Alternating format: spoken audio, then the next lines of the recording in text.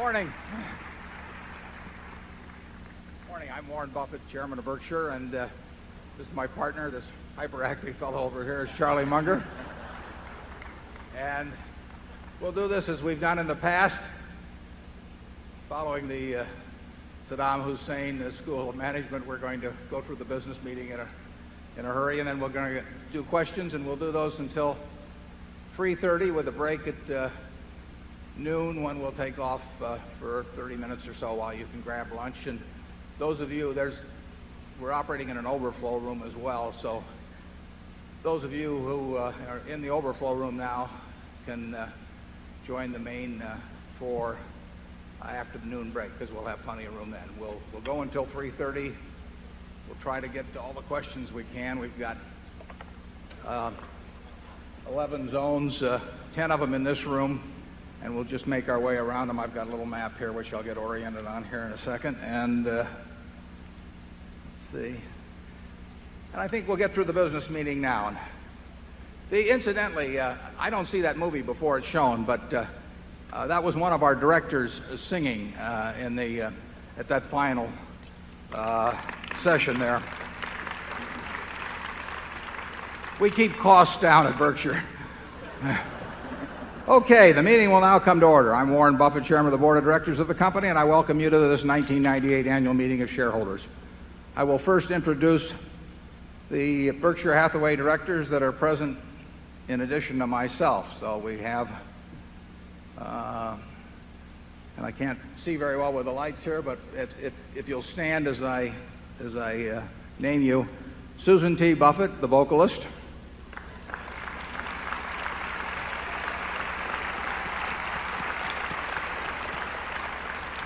Howard G. Buffett, the non-vocalist; Malcolm G. Chase;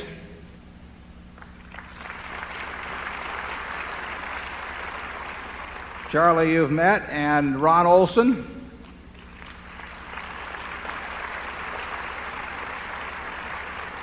and Walter Scott Jr.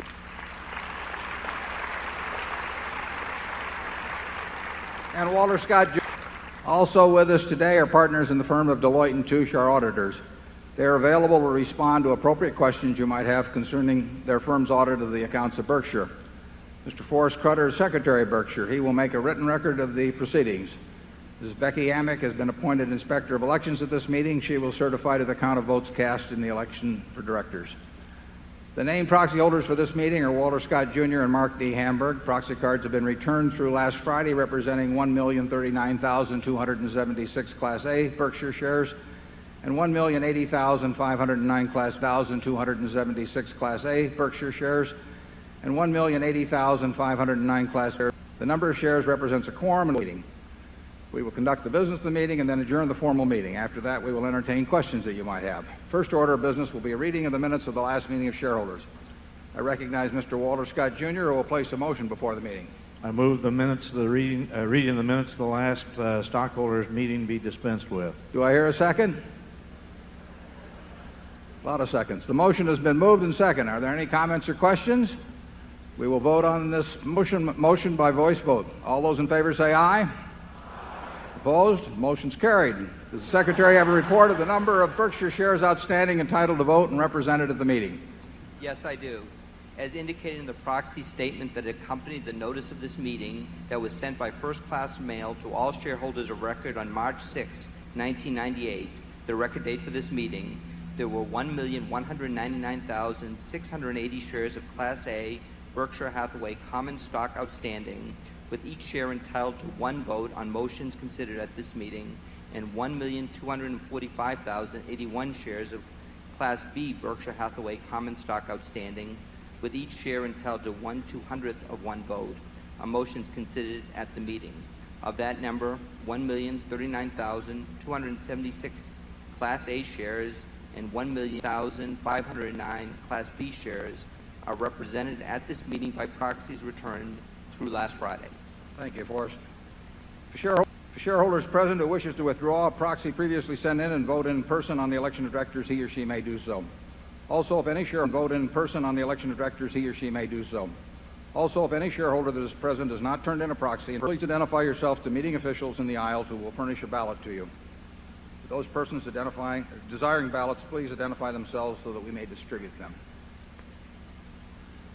The one item of business of this meeting is to elect directors. I now recognize Mr. Walter Scott, Jr. to place a motion before the meeting with respect to election of directors.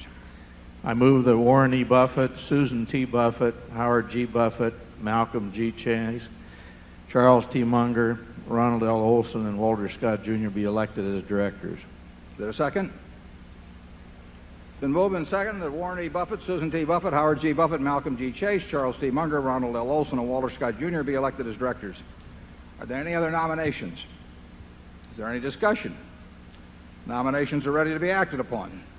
If there are any shareholders voting in person, they should now mark their ballots on the election of directors and allow the ballots to be delivered to the Inspector of Elections. Would the proxy holders please also submit to the Inspector of Elections a ballot on the election of directors voting the proxies in accordance with the instructions they have received.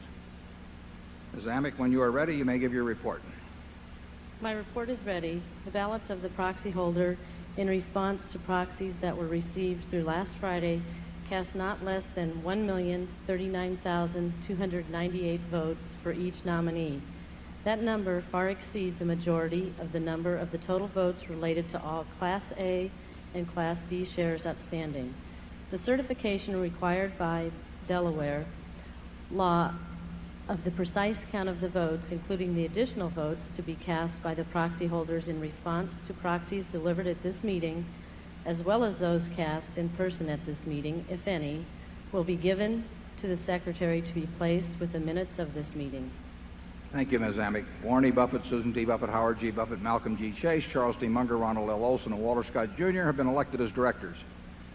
After adjournment of the business meeting, I will respond to questions that you may have that relate to the businesses of Berkshire, but do not call for any action at this meeting. Does anyone have any further business to come before this meeting before we adjourn? If not, I recognize Mr. Walter Scott, Jr. to place a motion before the meeting. I move that this meeting be adjourned. Second? Motion to adjourn has been made and seconded. We will vote by voice. Is there any discussion? If not, all in favor say aye. Aye. All opposed say I'm leaving. This meeting is adjourned.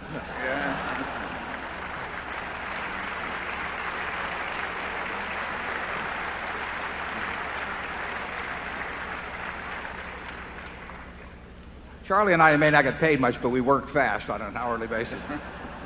Now we're going to do this by zones, and I think you can see who is manning each. Yeah, I see we've got a number out there already. And please ask just one question. The only thing that I can think of that we won't discuss is what we're buying or selling, or maybe buying or selling. But we'll be glad to talk about anything that's on your mind. So let's go right to zone one and start in. Thanks for the beautiful, beautiful weekend in Omaha. I'm Micah Sale from New York City with a question for Warren and Charlie about what makes a company's price-earnings ratio move up relative to other companies in its industry.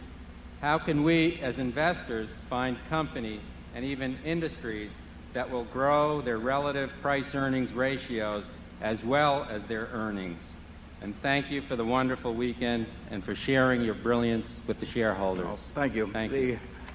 It's very simple that relative price-earnings ratios move up because people expect either the industry or the company's prospects to be better relative to all other securities than they have been than their preceding view, and that can turn out to be justified or otherwise. Absolute price-earnings ratios move up in respect to the earning power or the prospective earning power that is viewed by the investing public of future returns on equity, and also in response to changes in interest rates. And in the recent, well, really ever since 1982, but accentuated in recent years, you've had decreasing interest rates pushing up stocks in aggregate, and you've had an increase in corporate profits. Return on equity of American businesses improved dramatically recently, and that also, and people are starting to believe it. So that has pushed up absolute price-earnings ratios. And then within that universe of all stocks, when people get more enthusiastic about a specific business or a specific industry, they will push up the relative PE ratio for that stock or industry. Charlie, you've got anything? Yes, I think he also asked, how do you forecast these improvements in price-earnings ratios? That's your part of the question.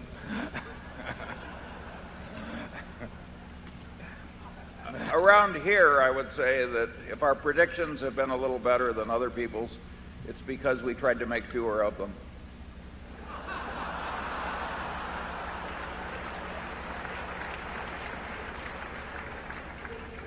We also try not to do anything difficult, which ties in with that. We really do feel that you get paid just as well. You know, this is not like Olympic diving. In Olympic diving, you know, they have a degree of difficulty factor, and if you can do some very difficult dive, the payoff is greater if you do it well than if you do some very simple dive. That's not true in investments. You get paid just as well for the most simple dive as long as you execute it all right. And there's no reason to try those 3.5s when you get as long as you execute it all right. And there's no reason to try those 3.5s when you get paid just. So we look for 1 foot bars to step over rather than 7 foot or 8 foot bars to try and set some Olympic record by jumping over. And it's very nice because you get paid just as well for the 1 foot bars. Okay, zone 2. Good morning. My name is Joe Lacey. I'm from Austin, Texas. In this era when the financial departments of the institutions of higher learning are referring to you as an anomaly, and they preach the efficient markets hypothesis, saying that you can't outperform the market, where does one go to find a mentor like you found in Ben Graham, someone you can ask questions to regarding value investing? My understanding is that the University of Florida has instituted a couple of courses that actually Mason Hawkins gave them a significant amount of money to finance, and I believe they're teaching something other than efficient markets there. There's a very good course at Columbia, I know, that it gets a lot of visiting teachers to come in. I go in there and teach occasionally, but a number of practitioners. I think the efficient market theory is less wholly writ now than it was 15 or 20 years ago in universities, but it's than it was 15 or 20 years ago in universities, but it's 20 years ago, and I'd recommend looking into those 2 schools. It's really quite useful. If you had a merchant shipping business, if all of your competitors believe the world is flat, that it is a huge edge, because they will not take any they will not take on any cargo to go to places that are beyond where they think they will fall off. And so we should be encouraging the teaching of efficient market theories in universities. And it amazes me, but what it amazes me, but what I'm most economical about ideas that they make the ones they learn in graduate school last a lifetime. And what happens is that you spend years getting your PhD in finance, and you learn theories with a lot of mathematics in them that the average layman can't do, and you become sort of a high priest, and you get an enormous amount of yourself and ego and even professional security invested in those ideas, and it gets very hard to back off after a given point. And I think that to some extent has contaminated the teaching of investing in the universities. Charlie? Well, I would argue that the contamination was massive. But it's waning. Yeah, it is waning. It's waning. The good ideas eventually triumph. Yeah. The word anomaly I've always found interesting on that, because after a while, I mean, Columbus was an anomaly, but what it means is something that the academicians could not explain, and rather than re-examine their theories, they simply discarded any evidence of that sort as anomalous. And I think when you find information that contradicts previously cherished beliefs, that you've got a special obligation to look at it and look at it quickly. I think Charlie told me that one of the things Darwin did was that whenever he found anything that contradicted some previous belief, he knew that he had to write it down almost immediately, because he felt that the human mind was so conditioned to reject contradictory evidence that unless he got it down in black and white very quickly, his mind would simply push it out of existence. Charlie knows more about Darwin than I do. Maybe he can explain that. Well, I don't know about Darwin, but I did find it amusing. One of these extreme efficient market theorists explained Warren for many, many years as an anomaly of luck. And he got to 6 sigmas, 6 standard deviations of luck. And then people started laughing at him because six sigmas of luck is a lot. So he changed his theory. Now, because six sigmas of luck is a lot. So he changed his theory. Now, see, I'd rather have the 6 sigmas of luck, actually. The one thing he couldn't bear to leave was his 6 sigmas. Let's try zone 3. My name is Warren Hayes. I'm from Chicago, Illinois. I understand from various publications like Outstanding Investor Digest that many of the best value investors are buying high-quality multinational Japanese companies that are trading below net working capital value. Do you agree that these values exist in Japan, and would you consider the purchase? Do you agree that these values exist in Japan, and would you consider the purchase of some of them? I will give a tout on it. I read the Outstanding Investors Digest, OID, and it's a very good publication. And I have read some of the commentary about Japanese securities.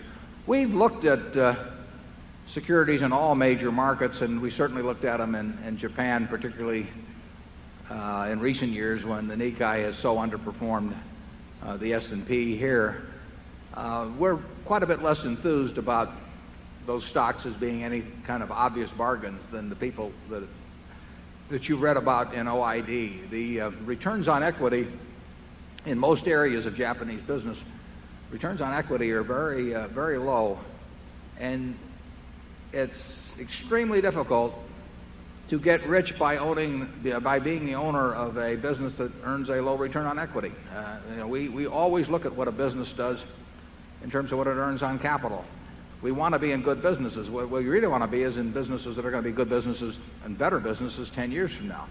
And we want to buy them at a reasonable price. But many years ago, we gave up what I've labeled the cigar butt approach to investing, which is where you try and find a really kind of pathetic company, but it sells so cheap that you think there's one good free puff left in it.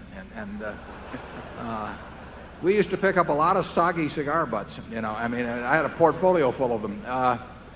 And there were soggy cigar butts. I had a portfolio full of them. And there were free puffs in them. And B, we don't find many cigar butts around that we would be attracted to. But those are the companies that had low returns on equity. And if you have a business that's earning 5 or 6% on equity, and you hold it for a long time, you are not going to do well in investing, even if you buy it cheap to start with. Time is the enemy of the poor business, and it's the friend of the great business. If you have a business that's earning 20 or 25% on equity, and it does that for a long time, time is your friend. But time is your enemy if you have your money in a low return business, and you may be lucky enough to pick the exact moment when it gets taken over by someone else, but we like to think when we buy a stock we're going to own it for a very long time, and therefore we have to stay away from businesses that have low returns on equity. Charlie? Yeah, it's not that much fun to buy a business where you really hope this sucker liquidates before it goes broke.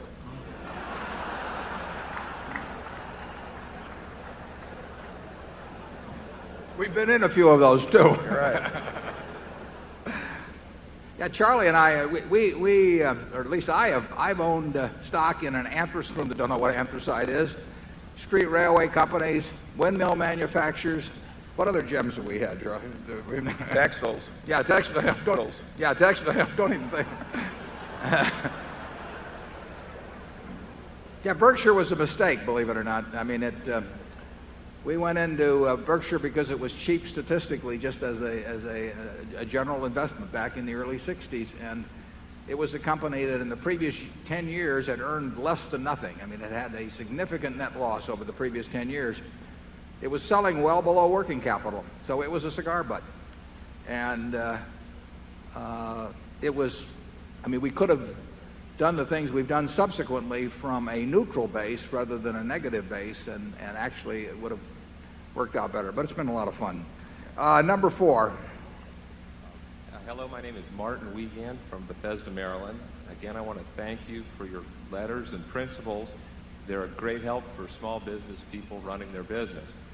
My question is, last year you said you had filters in your mind to help you quickly analyze businesses. How do your filters take into account the very fast changes in technology and the way that businesses communicate with their customers, take orders, things like that?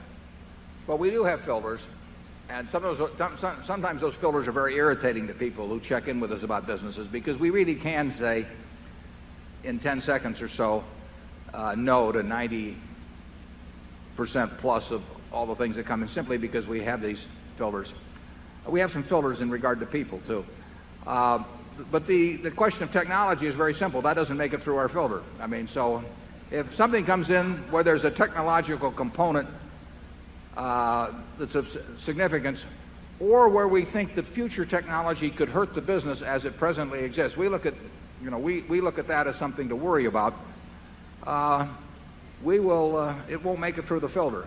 We want things that we can understand, which filters out a lot of things, and we want them to be good businesses, and we want the people to be the people we're very comfortable with. That means ability and integrity, and we can do that very fast. We've heard a lot of stories in our lives, and it's amazing how you can become quite efficient in probably getting 95% of the ideas through in a very short period of time that should get through. Charlie? Yeah, we have to have an idea that is A, a good idea, and B, a good idea that we can understand. It's just that simple. And so those filters are filters against consequences from our own lack of talent. Filters haven't changed much over the years either. Okay, area 5. Hi, I'm Alan Maxwell. I live in the wonderful tropical island of Omaha. Well, that's right up there with Exarban. That's Nebraska spelled backwards. Everybody in this room's got to be wondering the same question. Who, in your opinion, both of you, is the next Warren Buffett? Charlie? Who's the next Charlie Munger? Well, let's try that first. That's a more difficult question.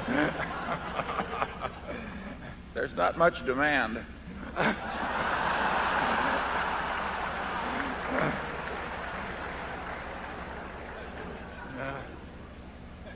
I don't think there's only one way to succeed in life, and our successors in due time may be different in many ways, and they may do better. Incidentally, we have a number of people in the company, some of whom are in this room today, and the ones you saw on that screen, who are leagues ahead of Charlie and me in various kinds of abilities. I mean, there's a lot of different talents. We've got a fellow in this room today who's the best bridge player probably in the world, and Charlie and I could work night and day, and if he spent 10 minutes a week working on it, he'd play better bridge than we would. And all kinds of intellectual endeavors that for some reason or another, one person's a little bit better wired for than someone else. And we have people running our businesses that if Charlie and I were put in charge of those businesses, we couldn't do remotely as well as they do. So there's a lot of different talents. The two that we're responsible for is keep able people who are already rich motivated to keep working at things where they don't need to do it for financial reasons. I mean, it's that simple. And that's a problem any of you could think about.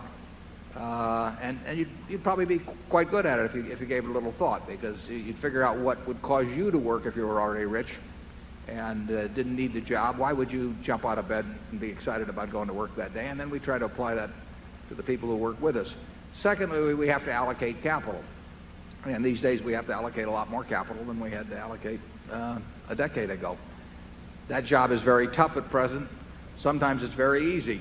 And it will be easy at times in the future, and it'll be difficult at times in the future. But there are other people that can allocate capital, and we have them in the company. Charlie, you have any? No. Okay. Number 6. Good morning. My name is Jad Corey. I'm from Gaithersburg, Maryland. I just want to thank you for sharing your wisdom.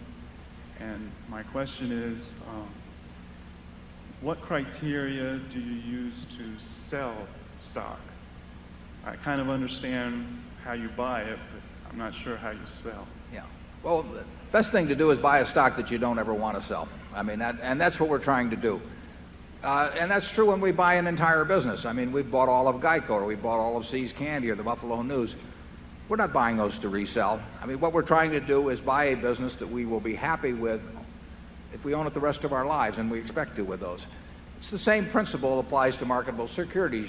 You get extra options with marketable securities. You can add to holdings, obviously easier. We can never own more than 100% of a business, but if we own 2% of a business and we like it at a given price, we can add and have 4 or 5%. So that's an advantage. Sometimes if we need money to move to another sector, like we did last year, we will trim from some holdings, but that doesn't mean we're negative on those businesses at all. I mean, we think they're wonderful businesses, or we wouldn't own them. And we would sell, if we needed money for other things. The Geico stock that I bought in 1951, I sold in 1952. It was, went on to be worth 100 or more times, before the 1976 problems, 100 or more times what I'd paid. But I didn't have the money to do something else. So you sell if you need money for something else. You may sell if you believe that valuations between different kinds of markets are somewhat out of whack. And we have done a little trimming last year in that matter. But that could well be a mistake. I mean, the real thing to do with a great business is just hang on for dear life. Charlie? Yes, but the sales that do happen, the ideal way is when you found something you like immensely better. Isn't that obvious? That's the ideal way to sell.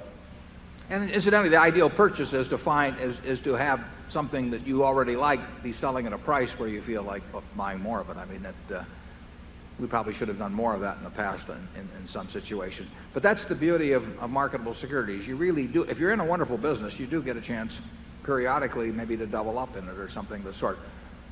If the stock market were to sell a lot cheaper than it is now, we would probably be buying more of the businesses that we already own. They would certainly be the first ones that we would think about. They're the businesses we like the best. Charlie? Nothing more. Okay, Zone 7. Good morning, Mr. Buffett and Mr. Munger. My name is Ron Wright from Iowa City, Iowa. New companies have always been of interest to me. Is it reasonable to assume an Omaha-based company with only $5 billion in the bank might succeed in telecommunications? Well, I think that a new company with $5 billion in the bank is probably better off than most new companies, but be like Jennifer Gates as a newborn. I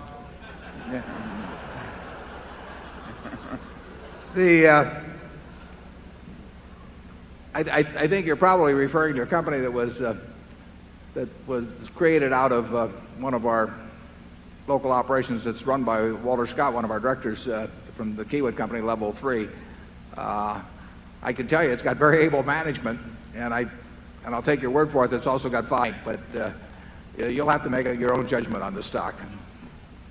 I know Charlie won't comment on that one. Zone 8. Yes, good morning. This is Mo Spence from Omaha, Nebraska.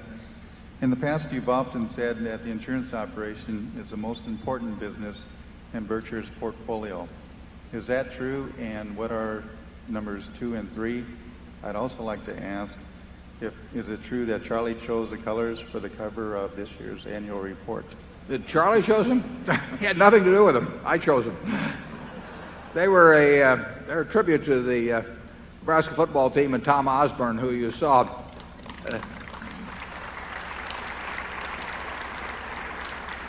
Tom, incidentally, has a very low-key style, and Bobby Bowden a few years ago was in Lincoln, and he said that on their first date that Nancy had to slap Tom 3 times, and somebody said, "Was he that fresh?" And she said, "No, I was just checking to be sure he was alive."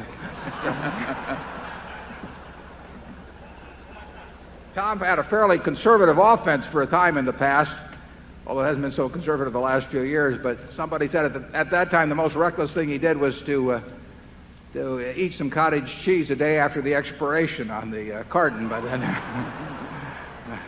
But I chose the colors. Now, what was the question? What was the question, Charlie? You remember? A memorable question, but give it to us again.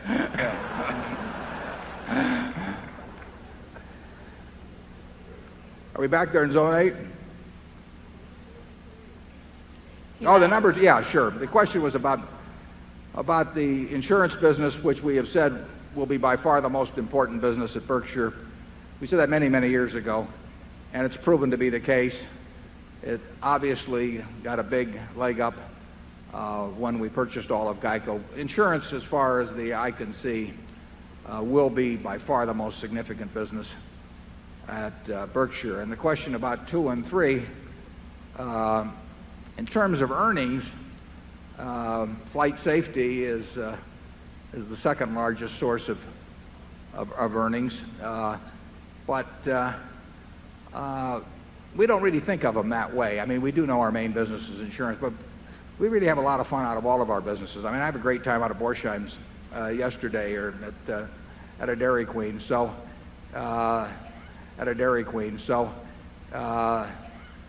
it will be accident to some extent the second or third or fourth largest. That'll be determined by opportunity. We bid on certain businesses or negotiated on them that could have been very large businesses if they'd become part of Berkshire, and that'll happen again in the future. So we have no predetermined course of action whatsoever at Berkshire. We have no strategic planning department. We don't have any strategic plan. We react to what we think are opportunities, and if it's a business we can understand, and particularly if it's big, we would love to make it number 2. Charlie? I also want to say proudly that we have no mission statement. No.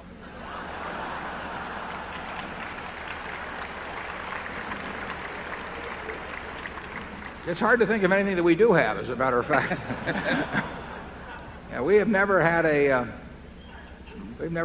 mean, I'm sure you all know this, we've never had a consultant, and we try to keep things pretty simple. We still have 12 people at headquarters. We have about 40,000 people that now work for Berkshire, and we hope to grow a lot, but we don't hope to grow at headquarters. Number 9. Yes, my name is Patty Buffett, and I'm from Albuquerque, New Mexico. I like your name. Thanks. In your opinion, what effect will the year 2000 compliant issue have on the U.S. stock market and the global economy? Well, I get different reports on 2000, but the main report I hear, I think, you wouldn't want to rely on me on this, but you could rely on our managers, and I think we're in good shape. It's costing us some money, but not huge amounts of money to be prepared for 2000. With companies in which I'm a director, I hear some reasonably good-sized numbers. Those numbers are in their annual reports and described as to the cost of compliance. But what I'm told by people that know a lot more than I do is that they think probably that the weakest link may be in government. Think that in terms of where they stand versus the commercial sector, in terms of reaching where they need to be by 2000 that there's some areas of both national and state and local governments and foreign government where they're really behind the curve. Now, that is not an independent judgment of mine, but somebody said you want to be very careful about making a phone call at 5 seconds before midnight at the Millennium because you may get charged for 100 years, you know. So it'll be interesting. I don't think it's going to affect Berkshire in any material way, and I certainly have a feeling that the world will get past it very easily. But it is expensive for some companies, and it's going to be very expensive for governments. Charlie? Yeah, I find it interesting that it is such a problem. You know, it was predictable that the year 2000 would come. Yeah. Yeah. Yeah, we decided that back in 1985, actually. We didn't welcome it, understand. That's not Berkshire's style, though. It is fascinating, isn't it, when you think about it, that a whole bunch of people with 160 IQs that could build up such a problem. But here we are, and that's why we stick with simple things. Number 10. My name is Kristen Schramm. I'm from Springfield, Illinois, and I'm a proud shareholder of Berkshire Hathaway. We're glad to have you here. I've heard a little about your thoughts on trying to control campaign spending. Could you tell us more about your thoughts and efforts on this topic? Thank you. I think it was campaign spending. Oh, campaign spending. Yeah, I have joined something that Jerry Kohlberg, this is personal, this has nothing to do with Berkshire, but that Jerry Kohlberg has spearheaded, and it's taken a position, and there are probably 30 or so, mostly business people, taken a position against soft money, and also taken a position on very fast disclosure of campaign finance money, because I personally think that the arms race in terms of campaign spending by businesses, has just begun. I mean, it doubled in the last election, but political influence, and I don't mean that by buying a vote, but I mean just in terms of having a big ear in Washington or in other state capitals.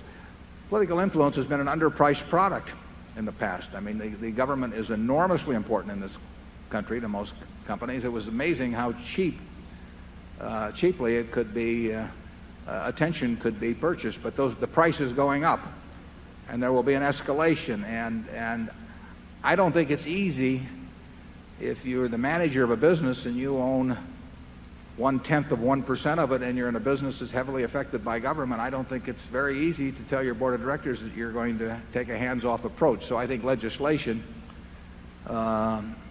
is needed in that arena, and there are over 100 campaign finance reform bills that have been introduced. Everybody wants to have their name on a bill, they just don't want to have it passed. And John McCain's been working hard on it, and it's something I think we have to come to grips with, because it's going to be a battle of the wallets for influence. And like I say, if I were running some other company and my competitors were spending money to get the attention of would-be legislators or actual legislators, it'd be very difficult to take some high and mighty position that I wasn't going to do it myself, and my board and my shareholders might ask me why I was taking that position. We are lucky, basically, to be in a business that's relatively unaffected by legislation, although we're going to pay a lot of tax this year. I said 2 years ago that it would only take 2,000 entities in the whole United States, businesses, individuals, any kind of entity, to pay the same amount of taxes as Berkshire, and that would take care of the entire budget. You'd need no Social Security taxes, you'd need no nothing. I think we're going to be able to say that again this year. I think that if you multiply our tax by 2,000, you will more than account for it, including Social Security and everything else. So you might say, why aren't you in Washington lobbying for a capital gains rate at corporations it's the same as individuals or something, but we basically haven't played that game. We feel very fortunate. I'll say this, I would rather in this country be a huge taxpayer myself than be somebody who needed the other end of it, the government dispensing. I mean, if anybody here is paying taxes and they want to, if you'd like to shift positions with somebody in a veterans hospital or that has a couple of children by age 19 and is getting a check from the government, I don't want to shift positions. I'm happy to be paying the taxes. Zone 11, please. I think 11 is probably the remote. Yeah. So we're going to hear this from the overflow room. Are we there? Yes. Good morning, Mr. Buffett and Mr. Munger. My name is Patrick Brown from Charlotte, North Carolina. And I've watched returns on equity for the banking sector in the U.S. go up a good bit over the last few years. And the returns on tangible equity for some of the major banks that have led the consolidation have gone up a good bit more. Leads me to wonder whether these returns are sustainable over either the near term or the longer term, 5-10 years out. Well, that's the $64 question, because the returns on equity and particularly tangible equity, as the gentleman mentioned, and particularly tangible equity in the banking sector even, those returns have hit numbers that are unprecedented. And then the question is, if they're unprecedented, are they unsustainable? Charlie and I would probably think that we would certainly prefer, we would not base our actions on the premise that they are sustainable. 20% plus returns on tangible equity, or on book equity, and much higher returns on tangible equity. In the banking field, you have a number of enterprises that on tangible equity are getting up close to the 30% range. Now, can a system where the GDP in real terms is growing maybe 3%, where in nominal terms it grows 4 to 5%, can businesses consistently earn 20% on equity? They certainly can't if they retain most of their earnings, because you would have corporate profits rising as a percentage of GDP to the point that would get ludicrous. So under those conditions, you'd either have to have huge payouts, either by repurchases of shares or by dividends or by takeovers, actually, that would keep the level of capital reasonably consistent among industry, or because you couldn't sustain, let's just say every company retained all of its earnings and they earned 20% on equity. You could not have corporate profits growing at 20% as a part of the economy year after year. This has been a better world than we foresaw in terms of returns, and so we've been wrong before, and we're not making a prediction now, but we would not want to buy things on the basis that these returns would be sustained. We told you last year, if these returns are sustained and interest rates stayed at these levels or fell lower, that stock prices are in aggregate are justified, and we still believe that.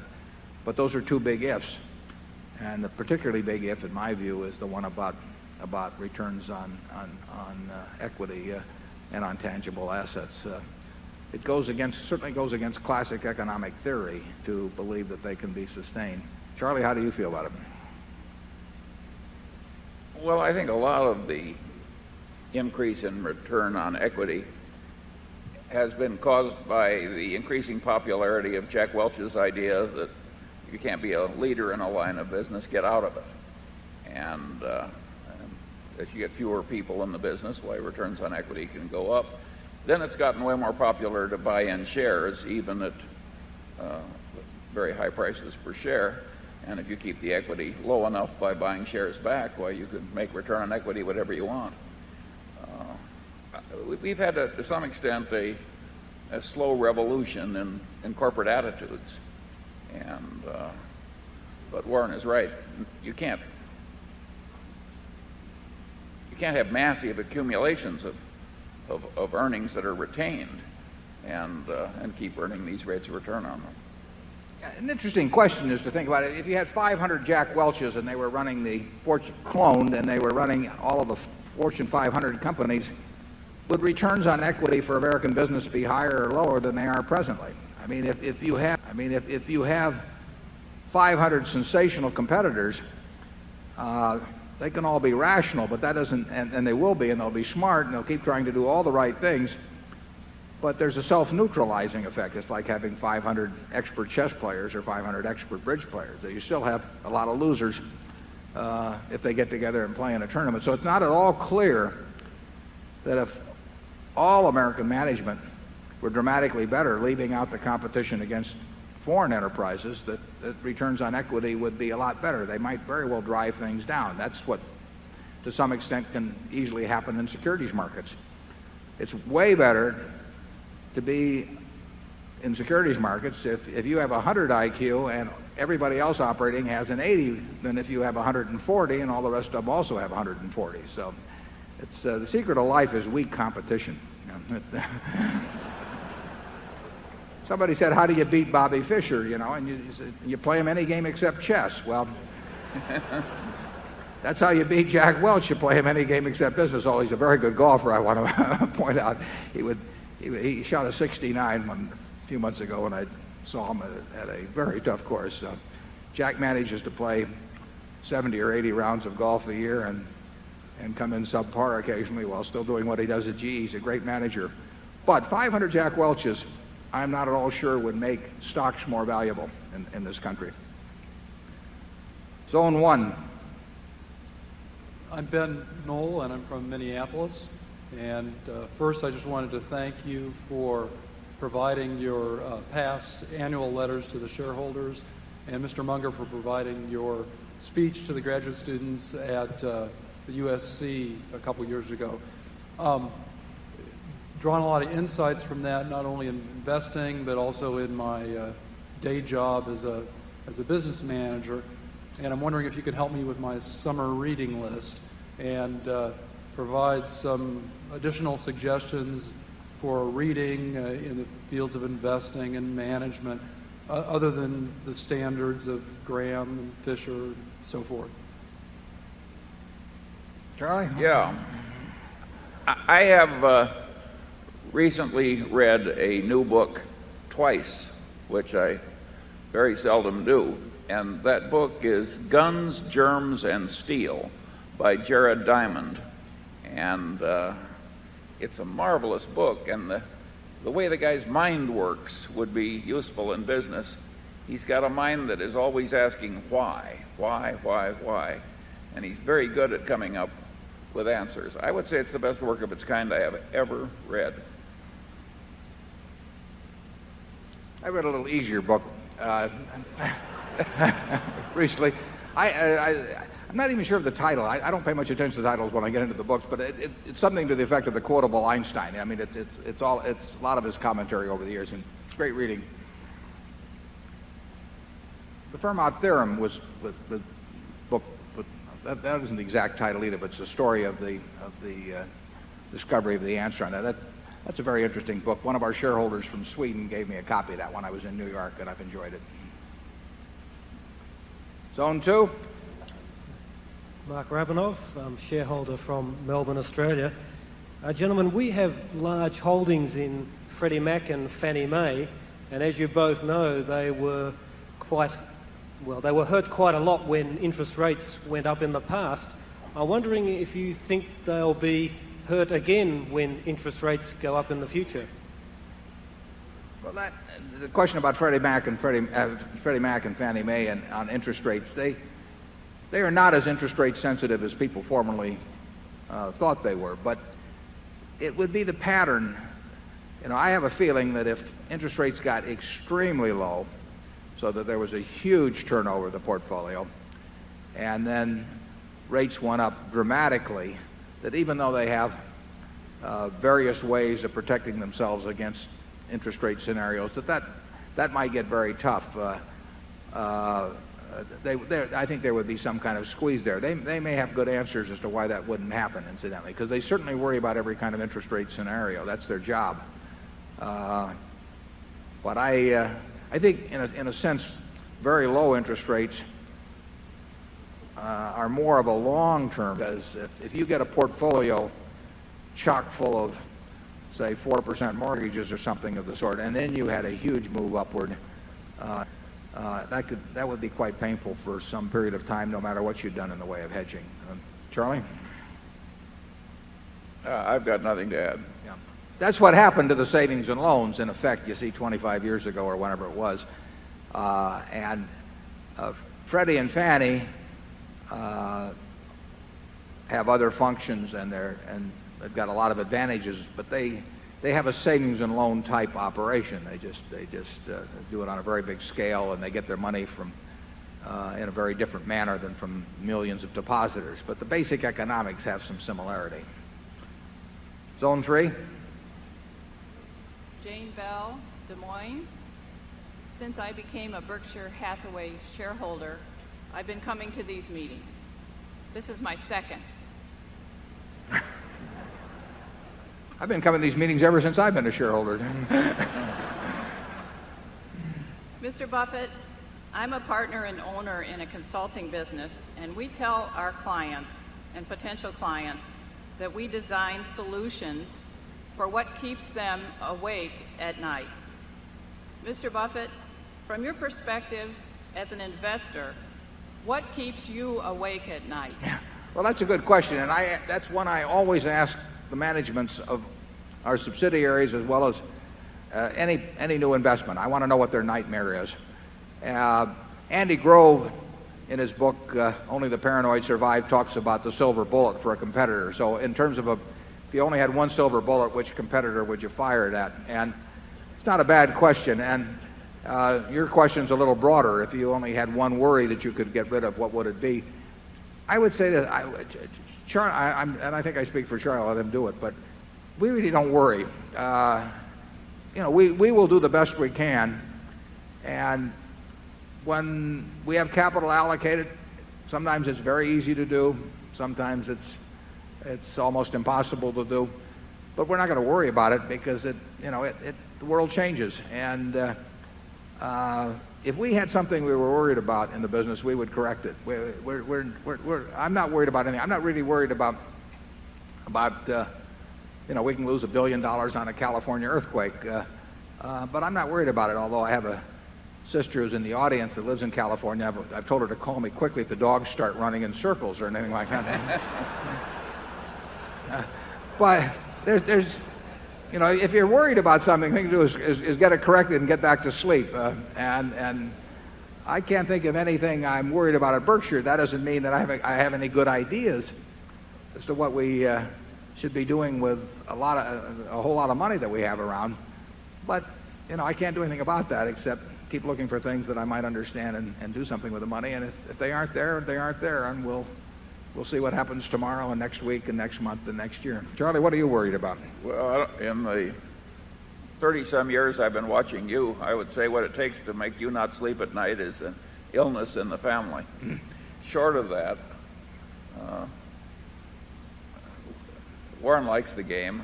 I like the game. And even in the periods that look tough to other people, it's a lot of fun. It's a lot of fun. It's a lot of fun. In fact, it probably is the most it is the most. I mean, we define tough times differently than other people would, but our idea of tough times is like now, and our idea of we don't feel it's tough times when the market's going down a lot or anything of the sort. So we are having a good time then. I mean, we don't want to sound like undertakers during a plague or anything, but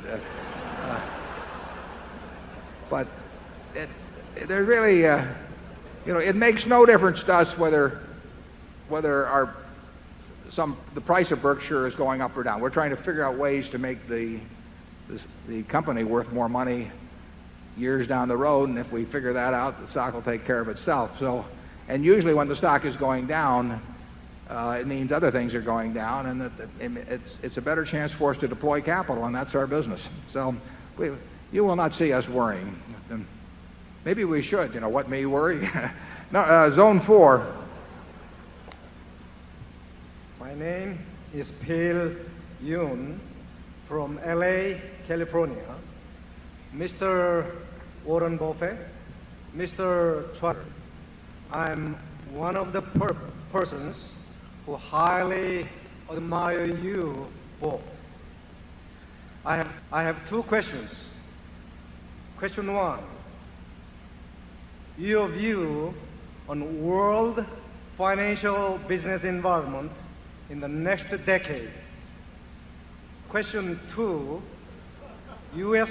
position for economic competition in the next decade. Thank you. Well, you've asked two big questions, but you're going to get very small answers, I'm afraid. And that's no disrespect, but we don't think about those things very much. We just are looking for decent businesses, and incidentally, our views in the past wouldn't have been any good on those subjects. And we try to think about two things. We try to think about things that are important and things that are knowable.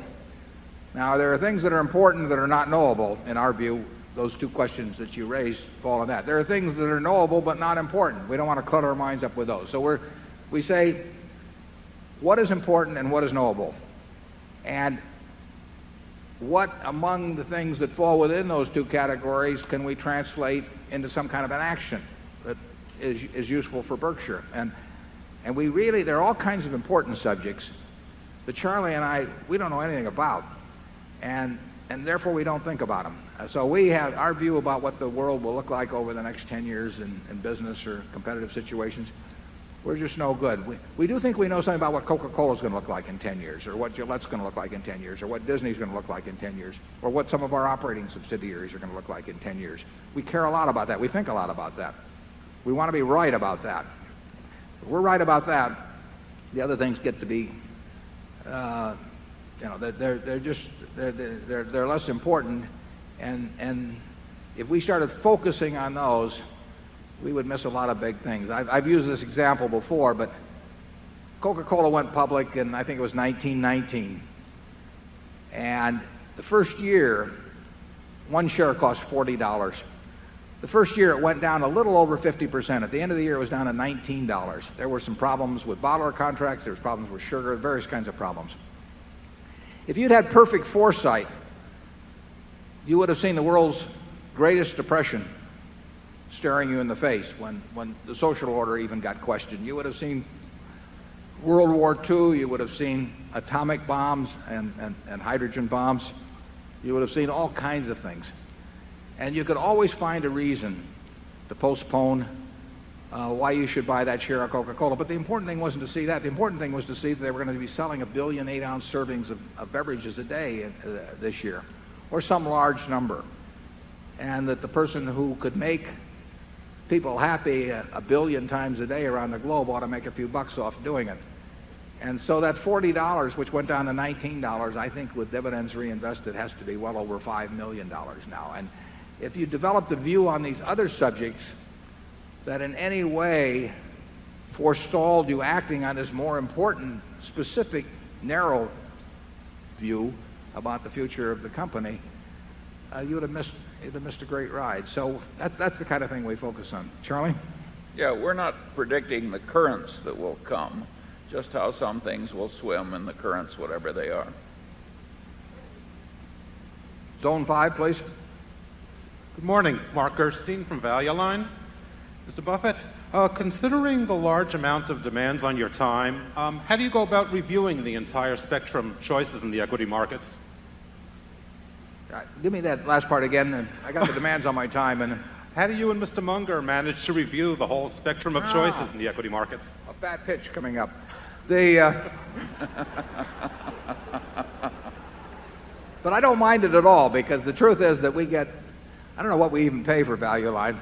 Charlie and I both get it, but in our respective offices, but we get incredible value out of it because it gives us the quickest way to see a huge number of the key factors that tell us whether we're basically interested in the company. It also gives us a good way of sort of periodically keeping up to date. Value Line has 1,700 or so stocks they cover, and they do it every 13 weeks. So it's a good way to make sure that you haven't overlooked something if you just quickly review that. But the snapshot it presents is an enormously efficient way for us to garner information about various businesses. We don't care about the ratings. I mean, that doesn't make any difference to us.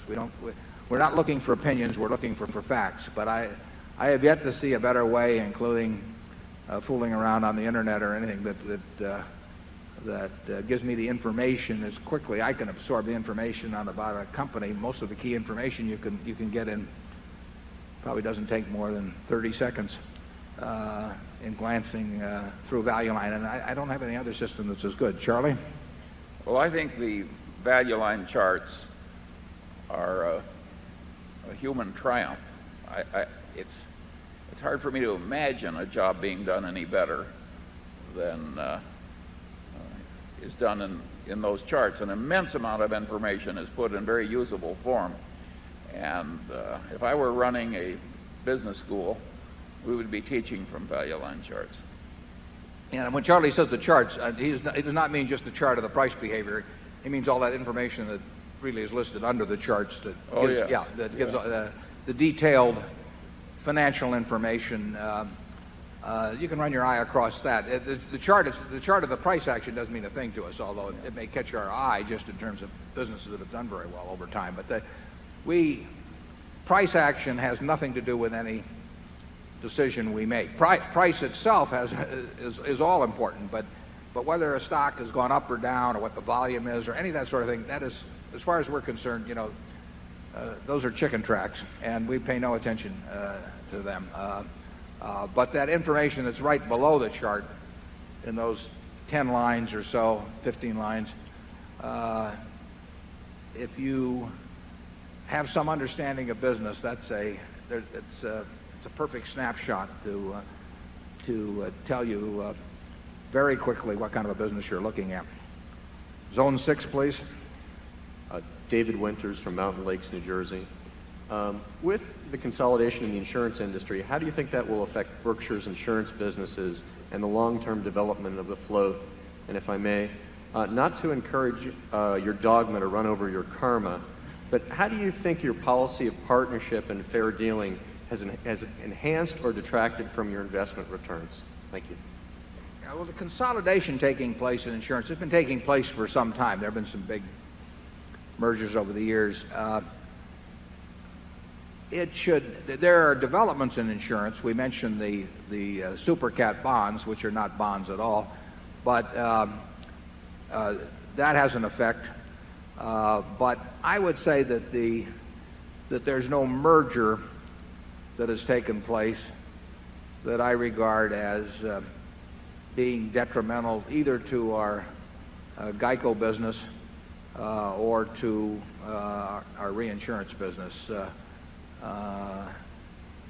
That has not been a factor, and I think if there were some more mergers, it would not be a factor.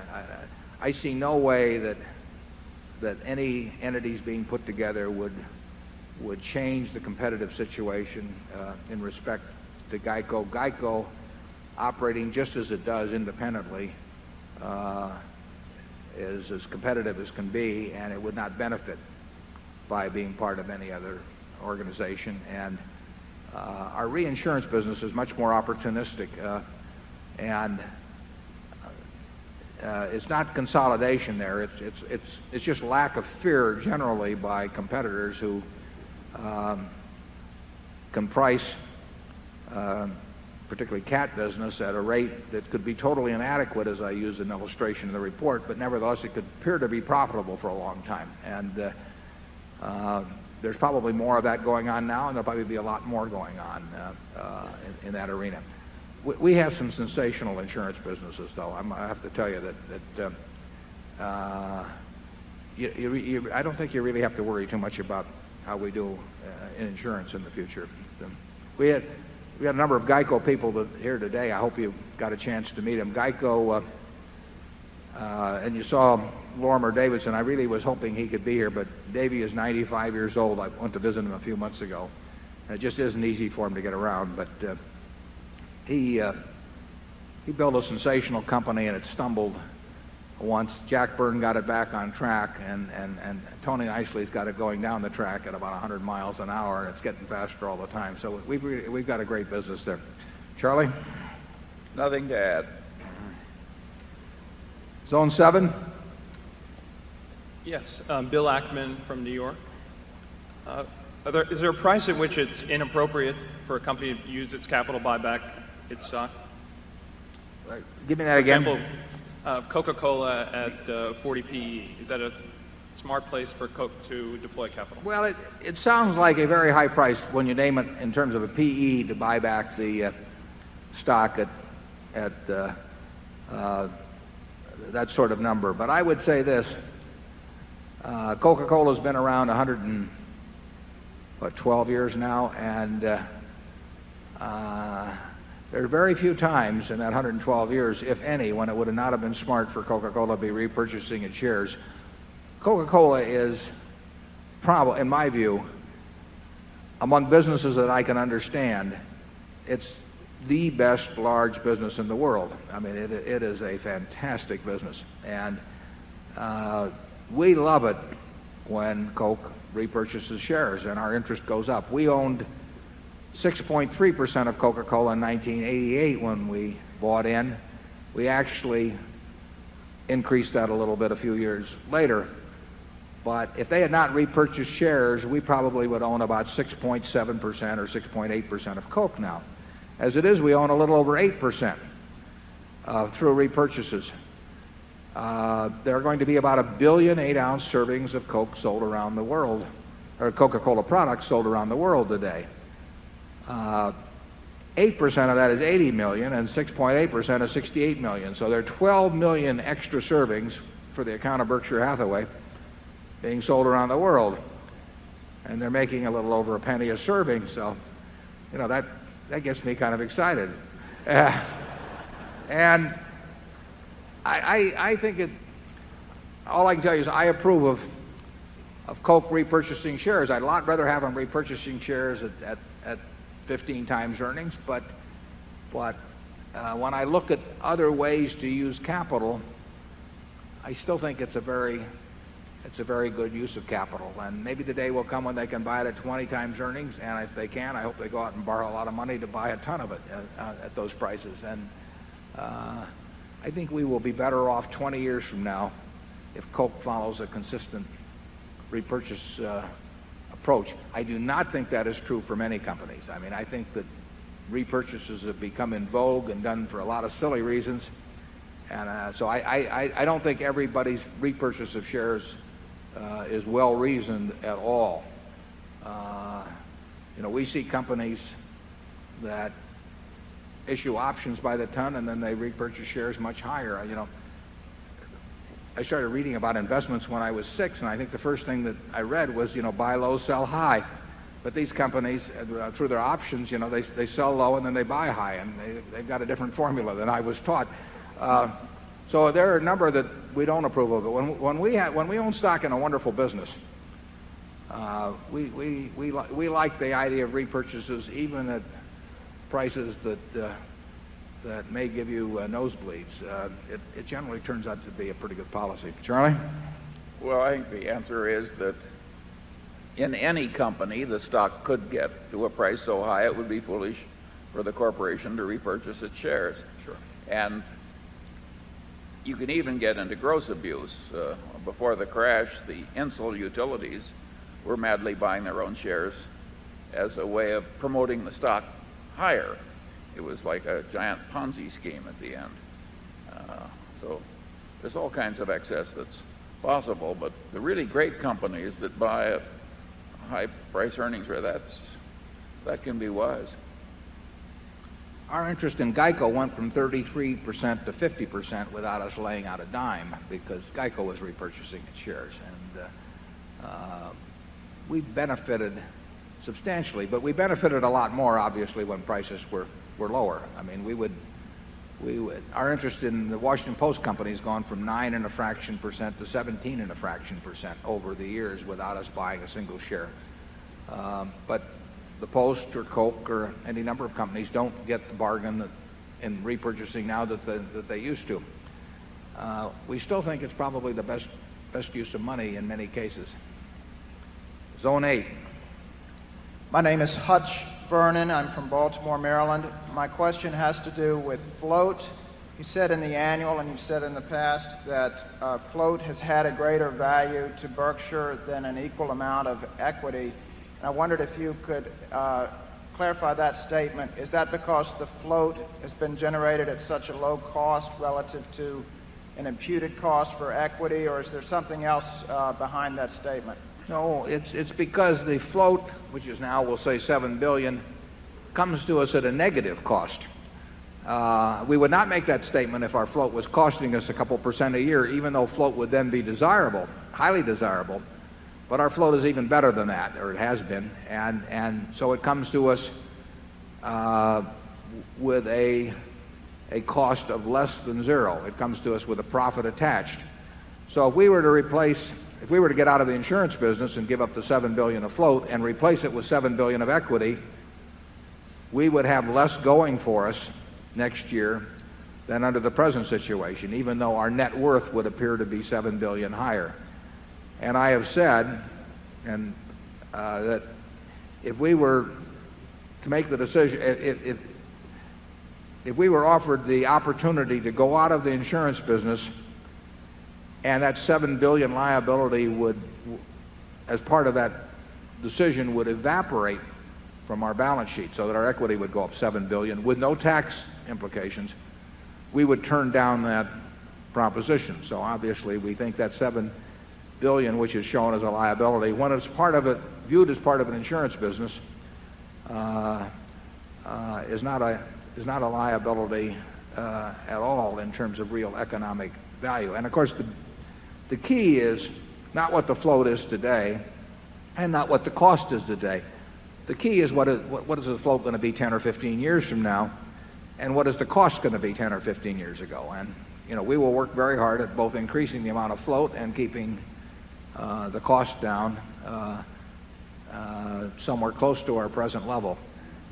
That makes it a very attractive business when that can be done. GEICO's a big part of of doing that, but we've got other things, other insurance operations that'll be important in that too, and we may have others besides that in the future. Charlie? Yeah, if the float keeps growing, that is a wonderful thing indeed. We really have a marvelous insurance business. In addition to having this remarkable earning power, it's way less likely to get really clobbered than most insurance businesses. So I think it's safer on the downside and has a better upside. And it may sound strange, but we don't regard losing $1 billion in the California quake as getting really clobbered. I mean, that's part of the game. There are many companies that have greater exposures than that really aren't getting paid for it. And you don't see it specifically, but any company that has a ton of homeowners business in Florida or Long Island or along the coast of Texas may have exposures many times our billion, and really have exposures many times our billion, and really not be getting paid appropriately or specific. Zone 9. Hi, my name is Mary Semler from Seattle, Washington. Japan is a major holder of U.S. treasuries. Given the troubled Japanese economy, do you foresee Japan cashing in their U.S. investments to bail themselves out? Why or why not? Sorry, I didn't get all that. I didn't get that either. I was busy chewing here, but Japan is a major holder of U.S. treasuries. Given the troubled Japanese economy, do you foresee Japan cashing in their U.S. investments to bail themselves out? Why or why not?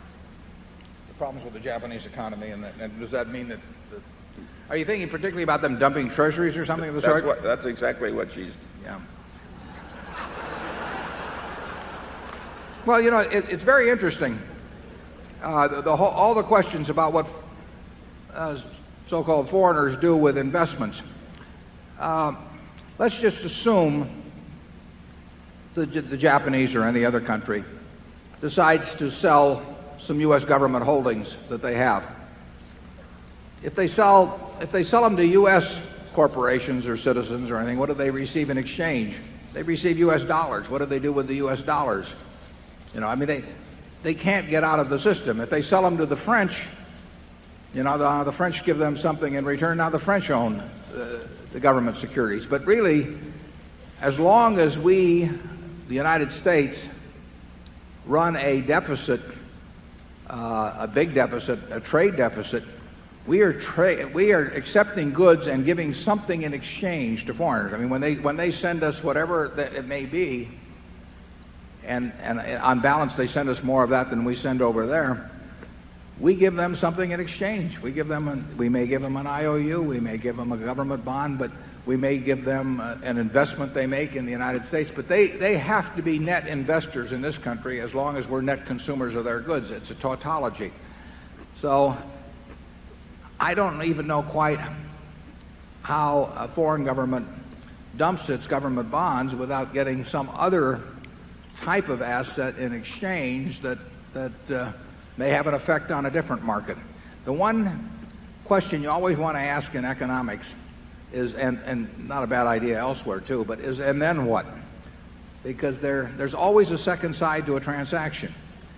And just ask yourself, if you are a Japanese bank and you sell $1 billion worth of government bonds, U.S. government bonds, what do you receive in exchange? And what do you do with it? And if you follow that through, I don't think you'll be worried about foreign governments selling U.S. bonds.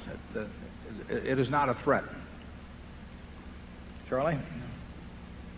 If I owned Japan, I would want a large holding of U.S. Treasuries. You're on an island nation without much in the way of national resources. I think their policy is quite intelligent for Japan, and I'd be very surprised if they dumped all their treasuries. If they're a net exporter to us, though, what choice do they have? I mean, think about it. If they send over more goods to us than we send to them, which has been the case, they have to get something in exchange. Now, for a while, they were taking movie studios in exchange. You know? They were taking New York real estate in exchange. I mean, they've got a choice of assets, but they don't have a choice as to whether, if they can send us more than they get from us, whether they get some investment asset in return. I mean, it's amazing to me how little discussion there is about the fact that there's two sides to an equation. But it makes for better headlines when read the other way. Zone 10. This is John Vaughn from Detroit, Michigan. Nebraska's Senator Kerry has proposed private investment accounts for up to 2 percentage points of the current payroll tax. His words were, and I quote, "People want more than just a transfer payment, they want wealth." Do you approve this proposal? And if you do, would you recommend passive investing, i.e. index? Or if you recommend active investing, would you and Charlie want to give it a shot? Well, I've talked with Bob Kerry about that, and Bob does like the idea of giving everybody some piece of the American economy and an interest in it. He's thought, as you know, he's proposed really sort of small grants to the 3.5 million or so children born every year, and then some buildup of that account. Senator Moynihan has come up with something recently in conjunction with Kerry. I personally would not like to see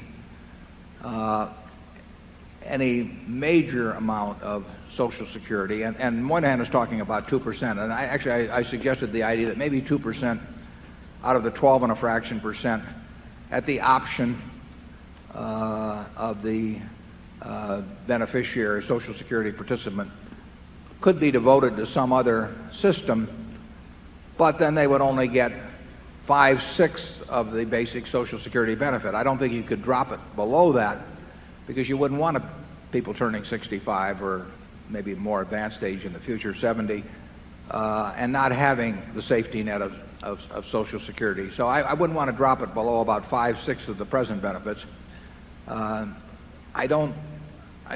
think it's a perfectly reasonable topic to discuss whether you want to take that 2% then and let people build up an account, perhaps tax-free, perhaps an IRA type account, so they would have both wealth and the safety net. But I wouldn't want to drop the safety net very, very far. And I think that I would not want to turn an army of salespeople loose on the American public with a mandatory 2% going in some direction. I don't think that would be particularly healthy. Charlie? I'm much less enthusiastic than you are. In other words, your negative or conservative attitude is way more affirmative than mine. I think the idea of getting the government into promoting the value of equities. In Japan, we have a taste of that now. The Japanese government has been using the postal savings system to buy equities massively year after year after year. I don't think we need to get the government into the equity market.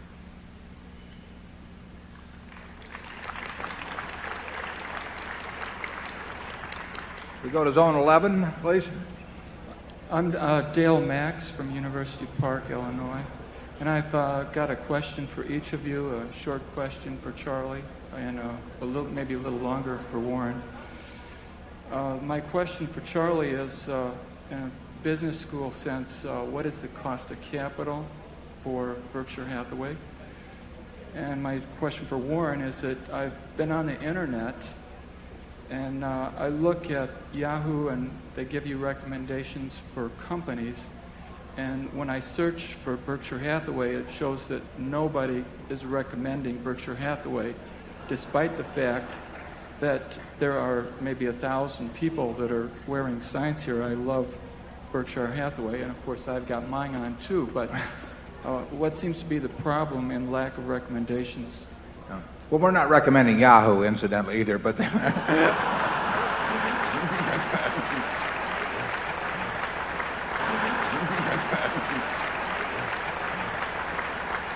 but I'll let puzzle people for thousands of years, and then the way that is taught in most business schools now, I find incoherent, and so I'm the one that asks that question and gets the incoherent answers. I don't have a good answer to a question I consider kind of a stupid question. What is the cost of capital at Berkshire Hathaway when we keep drowning in this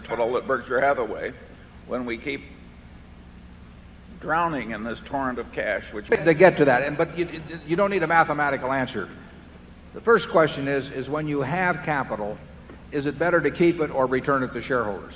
It's better to return it to shareholders when you cannot create more than $1 of value with that capital. That's test number one. And if you pass that threshold that you think you can achieve more than $1 of value for every dollar retained, then you simply look around for the thing that you feel the surest about and that promises the greatest return weighted for that certainty. So our cost of capital is, in effect, is measured by the ability to create more than $1 of value for every dollar retained. If we're keeping dollar bills that are worth more in your hands than in our hands, then we've exceeded the cost of capital as far as I'm concerned. And once we think we can do that, then the question is how do we do it to the best of our ability? And frankly, all of the stuff I see in business schools, and I've not found any way to improve on that formula. Now, the trouble that you may have is that many managements would be reluctant to distribute money to shareholders, even if they would rationalize that they would do better than they then actually do. But that may be a danger on it, but that won't be solved by them hiring a bunch of people to come up with some cost of capital that also justifies them keeping the money, because that's what they'll do otherwise. The question about recommending the stock, we've very seldom had stock recommendations over the years. As I think back to 1965, I can't think of a lot of brokerage reports that have recommended Berkshire. I'm not looking for any, reports at all. We are not looking to have Berkshire sell at the highest possible price, and we're not looking to try and attract people to Berkshire who are buying stocks because somebody else recommends them to them. We prefer people who figure out for themselves why they themselves want to buy Berkshire, because they're much more likely to stick around if they enter the restaurant because they decide it's the restaurant they want to eat at than if somebody has touted them on it. And that's our approach. So we do nothing to encourage, but I think even if we did, we probably wouldn't generate a lot of recommendations. It's not a great stock to get rich on if you're a broker. Yeah, I think the reason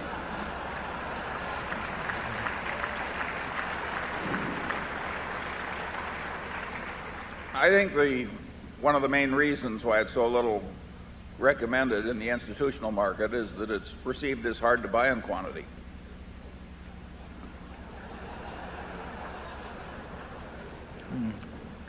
we prefer, and we've got some good institutions as holders, including one that's run by a very good friend of ours, but frankly, it's more fun for us to have a bunch of individual shareholders. I mean, you see it translates, if there's money made, it translates into changes in people's lives and not some change in somebody's performance figure for one quarter. And we think that individuals are much more likely to join us with the idea of staying with us for as long as we stay around. And you know, that's the way we look at the business. Very few institutions look at investments that way, and frankly, we think they're often less rational holders than we get with individuals. Number one. Good morning. Good morning, gentlemen. I'm Hugh Stevenson, a shareholder from Atlanta. My question involves the company's SuperCat reinsurance business. You've addressed some of this, but I would like for you to expound on it, please. You've indicated that you think this is the most important business of the company. And my question is what you think the long-term impact of catastrophe bonds and catastrophe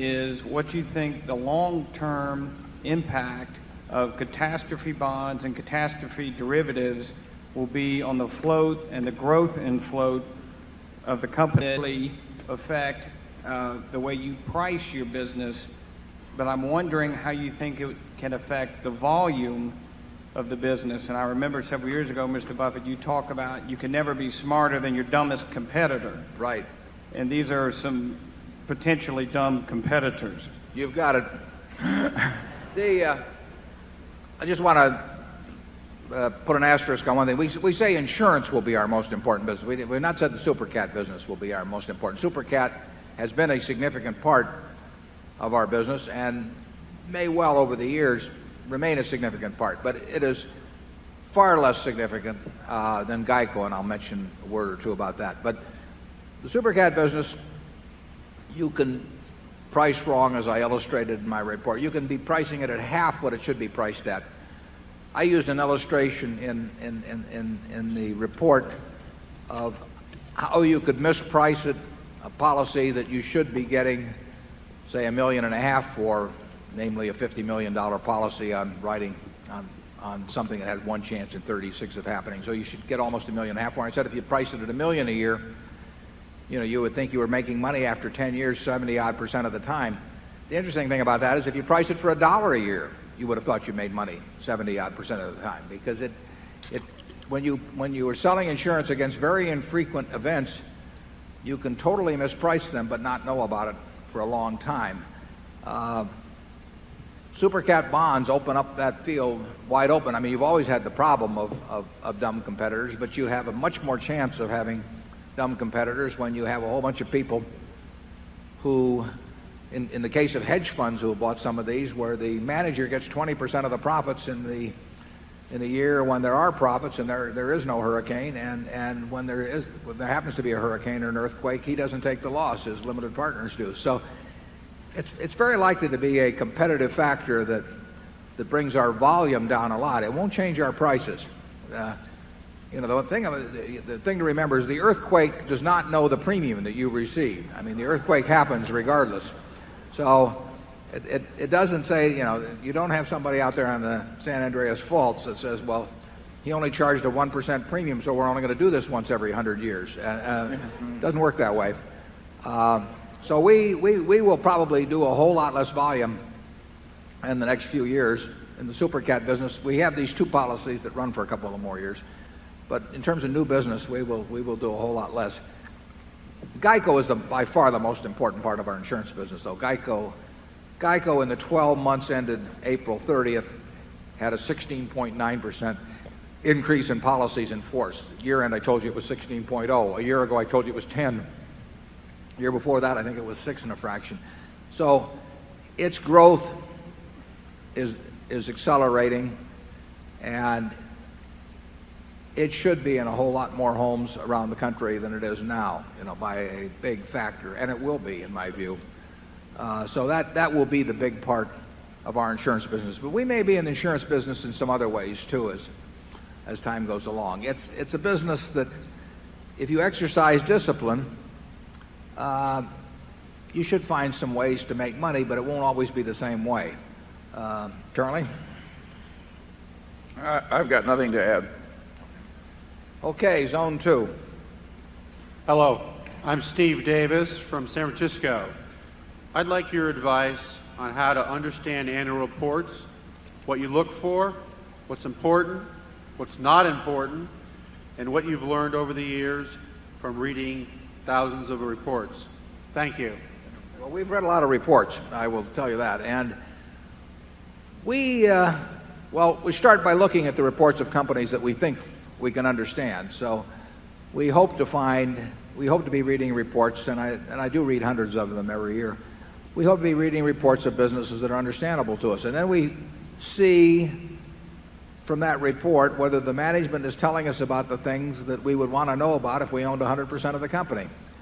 And when we find a management that does tell us about those things and that is candid in the same way that a manager of a subsidiary would be candid with us and talks in language that we can understand, it definitely improves our feeling about investing in such a business, it definitely improves our feeling about investing in such a business, and the reverse turns us off to some extent. So if we read a bunch of public relations gobbledygook, it has some effect toward a business. We want to understand the business better when we get through with the annual report than when we picked it up. And that is not difficult for a management to do if they want to do it. If they don't want to do it, we think that is a factor in whether we want to be their partners over a 10-year period or so. But we've learned a lot from annual reports. For example, I would say that the Coca-Cola annual report over the last good many years has been an enormously informative document. I mean, I can't think of any way if I had had a conversation with Roberto Goizueta or now Doug Ivester, and they were telling me about the business, they would not be telling me more than I get from reading that annual report. We bought that stock based on an annual report. We did not buy it based on any conversation of any kind with the top management of Coca-Cola before we bought our interest. We simply bought it based on reading the annual report, plus our knowledge of how the business worked. Charlie? Yeah, I do think if you've got a standardized bunch of popular jargon that looks like it came out of the same consulting firm, I do think it's a big turnoff. That's not to say that some of the consulting mantras aren't right, but I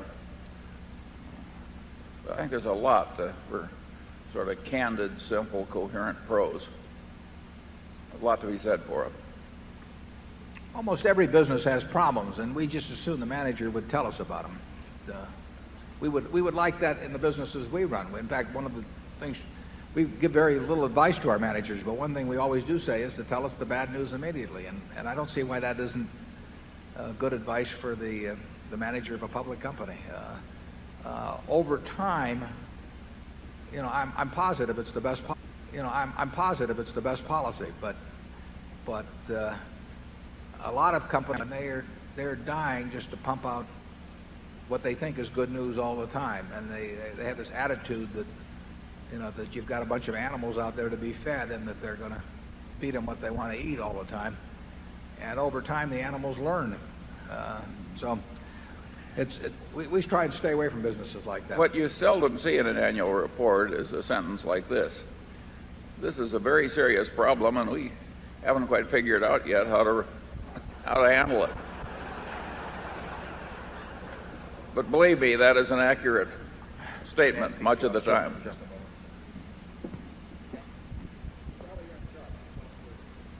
All right, zone 3.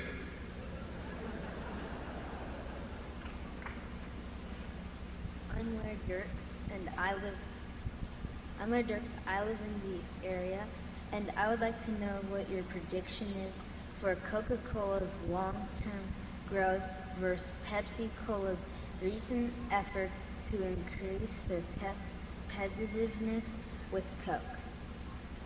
Yeah.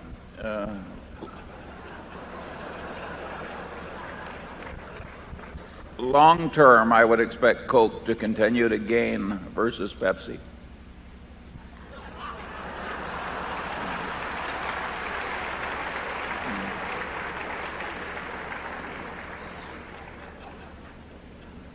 What has he been doing while I was gone? What'd you say, Charlie? I knew I was taking a chance.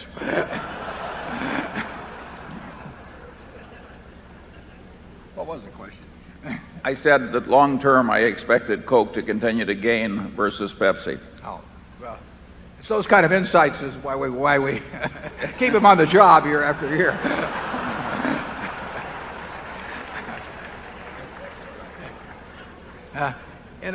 In a moment of particular confidence, he one time told me the same thing about RC. That was probably zone 3 you were answering, so we'll go to 4. What have you got there? You got peanut brittle? Zone 4, please. Jason, Houston, Texas. My first question's on the quality of earnings and your evaluation of quality of earnings in the U.S. right now. And the second is what multiples should be put on asset gains, such as sale of bottling assets or reversal of merger reserves. Thanks. Yeah, well, taking the second question, for example, at Coca-Cola, where the bottling transactions are incidental to a long-term strategy which, in my view, has been enormously successful to date and which has more successes ahead of it. But in the process of rearranging and consolidating the bottling system and expanding to relatively undeveloped markets, there have been and there will be a lot of bottling transactions, and some produce large gains, some produce small gains. I ignore those in my evaluation of Coke. The two important elements in Coke are unit case sales and shares outstanding. And if the shares outstanding go down and the unit case sales advance at a good clip, you are going to make money over time in Coca-Cola. There have been transactions where people have purchased rights to various drinks. Coca-Cola's purchased some of those around the world. And when you see what is paid for 1 million or 100 million unit cases of business, and then you think to yourself that maybe Coke will add 1.5 billion cases a year, that's a real gain in value. It's a dramatic gain in value, and that is what counts in terms of the Coca-Cola Company. If you think the Coca-Cola Company is going to sell some multiples of its present volume 15 or 20 years from now, and you think there'll be a lot fewer shares outstanding, you've gone about as far as you need to go. But I would pay no attention to asset gains. I would just take those out of the picture. Now, as to quality of earnings, Charlie and I feel that in several respects, but in one important respect, that the quality of earnings has gone down, not because the policy has changed, but because it's just become more significant, and that's in the case of stock options. There are certain companies that we've evaluated for possible purchase where in our calculation of earnings, the earnings are maybe 10% less per year, per share, than reported.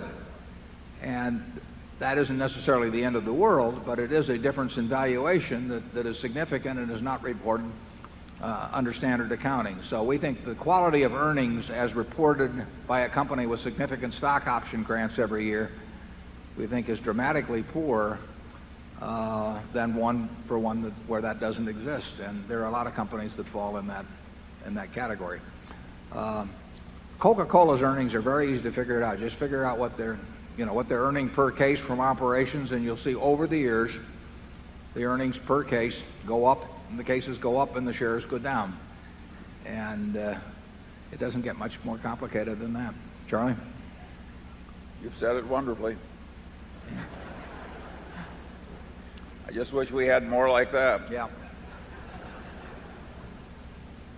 GEICO, the key, the same way as policies in force and underwriting experience per policy. And that is exactly the way, as noted in the annual report, we pay people there. We pay them from the bottom to the very top based on what happens with those two variables. And we don't talk about earnings per share at GEICO, and we don't talk about investment income. We don't get off the track, because there are two things that are going to determine what kind of business that GEICO is over a long period of time. And policies at Geico are unit cases at Coca-Cola. Zone 5. Hello, Mr. Buffett and Mr. Munger. My name is James Claus from New York City, and I just wanted to ask you a question. Both you and Mr. Munger have repeatedly said that you don't believe that business valuation is being taught correctly at our universities. And as a PhD student at Columbia Business School, that troubles me understandably, because in a couple of years I'll be joining the ranks of those teaching business valuation. My question isn't what sources such as Graham or Fisher or Mr. Munger's talks you would point people that are teaching business valuation to, but do you have any counsel about the techniques of teaching business valuation? Well, I was lucky. I had a sensational teacher in Ben Graham, and we had a course there. There's at least one fellow out in the audience here that attended with me, and just Ben made it terribly interesting, because what we did was we walked into that class and we valued companies, and he had various little games he would play with us. Sometimes he would have us evaluate company A and company B with a whole bunch of figures, and then we would find out that A and B were the same company at different points in its history, for example. And there were a lot of little games he played to get us to think about what were the key variables, and how could we go off the track.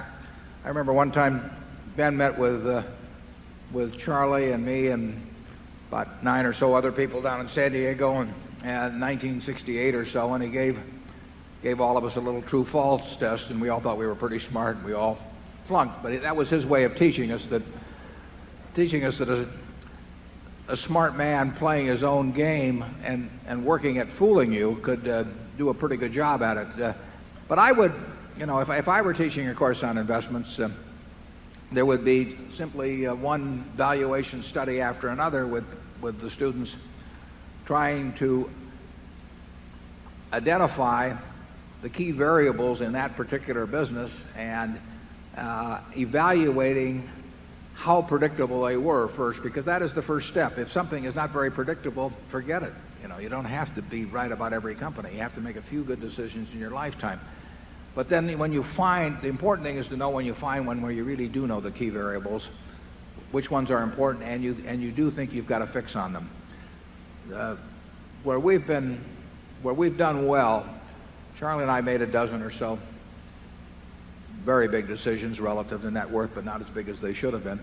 And we've known we were right on those going in. I mean, they just weren't that complicated, and we knew we were focusing on the right variables and that they were dominant. And we knew that even though we couldn't take it out to 5 decimal places or anything like that, we knew that in a general way we were right about them. And that's what we look for, the fat pitch. And that's what I would be trying to teach students to do. And I would not try to teach them to think they could do the impossible. Charlie? Yes, if you're planning to teach business valuation, and what you hope to do is teach the way people teach real estate appraising. So you can take any company, and your students, after studying your course, will be able to give you an appraisal of that company, which will indicate really its future prospects compared to its market price. I think you're attempting the impossible. Yeah, probably on the final exam, I would take an internet company, and I would say the final exam, the question is, how much is this worth? And anybody that gave me an answer, I would flunk. Right.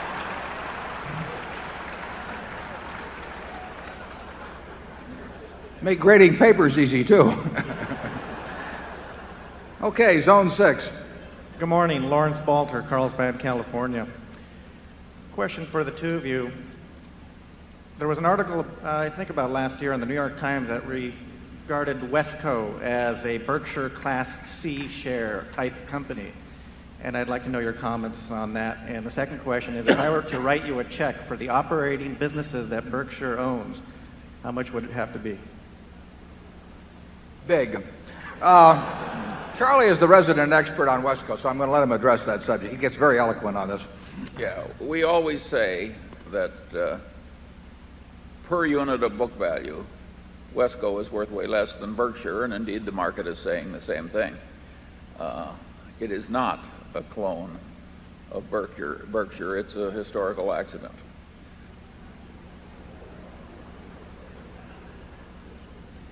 We want to do well, obviously, for Wesco. We own 80% of it, and we've got strong feelings about the people who are our partners there, particularly the Peters family, who, in effect, invited us in 20-odd years ago and trusted us to manage a big part of their money, in effect, by letting us buy control. So we've got strong fiduciary feelings about it. It suffers in comparison with Berkshire because, for one thing, anybody that wants a tax-free merger is going to want to come to Berkshire. That's just the way it is, unfortunately. And we are looking for big ideas primarily, and the big ideas are going to fit into Berkshire. We would love to get ideas that fit into Wesco, and we had a very good one a couple of years ago, thanks to Roy Dinsdale pointing me in the right direction. And we added Kansas Bankers Surety to Wesco, and it's a gem, and it's run by Don Toll, who's done a terrific job. But that's the exception, unfortunately, because if a flight safety comes along, it's not going to fit Wesco. So we will do our best for Wesco, but the nature of things is that most of the opportunities that make a lot of sense are going to come to Berkshire. Charlie, do you have anything? Nothing more. Okay, Zone 7. My name is Bob Swanson from Phoenix, and I'm wondering, what are the advantages of investing in Berkshire Hathaway as opposed to investing in the stocks that Berkshire owns? Well, a lot of people do one or the other, and some people do both, but you have to really make up your own mind on that.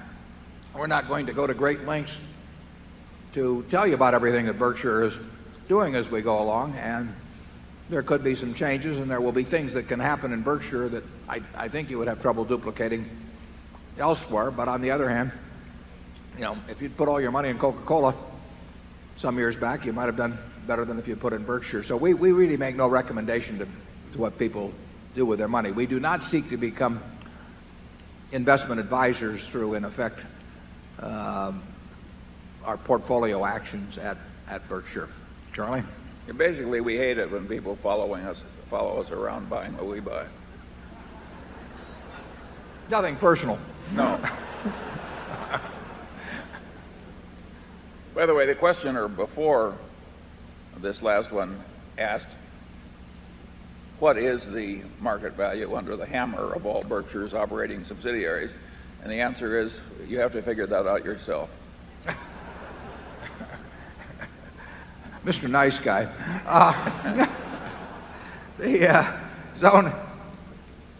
But we give you the information, incidentally, where your judgment on that should be about as good as ours. There's nothing mysterious about valuing the Buffalo News or See's Candy or Flight Safety or Dairy Queen. So you really have the same information we have in that. I mean, if there's material information that we aren't giving you about any important Berkshire subsidiary, we'd like to give it to you because we think you are entitled to have the information that enables you to value the various pieces.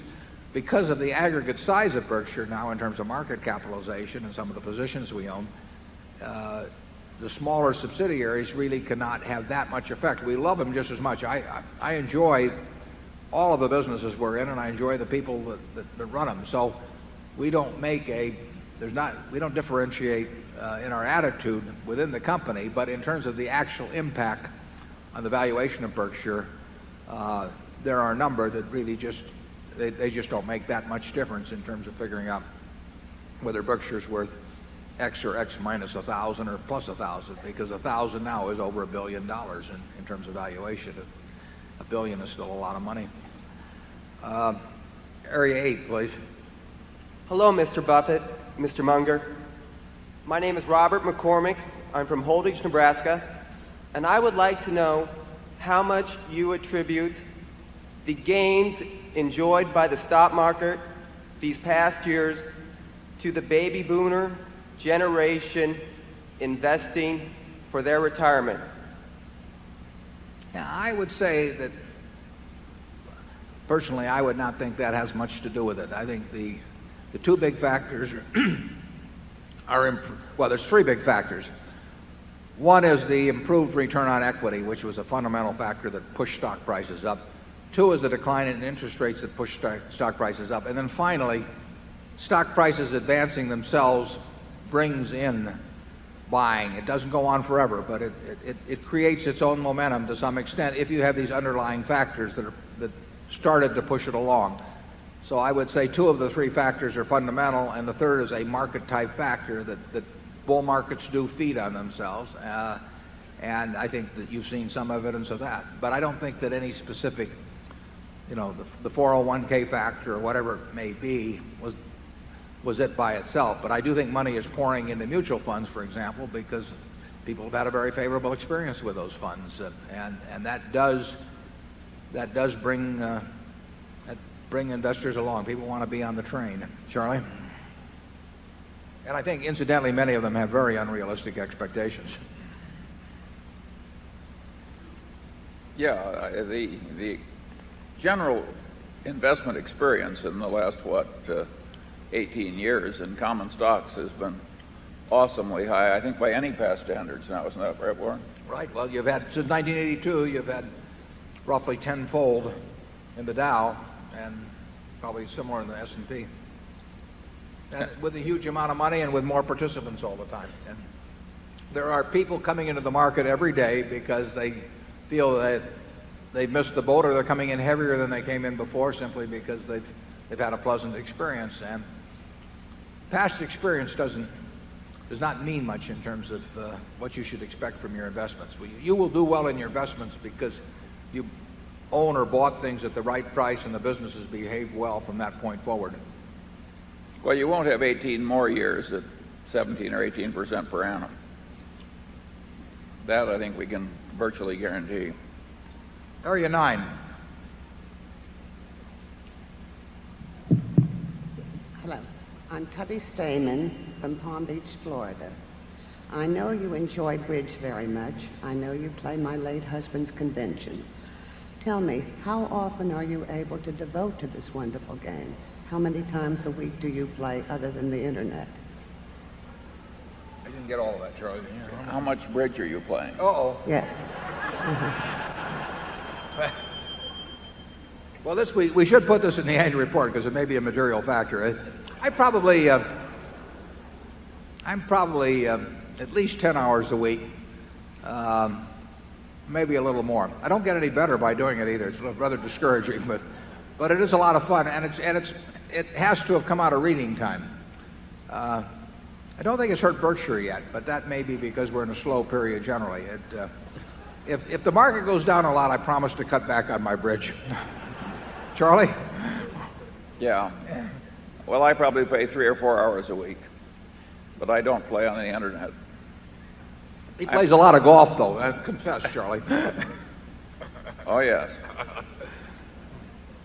Yeah, we both spend about the same amount of time goofing off. I mean, if you want to know. Okay, Area 10. Yes, my name is Carrie Blecker, also from West Palm Beach, Florida. With all due respect to Mr. Eisner, if he's in the audience, there's been some criticism levied recently at the Disney company, mainly from an accounting professor at one of the state universities in New York, in reference to Disney's purchase of capital cities and the way they accounted for that purchase. Basically, what this professor is saying is that Disney somehow created a slush fund and is charging the expenses to the merger to this slush fund rather than earnings. If you're familiar with this criticism, I'm wondering what you think of it. If you're not, are you familiar with the way Disney accounted for the purchase of capital cities? Yeah, I am familiar. Thank you. And actually, Abe Brilloff, who wrote that, is a fellow who in general I admire. Abe wrote me a letter where he teaches, and I wrote him back, and I told him I wouldn't be able to do it because it's not in proximity to where I'll be.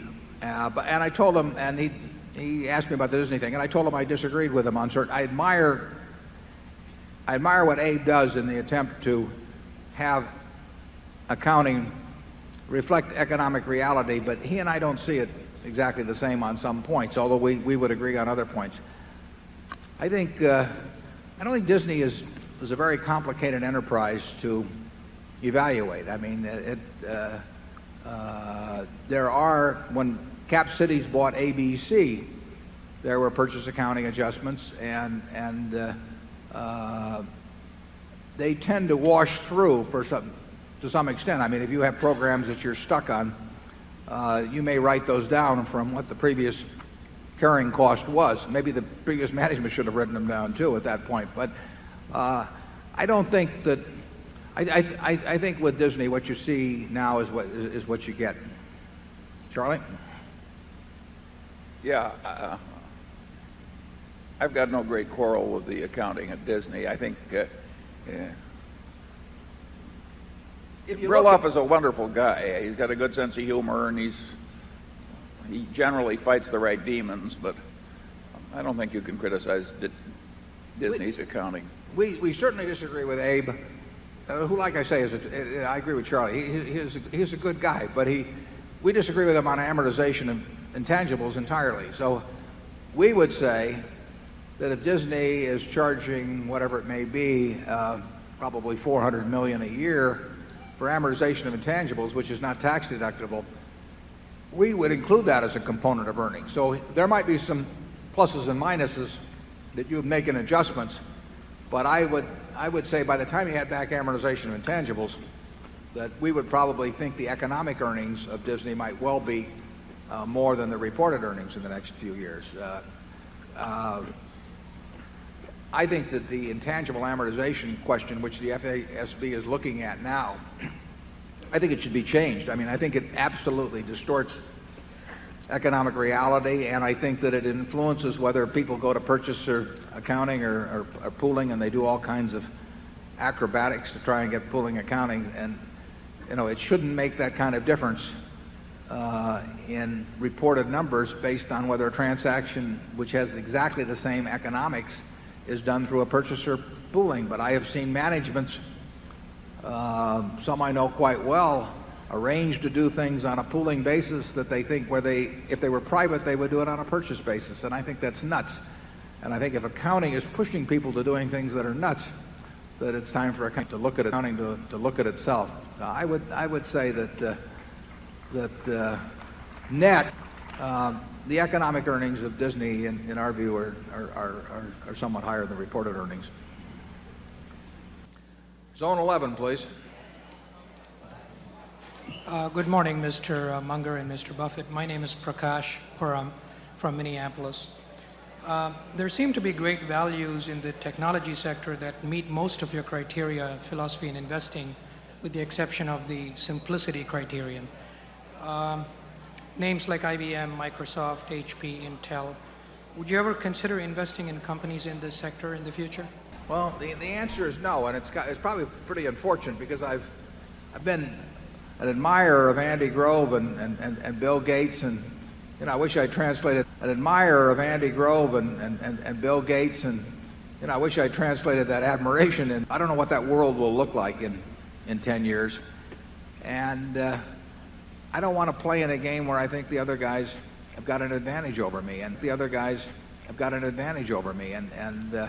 I could spend all my time thinking about tech. I wouldn't be the 100th or the 1,000th or the 10,000th smartest guy in the country in looking at those businesses. So that is a 7 or 8 foot bar that I can't clear. There are people that can clear it, but I can't clear it, and no matter how I train, I can't clear it. So the fact that there will be a lot of money made by somebody doesn't bother me really. And I mean, there may be a lot of money made by somebody in cocoa beans, but I don't know anything about them. And there are a whole lot of areas I don't know anything about. So, more power to them. And I think it would be a very valid criticism if Charlie and I, if it were possible that Charlie and I, and by spending a year working on it, could become well enough informed so that our judgment would be better than other people's. But that wouldn't happen, and it would be a waste of time. It's much better for us to swing at the easy pitches. Charlie? Whatever you think you know about technology, I think I know less. That's probably not true, incidentally. Charlie has a little more of a, he understands some things in the physical world a lot better than I do. But anyway, we'll go to zone one. Good morning. I'm Murray Cass from Markham, Ontario. First off, against my dentist's advice, I'd like to thank you for the free Coke and ice cream last night. Earlier this morning, Mr. Buffett, you mentioned that you liked when wonderful companies like Coke purchased their shares back. Similarly, I own shares in a wonderful company, that's Berkshire. Should I be hoping that you buy your own shares back? Well, it's interesting. We should have, perhaps we should have bought some shares back, but usually at the time we could have bought something else that also did very well for us. I mean, maybe when we were buying Coke, we could have been buying our own shares back. To some extent, there hasn't been that much trading in them, but I think it's a valid criticism to say that we have missed the boat at various times in not repurchasing shares. We'll see what we do in the future on that. If it looks like the best thing to do with money, it's what we should be doing. And in the past, I've probably been not optimistic enough in respect to Berkshire compared to other things we were doing with money. Now, the money we spent buying the Geicos and all of that has turned out to be a good use of money, too. But we've never wanted to leverage up. That's just not our game. So we've never wanted to borrow a lot of money to repurchase shares. We might advise other people to do it, but it's not our style ourselves. We've got all our money in the company. We've got all of our friends and our relatives' money virtually. So we have never felt that we wanted to leverage up this company like it was just one of a portfolio of 100 stocks. But it's a valid criticism to say that we have not repurchased shares when we should have. And it's also a valid criticism to say that we've issued some shares we shouldn't have issued. Charlie? Well, I would agree with both comments. Area 2.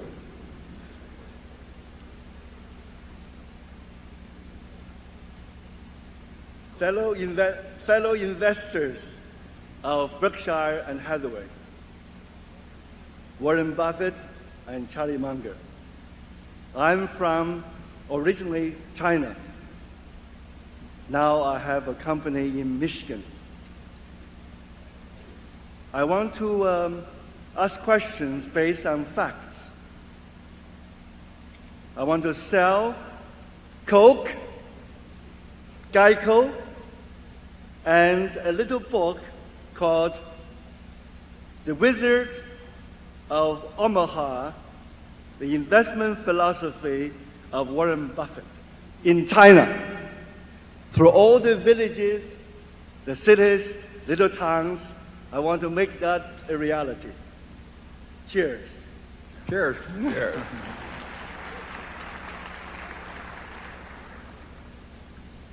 Zone 3? I'm not asking a question. Oh, yeah, just warming up. Okay. Yeah. I will. They always tell me to get off the stage while you're in good shape, but I'll say it. I could quit, but you missed your chance. I'm an owner of Berkshire, and I spend 6% of my net worth to be engaged to Berkshire. Wise decision. I did better than, guess who? Bill Gates. I noticed Bill Gates and you were traveling on a slow boat in China. I want to go home on a fast train. You want me to cut me off? If you want me to cut out, fine. Up to the investors. I'll quit if you want me to quit. I come a long ways.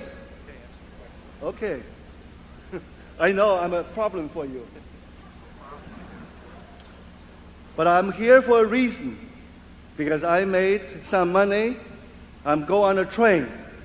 A smile train. Yesterday, or the day before at the baseball, I asked Mr. Warren Buffett, have you heard of the smile train? He said no. I'm back here to respond. This is a smile train. Okay, we thank you, but I think that's your question. We better go to zone 4 on that thing.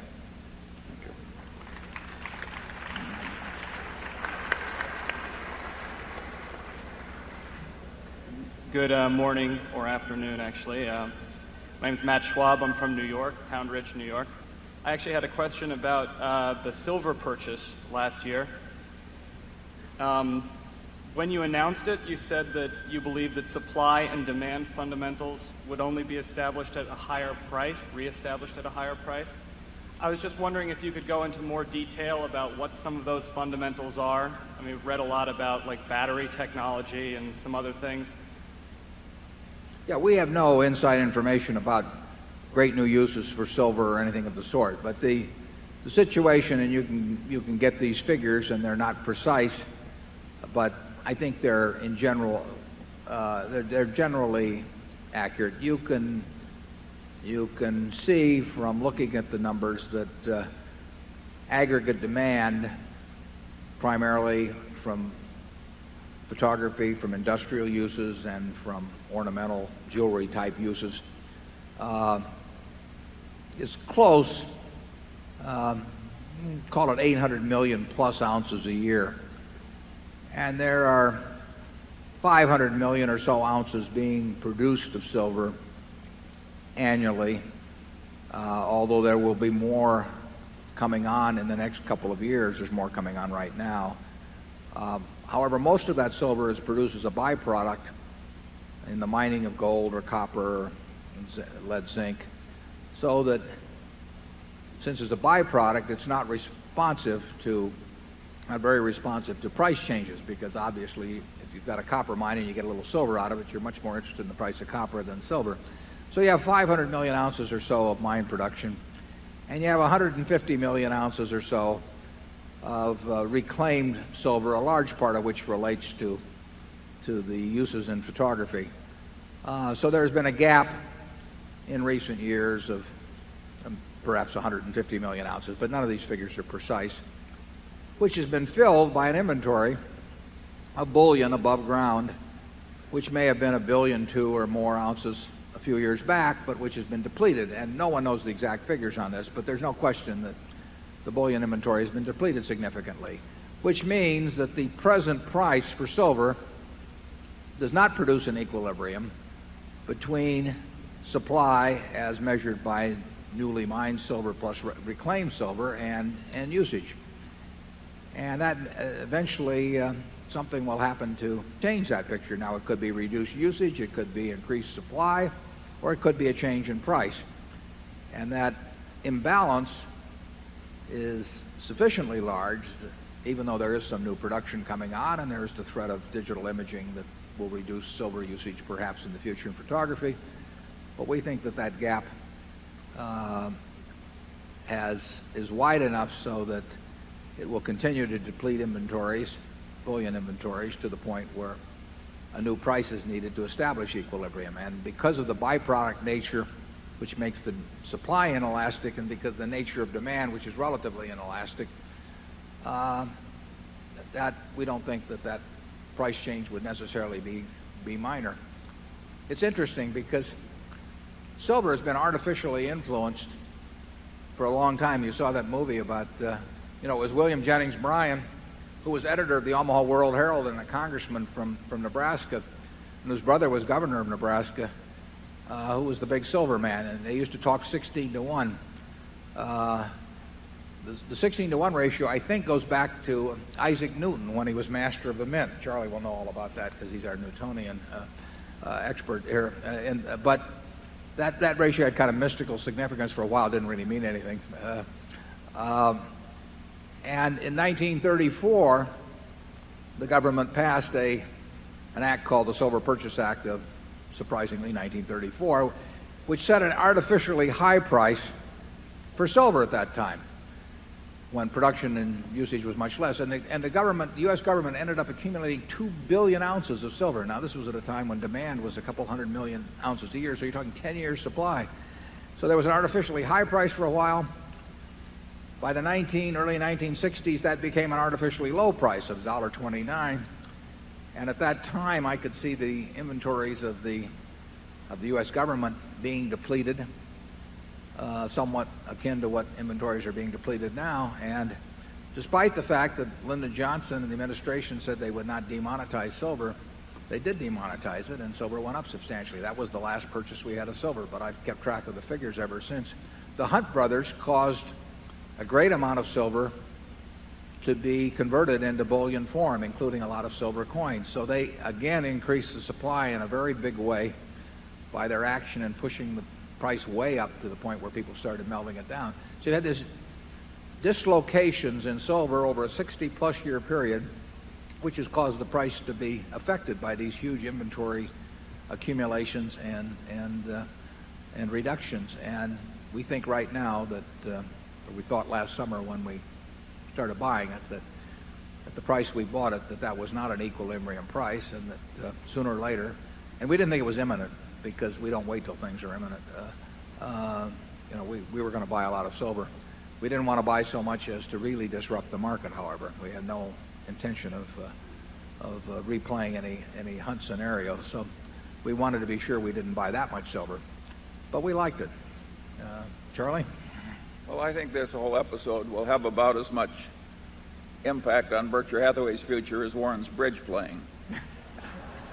We've got a line of activity where once every 30 or 40 years you can do something employing 2% of assets. This is not a big deal for Berkshire. The fact that it keeps Warren amused and yeah, I didn't like not doing counterproductive things. It makes me feel better about all those pictures that people take over the weekend. They all use a little bit of silver. At least it shows something that teaches an interesting lesson. Think of the discipline it takes to think about something for 3 or 4 decades, waiting for a chance to employ 2% of your assets. I'm afraid that's the way we are. It means there'll be some dull stretches. Right. Yeah, it's less than $1 billion in silver. It's $15 billion in coke. It's a non-event. It's $5 billion in American Express. I mean, it is close to a non-event, but if you see it there, at least it shows the human personality at work. Very peculiar personality, I might add. Reinforced by a partner. Yeah. Okay, let's go to Area 5.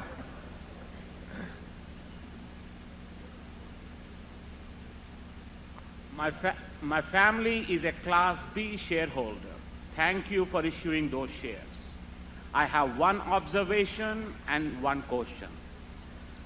Your Class B share is creating a new phenomena in this country. These baby shares are not only attracting my baby boomer generation, but also X generation and eco generation, your grandchildren. My question is, this next generation would like to hear from you, your investment discipline, your lifestyle, and your philosophy of contributing the wealth back to the society in a language they can understand and communicate back to their friends when they get back to school on Tuesday. Thank you. Thank you. Well, I appreciate that, and I would say the only speeches I give, I get a lot of requests, perhaps because I don't do them, but I get a lot of requests, including from a lot of our managers in terms of trade conventions, all kinds of things. The only groups I talk to are students, and I try to talk to college and university students, although I've talked to high school students too, whenever it fits in terms of travel schedules, and I just think that if you're going to spend your time with groups talking, that rather than entertain people, that it probably is better to talk to the group who talked about it. And Charlie and I are never reluctant to talk, so we do it. Charlie has given a couple of talks.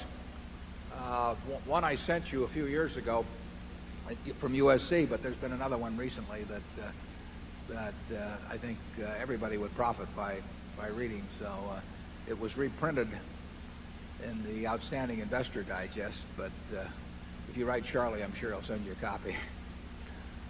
Area 6, please. Hi, my name is David Osterbahn. I'm from Kalamazoo, Michigan. This is a hypothetical question about Berkshire. It's going to take a little imagination, I think. The scenario is as follows: that the U.S. Justice Department makes a ruling that Berkshire must split into two parts immediately. You and Mr. Munger must decide which part to keep. You can either choose your marketable securities, Coke, Gillette, Disney, etc., or you can choose your insurance and private businesses. Which one do you choose and why? Well, that's an easy question for me. I would choose the operating businesses anytime because it's more fun. And I have a good time out of the investments too, but I like being involved with real people in terms of the businesses where they're a cohesive unit that can grow over time.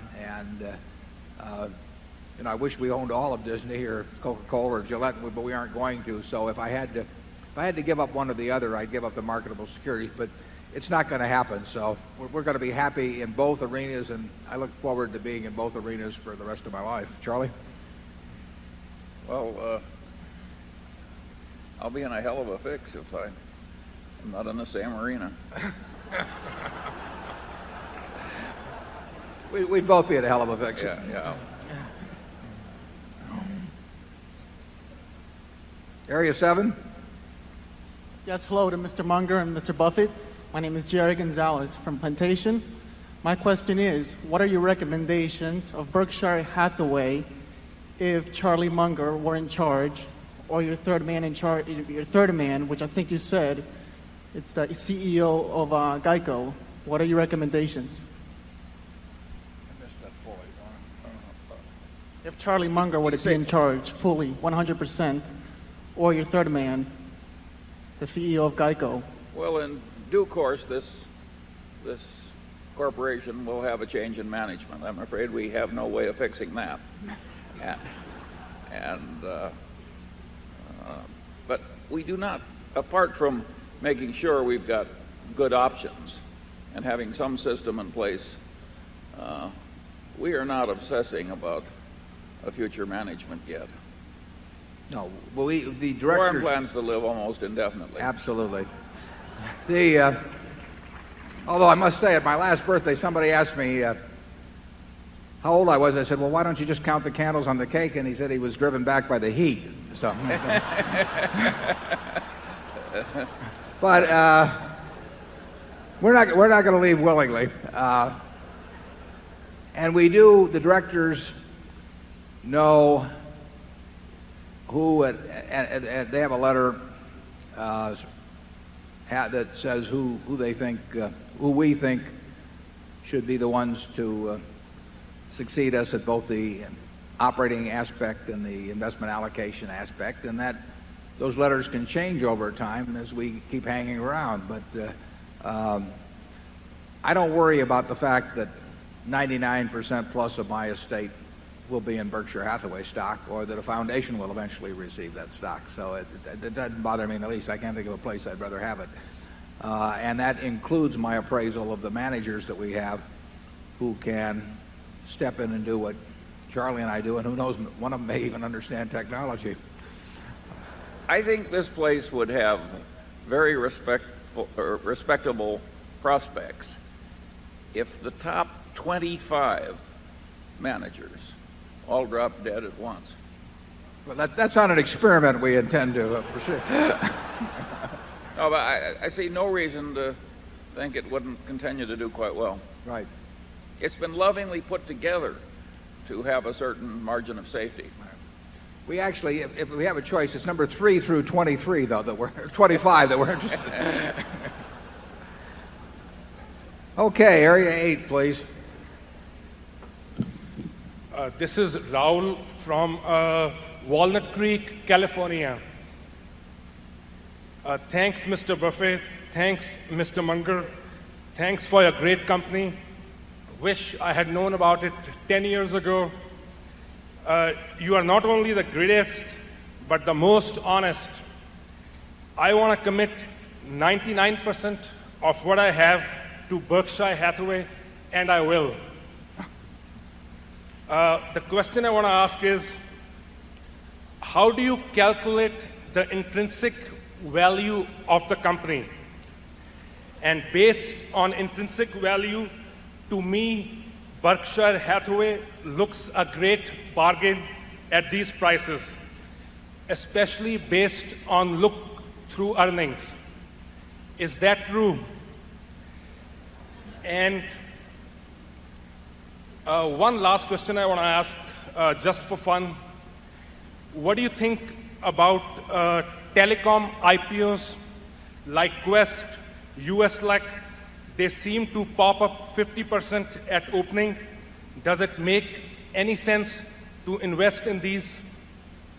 Thank you very much. Charlie, you want to tackle that? I didn't follow that all. Intrinsic value, we give you the facts and you make your own conclusions. I like the fact that you think we're honest, but you know, if you people keep bidding up the price of our stock, honesty will only do so much for you in the future. Yeah, we've never been tested. I mean, Yeah.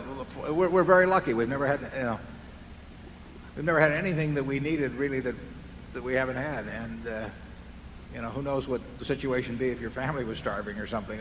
So our intention is to continue in a position where we'll never be tested too, I might add. The intrinsic value question, I mean, by definition, intrinsic value is the present value of the stream of cash that's going to be generated by any financial asset between now and doomsday. And that's easy to say and impossible to figure, but it's the kind of thing that we're looking at when we look at a Coca-Cola, where we think it's much easier to evaluate the stream of cash that comes in the future than it is in a company such as Intel, marvelous as it may be. It's easier for us. It may not. Andy Grove may be better at figuring out Intel than Coke. And in Berkshire, it is complicated by the fact that we have no business that naturally employs all of the capital that flows to us. So it is dependent to some extent on the opportunities available and the ingenuity used in when that cash pours in, as it does. Some businesses have a natural use for the cash. Actually, Intel has a good natural use for the cash over time as they've expanded in their business, and many businesses do. But we do not have a natural use. We have some businesses that use significant amounts of cash. Flight Safety will buy a lot of, build a lot of simulators this year, and they cost real money. But in relation to the resources available, we have to come up with new uses, new ways to use cash, and that makes for a more difficult valuation job than if you've got, well, the classic case used to be a water or electric utility where the cash could be deployed and the return was more or less guaranteed within a narrow range. And it was very easy to make calculations then as to the expectable returns in the future. But that's not the case at Berkshire. We've got very good businesses, and both directly and partially owned, and those businesses are going to do well for a long, long time. But we do have new cash coming in all the time, and sometimes we have good ideas for that cash, and sometimes we don't, and that does make your job more difficult in terms of computing intrinsic value. We'll have, we're going to break after the next question. At that time, we break whenever Charlie and I run out of candy up here, actually. We're going to let everybody that you can get something to eat if you want to stick around, and we will be here till 3:30 when we reconvene at 12:30. And those of you who have been with us this morning and have had enough, we thank you for being here this weekend. We've had a terrific time with you, so I'm very appreciative of that. Let's have a question from Zone 9, and then we'll go to lunch. Good morning. My name is Frank Jervich. I'm a shareholder from London, Ontario, Canada. My question is for Mr. Munger, and it concerns his models. And the question specifically is related to market valuation. I know I'm not going to get a prediction, that's not your bag. What I'm curious about is there any specific touchstone models that you reflect upon and trying to gain perspective at these markets where the historic valuations are quite high? And why do you draw on those models? My second question is for Mr. Buffett, and it relates to taxation. If you were able to trade your portion of your portfolio, at least in a tax-exempt fashion, like 401k plans or in Canada, the RSP plans, would you possibly trade more actively? Charlie, you want to answer yours first? Yeah. Well, the Munger system for dealing with reality is to have multiple models in the head and then run reality against multiple models. I think it's a perfect disaster to look at reality through just one model or two. There's an old proverb that says, to the man with only a hammer, every problem looks pretty much like a nail. And that is not our system. So I can't sit here and run through all the models in my head, even though there aren't that many. But multiple models is the game. The question about taxation, it would not, if we were running Berkshire absent a capital gains tax, I don't think it would make much difference in what we do. I don't think it would make, it certainly wouldn't make a difference in causing us to trade actively. That we own the businesses we want to own.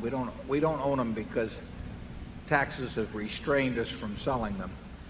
And as I mentioned earlier, I'm fairly sure we'll pay at least $1 billion in income tax this year. We might not, but it looks that way to me, that we'll pay $1 billion.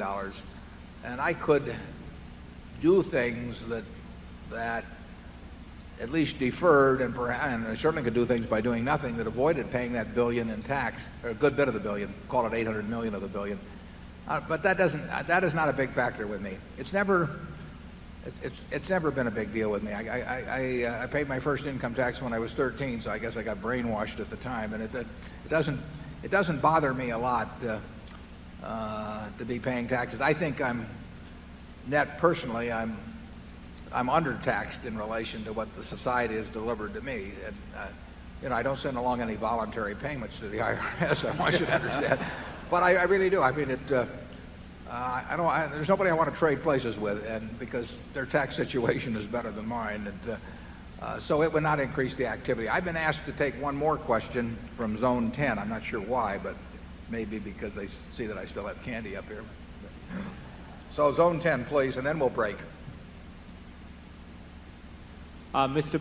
Buffett and Mr. Munger, my name is Sanjeev Mirchandani, shareholder from Boston. First of all, thank you to both of you for everything. I have two questions. For you, Mr. Buffett, you obviously have filters that you apply on selecting people as you do on stocks. Can you tell us a little bit about what those filters are? Filters on people? Yes, in selecting, you have an ability to motivate people who have a lot of money to keep working. What do you look for to figure out who those people are? Well, that is a key question, because when we buy businesses, we don't have managers to put in them. I mean, we're not buying them that way. We don't have a lot of MBAs around the office that we're... Thank God. Yeah.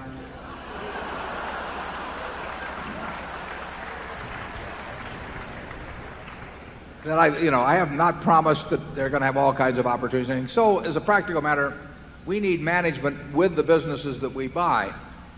And 3 times out of 4 or thereabouts, the manager is the owner and is receiving tens of millions, maybe hundreds of millions of dollars. So they don't have to work. And we have to decide in that time when we meet them whether they love the business or love money. And we're not making a moral judgment.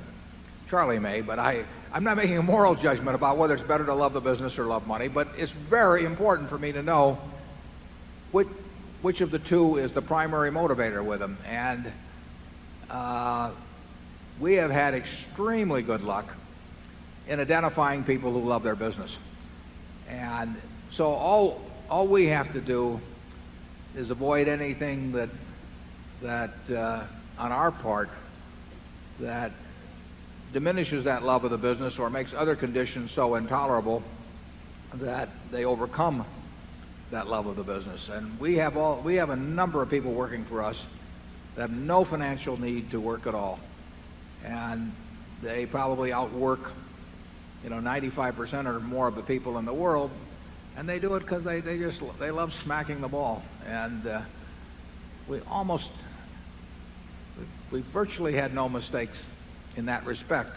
And we have identified a number of people, Charlie and I have, in terms of proposals to us, where we felt that they liked the money better than the business. They were kind of tired of the business, and they might promise us that they would continue on and they would do it in good faith, but something would happen 6 months later, a year later, and they'd say to themselves, why am I doing this, for Berkshire Hathaway when I could be doing whatever else they want to do?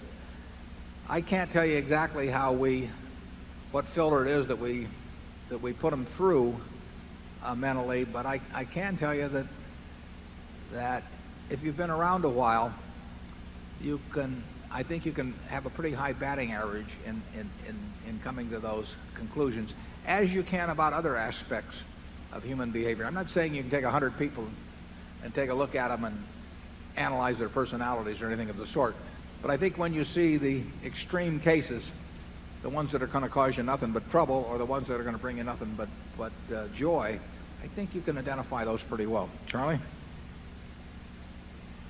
Well, yeah, I think it's pretty simple. You've got integrity, intelligence and experience and dedication, and that's what human enterprises need to run well, and we've been very lucky in getting this marvelous group of associates to work with all these years. It would be hard to do better, I think, than we've done in that respect. Look around this place. I mean, and particularly you young people, look around this place. Look at how much gratification can come into these lives which have been mostly spent in deferring gratification. It's a very funny group of people, you shareholders.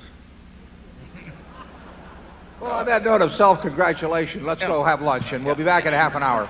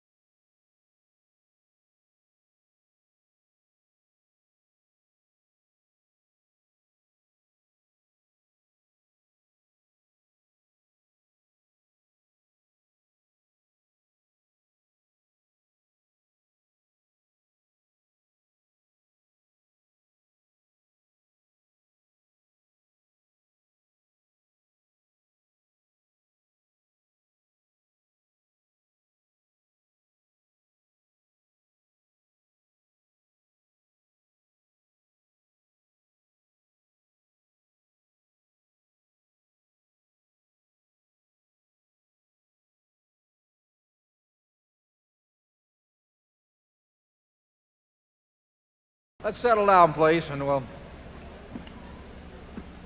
going to go to, we skipped one last time, so we're going to go first to Zone 4. Hello. My name is Nelson Arata. I'm from Southern California, and I have a question. It's not really related to intrinsic value or any of that stock stuff, but more on houses. I'm still quite young. I don't have a house yet, and I'm thinking about buying a house someday soon. And in order to do that, I'm going to have to put a down payment, which means I might have to share or sell my shares. And I was wondering if you can provide some insight on when is the best time to buy a house and how much down payment you should be putting down in relation to interest rates and also in relation to available cash and the stock market. Well, Charlie's going to give you an answer to that in a second. I'll just relate one story, which was when I got married, we did have about $10,000 starting off, and I told Susie, I said, now, you know, there's two choices. It's up to you. We can either buy a house, which will use up all my capital, clean me out, and it'll be like a carpenter who's had his tools taken away from him, or you can let me work on this, and someday, who knows, maybe I'll even buy a little bit larger house than would otherwise be the case. So she was very understanding on that point, and we waited until 1956. We got married in 1952, and I decided to buy a house when the down payment was about 10% or so of my net worth, because I really felt I wanted to use the capital for other purposes. But that was a way different environment in terms of what was available to buy. In effect,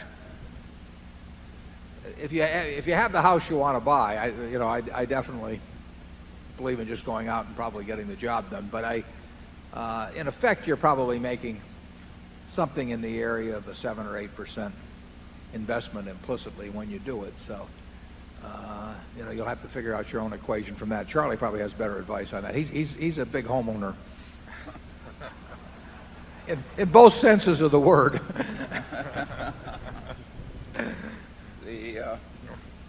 I think the time to buy a house is when you need one. And when do you need one? Well, I have very old-fashioned ideas on that, too. The single people, I don't care if they ever get a house.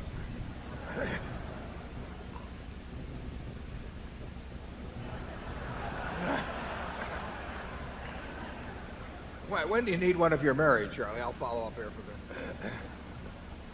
You need one when your wife wants one. Yes. I think you've got that exactly right.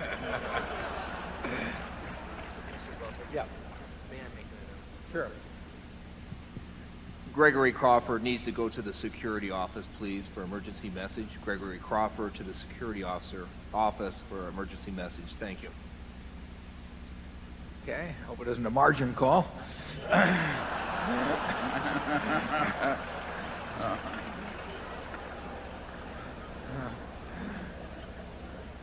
Okay, we'll go to zone 1, please.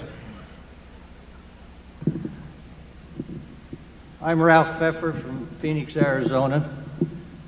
The question I'm going to ask does not pertain to Berkshire Hathaway.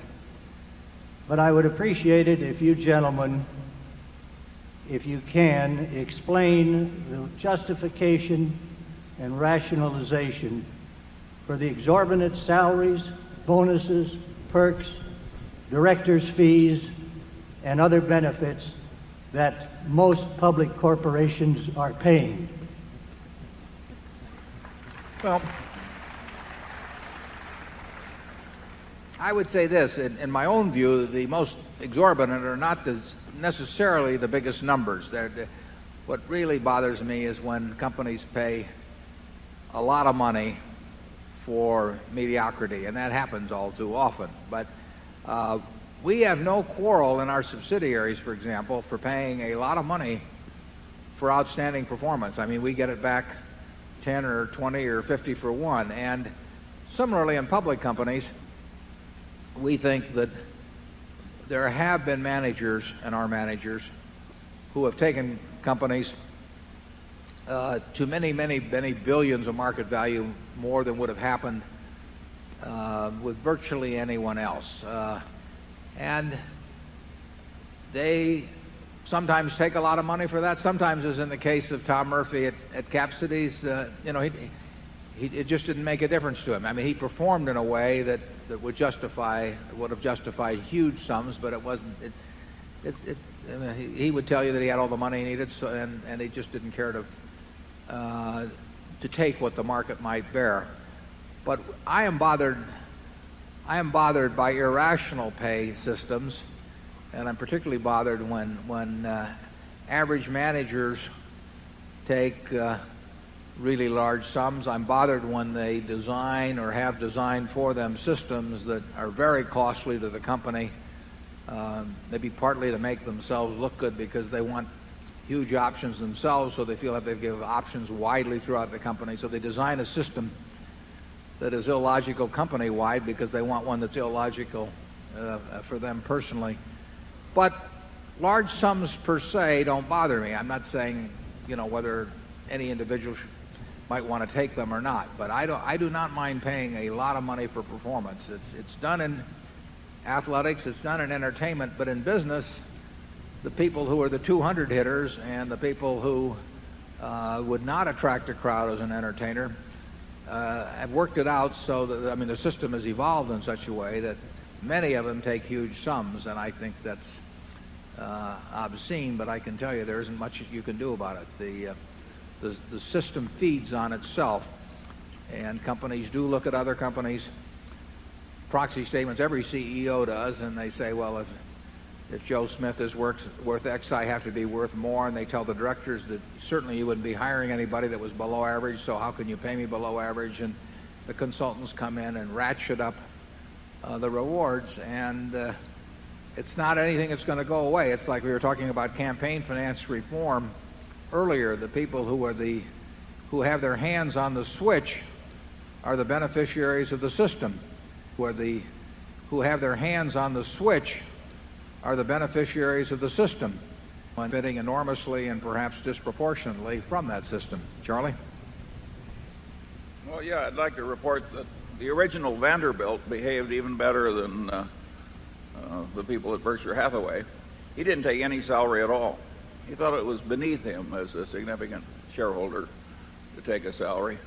That ideal, I'm afraid, died with him.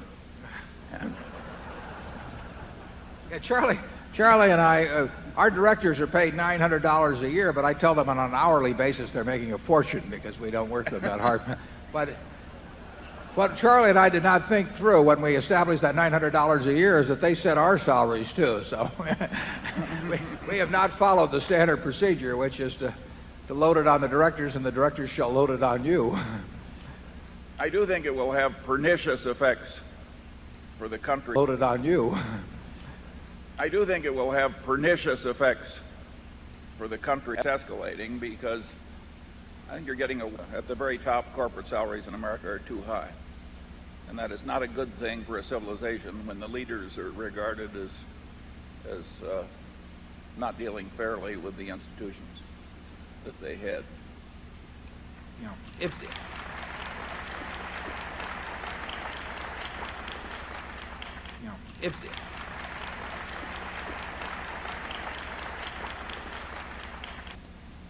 All I can say is that prostitution would be a step up for them.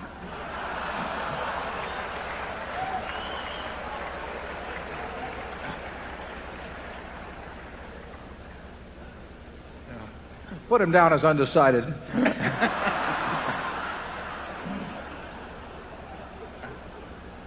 Zone 2, please. I'm Dan Blum from Seattle, Washington, via Cambridge, Massachusetts. I want to ask whether the issuance of Class B stock has achieved the objective which you announced for it when it was created. Well, I would say this, that considering the alternatives we faced, which was the imminence of unit trusts that would have been promoted with heavy front-end commissions, with substantial annual fees, with bad tax consequences, and with probably a misrepresentation of the historical record in such a way that people who really didn't know much about securities would have been enticed in.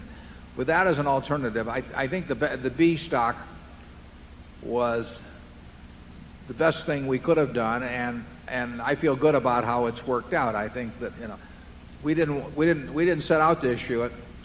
We don't like talking anybody into buying our stock, but I don't think in any way that the group we have here is diminished in the least by having a mix of B and A shareholders as opposed to A only. The B has worked out as well as possible. I hope that we haven't enticed anybody in with unreasonable expectations. That's the biggest thing that Charlie and I worry about.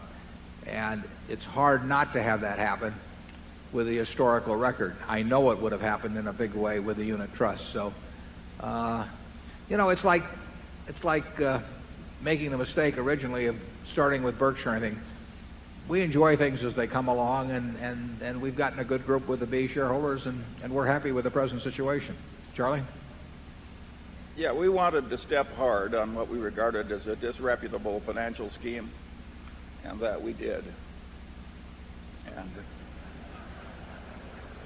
And I think the way we sold the B was such as to attract the kind of people who really did look at it on a long-term basis. We did everything we could to discourage people who thought they were going to make a lot of money in a hurry. So I think we attracted a whole new group of shareholders who were quite similar in perspective to the shareholder group that we already had, and that was our hope. Zone 3, please. My name is Alan Rank from Pittsburgh. I first want to thank Susan Jacques for returning the cocktail yesterday, and I hope she was rewarded with good sales at Borsheim's. Question is regarding the fact that you don't report details of anything under $750 million, and with the change of the values of small cap in relation to large cap, would that be something that Berkshire or individuals might try to look as opportunity with the small cap premium shrinking as it has? We don't worry about whether a stock is small cap or large cap, except to the extent that by now we've gotten to a point where anything below a certain level just is not of interest to us because it can't be material to our results. So we never think of opportunities as existing because of something as small cap or sectors or all that, what generally gets merchandised. So our cutoff point is set more or less at the point where we think it's material. That's not as defined by the SEC. We could have a higher limit, but we think when you get down below 2% of assets or thereabouts, that the reporting of positions would not affect anybody's calculation of intrinsic value or give them insights about the way we run the business, but it would be more for the people who are looking for things to piggyback on. And so we will move the cutoff point up as we go along. Because of our size, we will never be in companies that have capitalizations that of $500 million or $1 billion, because we just can't put enough money in. Occasionally we'll be in one just by accident, but we're looking at things that we can put $500 million in ourselves, at least. At $500 million, a 5% position is a $10 billion market cap, and that limitation has hurt, will hurt, is hurting our performance to some degree. If Berkshire were exactly 1/100th of its present size, in all respects owning the operating businesses it did, but all 1/100th the size, our prospects would be better than they are with the kind of money we have presently. Charlie? I've got nothing to add. Okay, zone 4, please. Okay. My name is Tom Conrad. I'm from McLean, Virginia. I just wanted to first thank you, Mr. Buffett and Mr. Munger, for each year answering our questions. I found myself at 5 a.m. standing outside the door here, and I don't do that for anyone. And it's a real pleasure to hear your answers. I have two questions. One is, with Travelers, the company Travelers, and their merger with Citibank, do you have confidence in the management of Sandy Weil? My second question is, you said it in a few meetings ago that diversification is a protection against ignorance, and it only takes 3 great companies to be set for an investment lifetime. And I invested in those 3 companies, Coca-Cola, Gillette, and Disney. And I went ahead and invested in a fourth company without asking you. I invested in Pfizer. And I just wonder what you think about the pharmaceutical industry, if you feel there's some great companies in that industry. Thank you very much. Yeah, well, we think Sandy Weil is a very, very good manager. Sandy is, the record is clear. It is not easy to manage in Wall Street. And Sandy has done an excellent job there, as well as in other allied or somewhat allied fields. So his record is proven. And he has done ever since buying commercial credit from Control Data, he's built a terrific company. And he's built a terrific company in businesses that themselves aren't necessarily so terrific. So it's required real management skill. Pharmaceuticals, we missed. We would not have known how to pick out any single business, single company within the industry. But we certainly should have didn't do anything about it, that the industry as a whole represented a group that would achieve good returns on equity, and where some sort of a group purchase might have made sense. We did buy one a while back, but we didn't. It was peanuts, and it would have been. It was within our circle of competence to identify the industry as likely to enjoy very high profits over time. It would not have been within our circle of competence to try and pick a single company. Charlie? Yeah, we stupidly blew that one.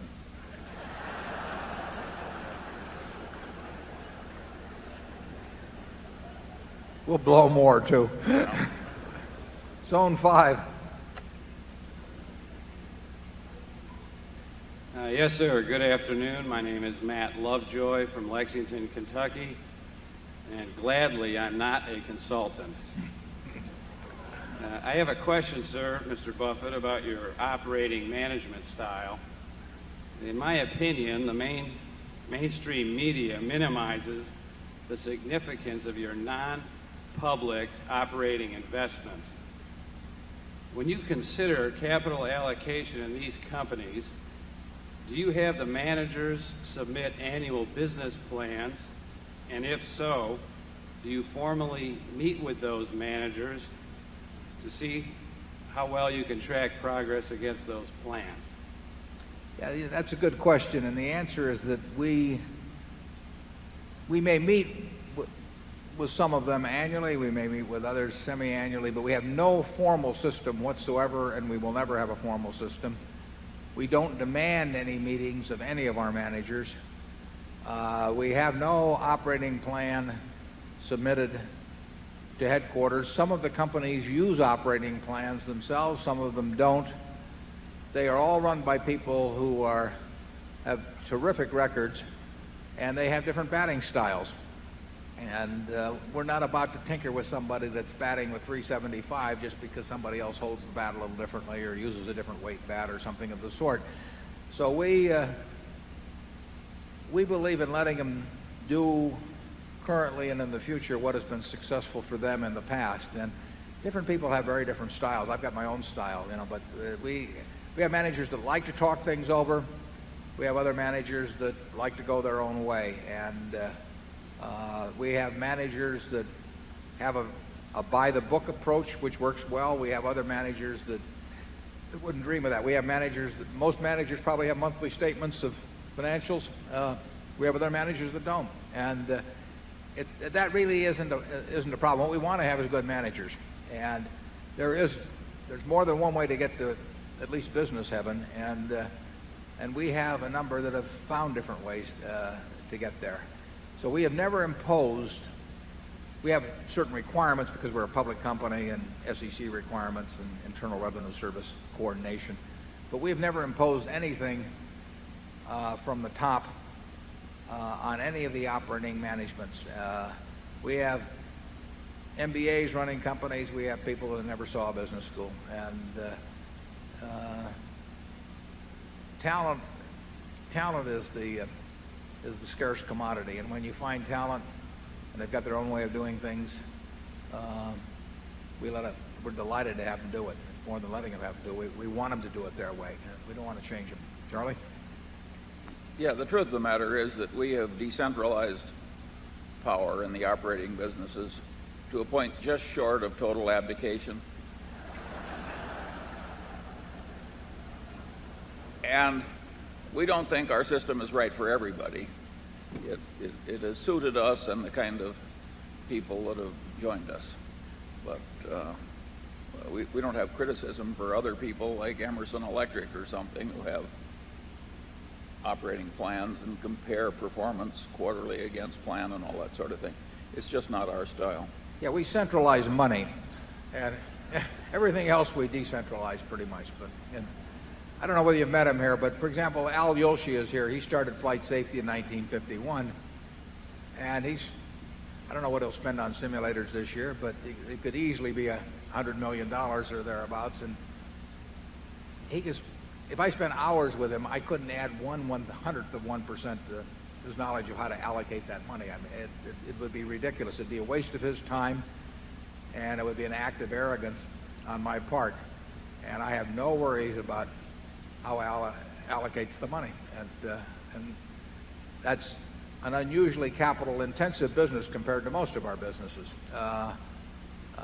There's some that I get into the details more because I've just worked with a person that's running things a long time, and we kind of enjoy it. Ajit and I talk virtually every night about the reinsurance business. I am not improving the quality of his decisions at all, but it's an interesting game, and I like hearing about it, and he doesn't mind talking about it, so we talk them over. But that's just a matter of personal chemistry. And as we add managers, we will adapt to them. We adapt our accounting systems to a degree to them. Now we do have certain requirements that result from the SEC and IRS, but we don't. Our managers know their businesses, and they know how to run them. And if they don't, this hasn't been the case, but if they didn't, we would, we'd do something about the manager. We wouldn't try and build a bunch of systems. Zone 6, please. Good afternoon, gentlemen. My name is George Donner from Fort Wayne, Indiana. My question has to do with estimating the intrinsic value of a company, in particular the capital-intensive companies like you were mentioning. I'm thinking of things like McDonald's and Walgreens, but there are lots of others where you have a very healthy and growing operating cash flow, but it's largely or completely offset by heavy expenditures on putting up new stores or restaurants or building a new plant. And so my question is, what do you do for your estimate of future free cash flow? And with treasuries long treasuries around 6%, at what rate do you discount those cash flows?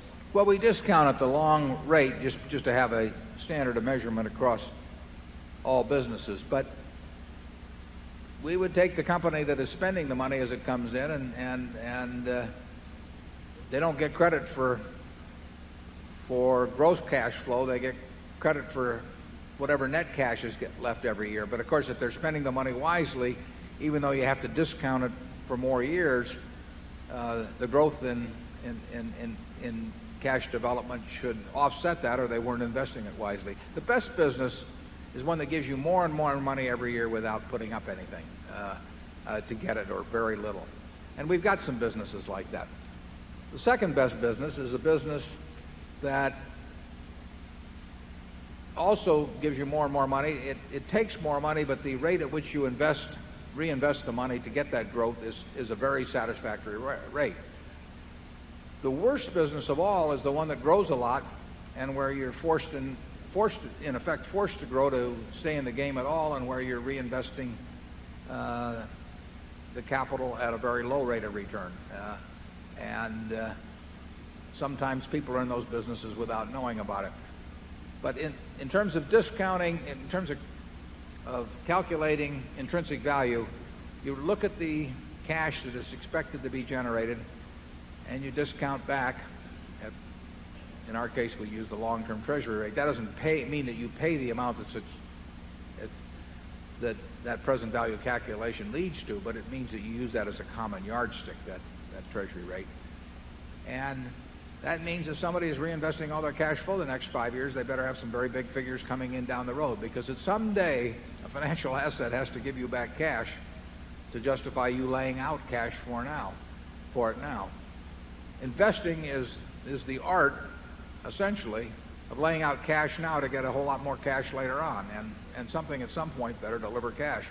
Ben Graham in his class, we used to talk about what he called the Frozen Corporation. And the Frozen Corporation was a company whose charter prohibited it from ever paying anything to its owners, or ever being liquidated, or ever being sold. And sort of like a Hollywood producer. Yeah. And the question was, what was such an enterprise worth? Well, that's sort of a theoretical question, but it forced you to think about the realities of what business is all about. And business is all about putting out money today to get back more money later on. Charlie? I do think there is an interesting problem that you raise, because I think there is a class of businesses where the eventual cash back part of the equation tends to be an illusion. I think there are businesses where you just keep pouring it in and pouring it in, and then all of a sudden it doesn't work and no cash comes back. And what makes our life interesting is trying to avoid those and get on the alternative kind that drowns you in cash. The one figure we regard as utter nonsense is the so-called EBITDA.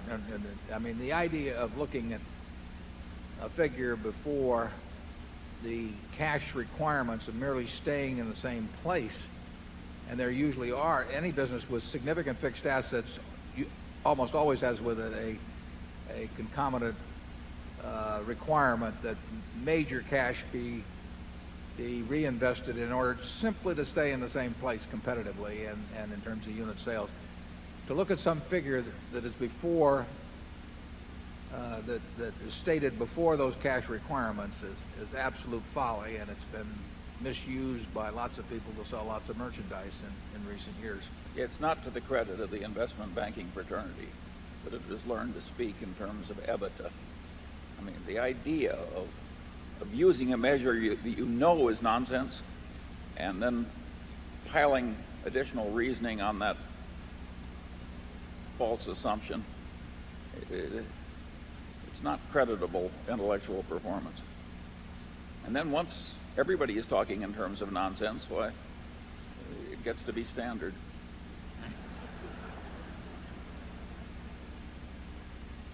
Zone 7, please. Hi, my name is Brandon Vecchio, and I'm in the Academy of Finance at Northwest High School here in Omaha.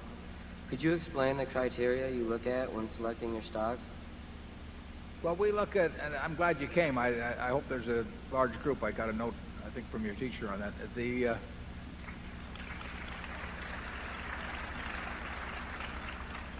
We look at it, the criteria for selecting a stock is really the criteria for looking at a business.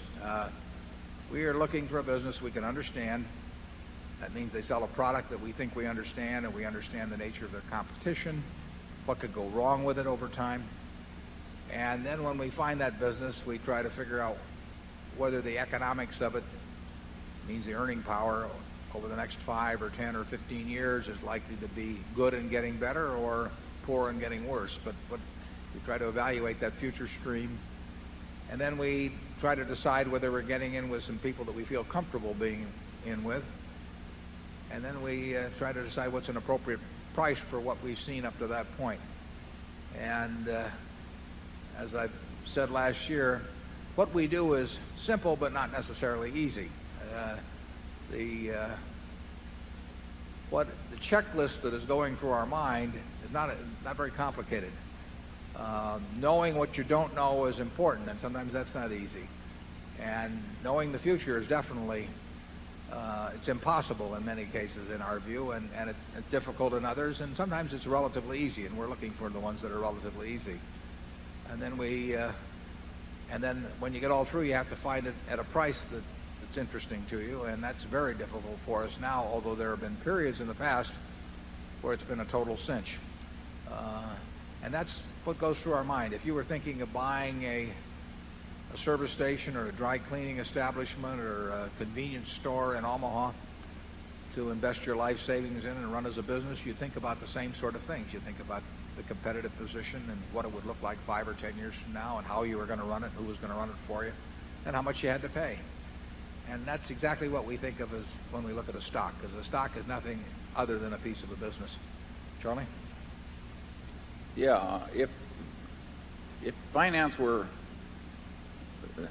when finance is properly taught, it should be taught from cases where the investment decision is easy. And the one I always cite is the early history of National Cash Register Company. And that was created by a fanatic who bought all the patents and had the best sales force and the best production plants. And he was a force in the best production plants. And he was a very intelligent, was a godsend to retailing when cash registers were invented. So that was the pharmaceuticals of a former age. If you read an early annual report prepared by Patterson, who was CEO of National Cash Register, an idiot could see that this was a talented fanatic, very favorably located, and that therefore the investment decision was easy. If I were teaching finance, I would collect 100 cases like that, and that's the way I would teach the students. We have that annual report. What was that, 1904 or something, Charlie? But it's a really a classic report, because Patterson not only tells you why his cash register is worth about 20 times what he's selling it for to people, but he also tells you that you're an idiot if you want. But he also tells you that you're an idiot if you want to go in competition with him. It's a classic. It is just a total report and not realize that this guy can't lose. Area 8, please. Good afternoon. My name is Robert Rowland from London, England.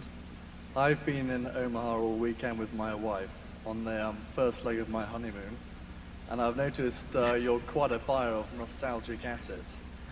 Can I ask whether nostalgia is one of your filters? Are there any assets like that left in the US to buy? And if not, can I suggest you come to the UK, where all we do is sell them? Well, I don't want to interrupt your honeymoon, but if you'd send me a list of those companies over there that are long on nostalgia, that might be to our liking, because Charlie and I tend to operate from sort of a Norman Rockwell frame of mind, and it is true that the kind of companies we like sort of do have a homey Norman Rockwell Saturday Evening Post type character to them. They have character. And they're the kind of companies, I think, frequently that people, when they join them, expect to spend the rest of their lives there, rather than look at it as something to stick on the resume. And there are businesses like that. If you look at the businesses that we've bought in the last 3 or 4 years, there is real character to the businesses and to the people that build them, and that's why the people that build them stay on and feel very strongly about running them correctly, even though they can have no financial consequence to themselves whatsoever. So even though they can have no financial consequence to themselves whatsoever. So after your honeymoon, drop me a line. Zone 9, please. Good afternoon. Joshua Andrews from Omaha Northwest High School, Academy of Finance. Good. And on behalf of the Academy of Finance, we want to thank you for the tickets. There's 33 of us in attendance today. Terrific.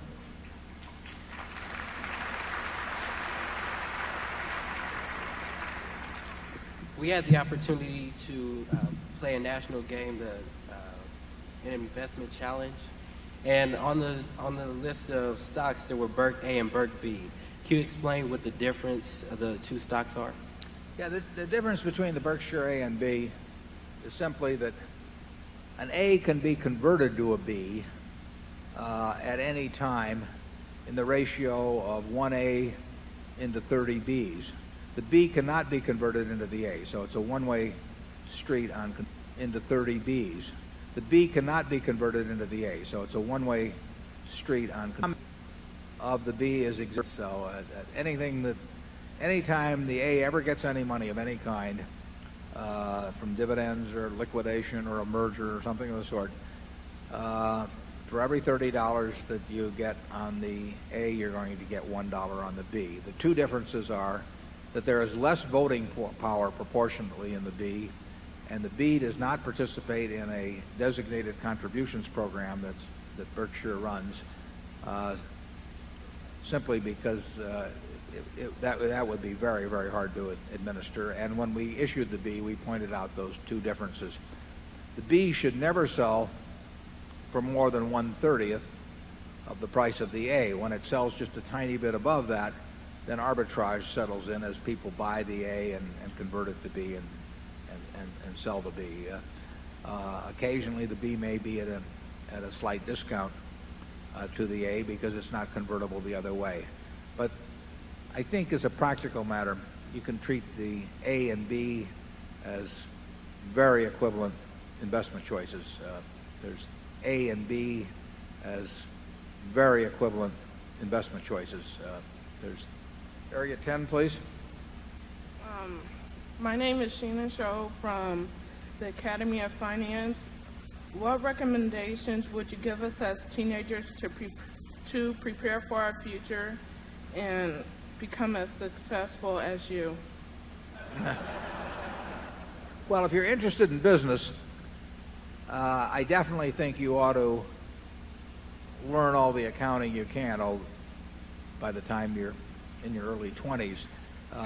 Accounting is the language of business. Now, that doesn't mean it's a perfect language, so you have to know the limitations of that language as well as all aspects of it. So I would advise you to learn accounting, and I would advise you to be, in terms of part-time employment or anything else, work at a number of businesses. There's nothing like seeing how business operates to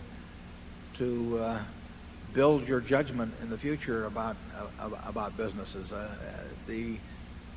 When you understand what kind of things are very competitive and what kind of things are less competitive and why that works that way, all of that adds to your knowledge. So I would do a lot of reading. If you're interested in investments, I would take the accounting courses. I do a lot of reading about investments, and I would get as much business experience. I would talk business with people that are in business to find out what they think makes their operation tick or where they have problems and why. I just think you just kind of sop it up every place that you can, and if it turns you on, you'll do well in it. I mean, I think that if it there certain activities grab different people, but if business is of interest to you, my guess is you'll do well. And if you understand business, you understand investments. Investments are simply business decisions that, in terms of capital, investments are simply business decisions that, in terms of capital. Yeah, there's also the little matter of underspending. Mastered. Yes. That really works if you keep at it. Yeah, I mean, Charlie and I both. Charlie started having children at a rapid rate, so he was a lawyer when there was not big money, and then, but I was any money you save before you get out and start having a family is probably worth any dollar is probably worth $10 later on, simply because you can save it. It's the time to save is young, and you'll never have a better time to save than really pre-formation of a family, because the expenditures come along then, whether you like them or not. So work for yourself first and put the money aside. I was lucky that way. I didn't have to pay for my own college. Probably wouldn't have gone to college if I'd had to pay for it. But I was able to save everything I made in my teens, and those dollars got magnified quite a bit. Whereas the money when I started first selling securities, I mean the money I made then was taken up by family needs to quite an extent. So start saving early. A lot of it's habit anyway, so it's a great habit to have. Okay, zone 1, please. I'm Tony Alsnett from New York City. Following up on the questionnaire from London, in light of the current dearth of investment opportunities, do you see yourselves investing in non-U.S. companies which are well-managed, understandable, and growing?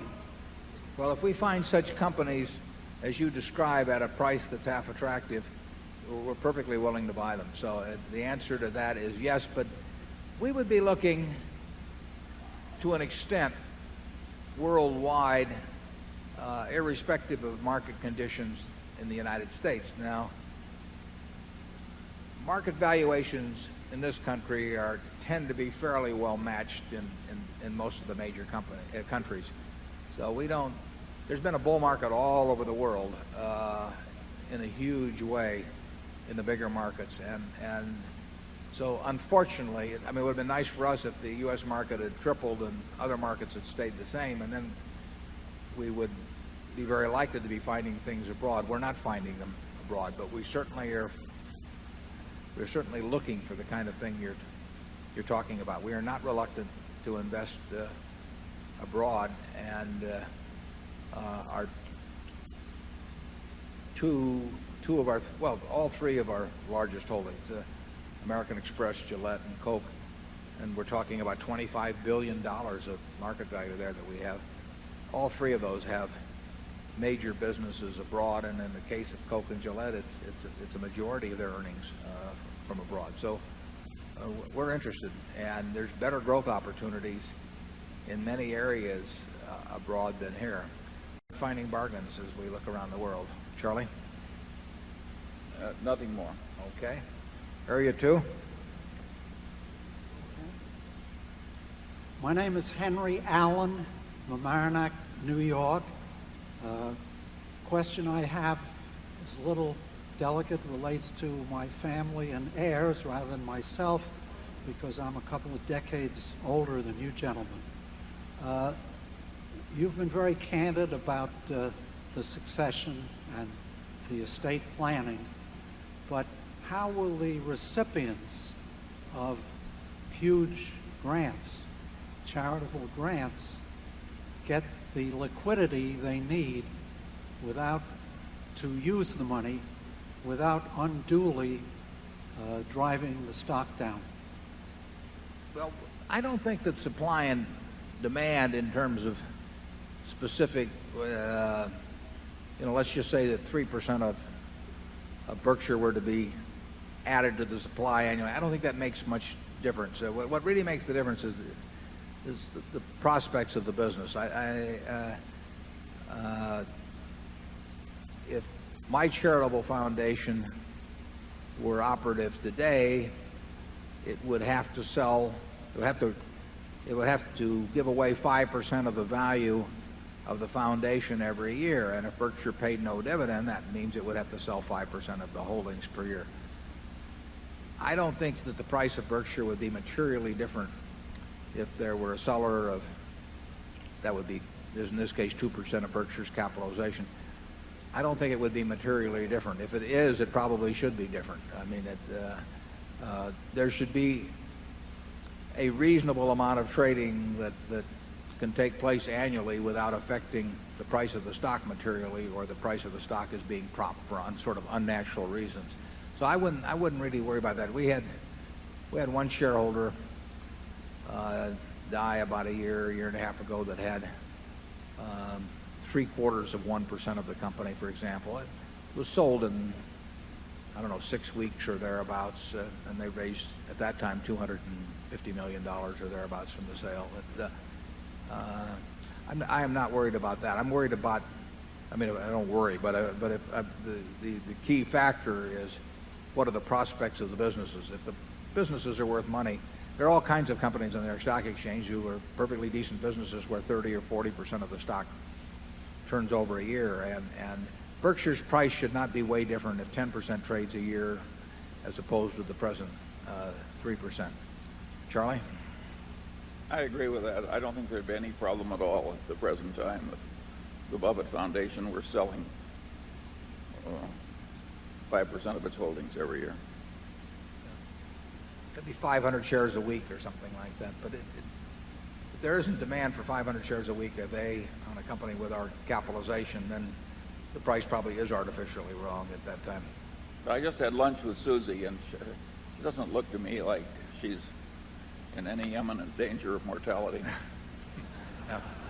Yeah, it will come into play when the survivor of the two of us dies, and when the estate gets cleaned up and everything else. So I think, certainly hope, and I think it's quite a ways away. You people have more important things to worry about.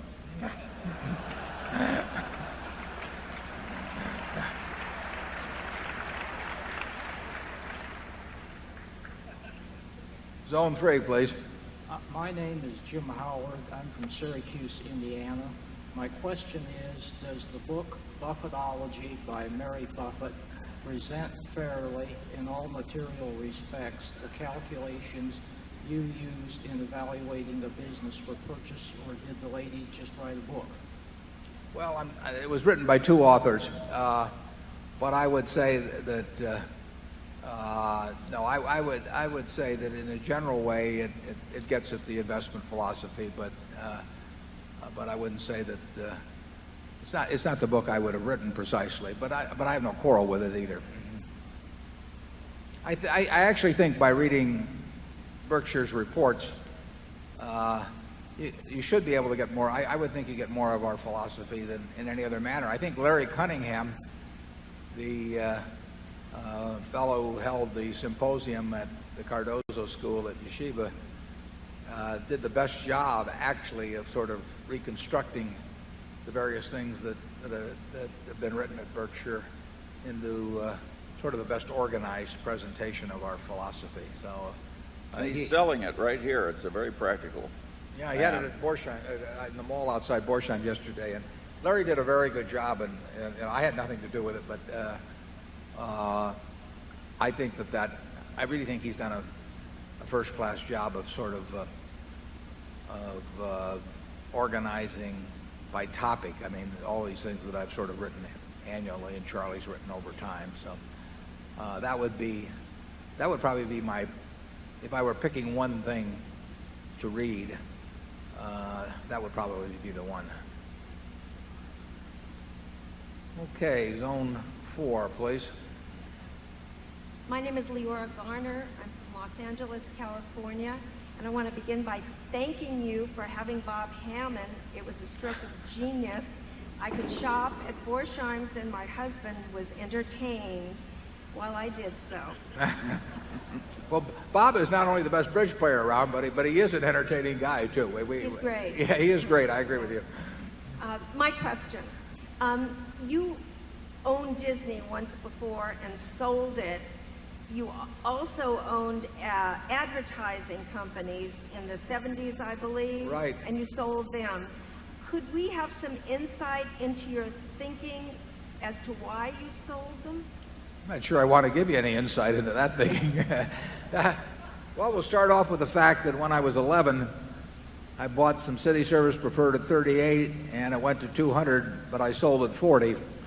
So, grabbing my $2 a share of profit. So everything we've ever sold has gone up subsequently, but some of them have gone up more painfully subsequently than others. And certainly the Disney sale in the 60s was a huge mistake. I should have been buying. I did forget about holding. And that's happened many times. I mean, we think that anything we sell should go up subsequently because we own good businesses, and we may sell them because we need money for something else, but we still think they're good businesses, and we think good businesses are going to be worth more over time. So everything virtually that I can think of has gone on to sell it at a lot more money, for a lot more money, and I would expect that would continue to be the case.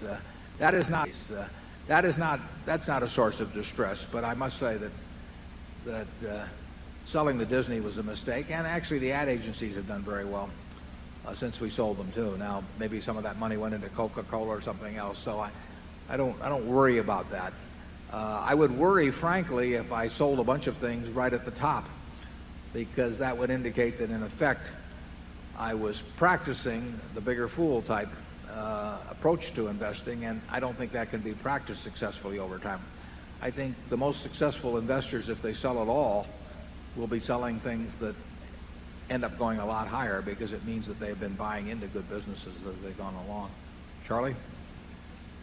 Well, I'm glad that the questioner brought this touch of humility because it is really useful to be reminded of your errors. I mean, and I think we're pretty good at that. I mean, we kind of mentally rub our own noses in our own mistakes. And that is a very good mental habit. Warren can tell you the exact number of cents per share that he sold at and compare it with the current price. It actually hurts him.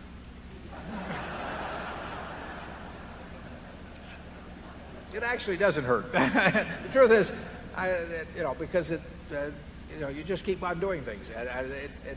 But it is instructive to do postmortems on everything, and say, as long as you don't get carried away with it. But every acquisition decision, that kind of thing, there should be postmortems done. Most companies don't like to do postmortems on their capital expenditures. I've been a director of a lot of companies over the years, and they've usually not spent a lot of time on the postmortems. They spend a lot of time on telling you how wonderful the acquisitions are going to be or the capital expenditures, but they don't like to look so hard necessarily at the results. Think of how refreshing the board of directors meeting would be if they sat down and now we'll spend 3 hours examining all our stupid blunders and how much we've blown. And then after that, the compensation committee will meet. No, that is not going to happen. Right.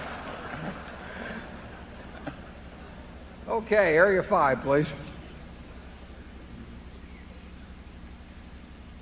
My name is Keller, Harpel Keller from Portland, Oregon. 2 questions, one of a personal nature. Obviously, there are many, many people here today. And I wonder if one of the true patriarchs of the investment business is here today, Phil Curray. Well, many of his friends and admirers would wish him well. Phil, up till a week ago, was going to be here today. Phil is 101.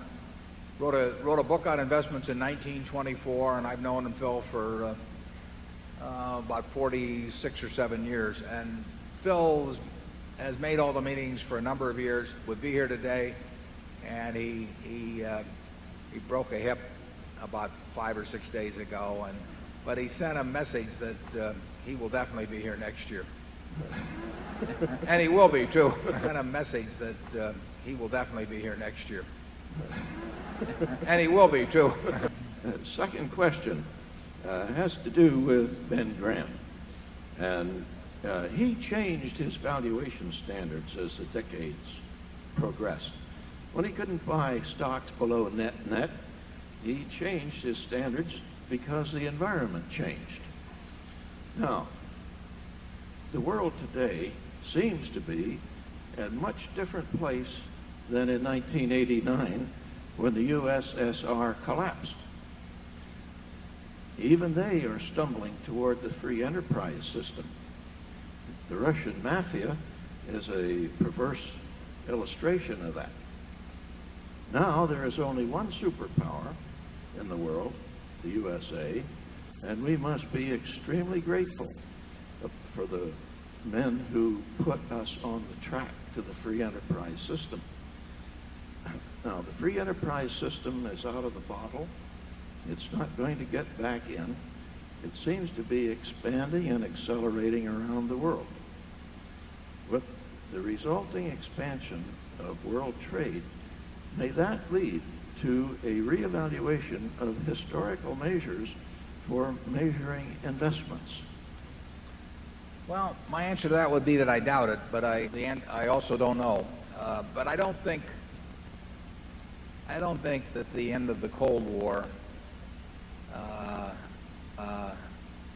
is something that I would factor into my evaluation of businesses. There are all kinds of events that happen, and their impact in terms of being quantified, very difficult to figure over time. Very difficult to isolate any single variable in a complex economic equation. So In terms of how the world is going to work 10 years from now, or the returns are going to be on equity in business, I don't know what will be all the variables that impact on that. And obviously, right now, people are very bullish about the fact that those returns, or something like those returns, will continue. But I would not rely in making such a projection on the fact that the Cold War has ended, or really any political or economic development around the world. I don't know how to predict future earnings of American business. And when I look at all of the great historic events of the past, nothing there gives me much in the way of a clue as to which ones would signal major changes in profitability of American business. Charlie? Well, I think you raise one very interesting question. If the rest of the world becomes very much more prosperous, as it will if it adopts the free enterprise system, which investments are likely to do best? I would argue that the Cokes and Gillettes and so on are likely to be helped by a great increase in prosperity in what is now the third world. And I'm not so sure that's true of a lot of other businesses. We like the international businesses we have, and as I say, that our three top holdings all have a major international aspect to them, and really in aggregate a dominant international aspect to them. And there's no question in my mind that a Coke will grow faster outside of the United States than in the United States, and the same is true of Gillette, and really the same is true of American Express. So that's built into our evaluation of those businesses. But I felt that way before 1989 too. I mean, it's very hard to evaluate how the ball is going to bounce generally, but around the world. But it is a plus to have products such as Gillette has or Coke have that have demonstrated the fact that they travel extraordinarily well around the world, that people crave those products, and that they're going to no one's going to find a way to do it better than those two companies in their respective fields. And they sell an inexpensive products. So all of that's going for us. But in terms of how stocks generally sell, or the profitability of American business generally is in the future, it doesn't help me. Generally sell, or the profitability of American business generally is in the future, it doesn't help me anymore. Hi, my name is Bartley Cohen. I just want to thank you for a great weekend, and my question is, after you bought Dairy Queen, I heard they put Coca-Cola into all the stores, but yesterday when I went to the Nebraska Furniture Mart, they said they don't take American Express. And my question is,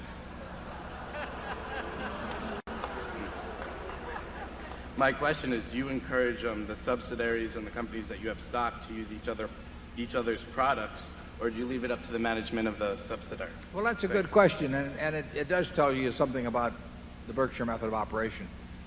We tell each subsidiary to run their business in the way that they think is best for their operation. And Borsheim's takes American Express, See's takes American Express, the Furniture Mart doesn't, for example. But that'll be true in other areas too. If Harvey Golub at American Express, who has absolutely done a sensational job for us, if he wants to talk with, or have his representatives talk with anybody at any of our operations, we're all for that happening, but we will never tell a subsidiary manager which vendor to patronize or anything of that sort. Once we start making decisions for our managers in that respect, then we become responsible for the operation, and they're no longer responsible for the operation. They are responsible for their operations, and that means they get to call the decisions, and they should do what is best for their subsidiary, and it's up to any other company that wants to do business with them to prove why that is best for them. And that's the Berkshire approach to things. And I think on balance, our managers like it that way. So they're not getting second-guessed, and somebody can't go over their head. I get letters all the time from people who are trying to jump over the heads of our managers, and they want us to say this advertising agency should be used or that and that sort of thing. And it doesn't work at Berkshire. They deal with the managers of the businesses, and they're not going to get around them. Charlie?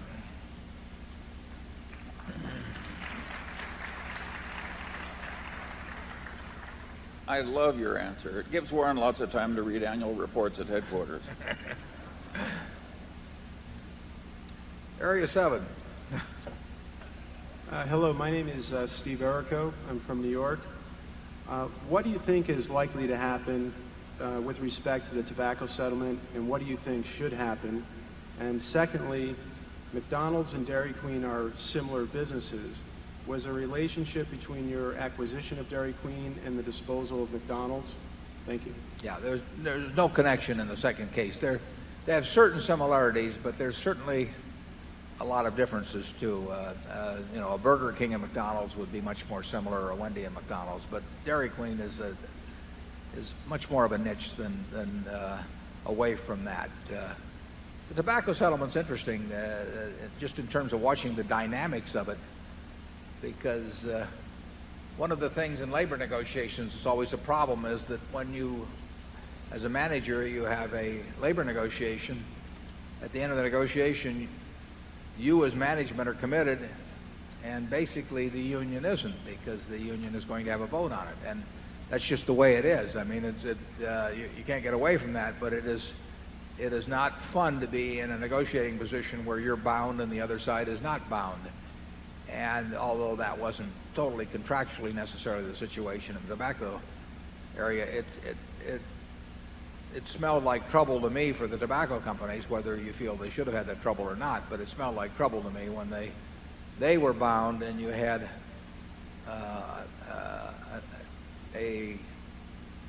another side that was not bound in any way, and where there were lots of political considerations, and where there was a lot of time was going to expire.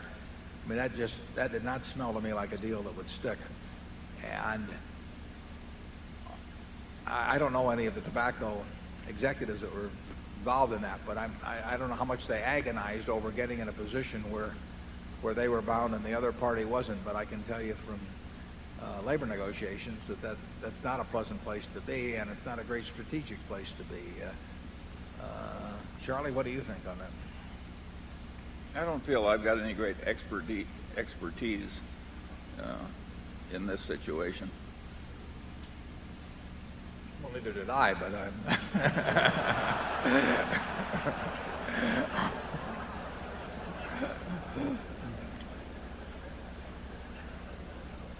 Okay, Zone 8, please.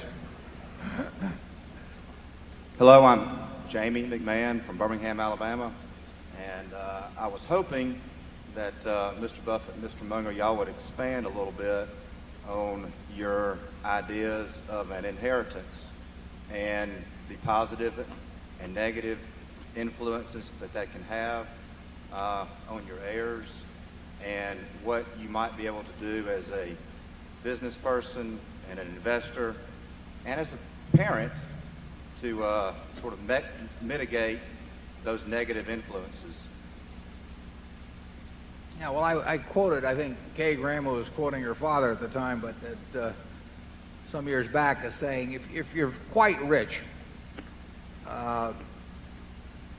probably the idea of leaving your children enough so they can do anything but not enough so they can do nothing is not a bad formula. I think if you're talking about people that aren't quite rich, I've seen, you know, socially I wouldn't have a system that involved inheritances, but recognizing the situation that exists, I think probably at lower levels that leaving to the children in this society is perfectly okay.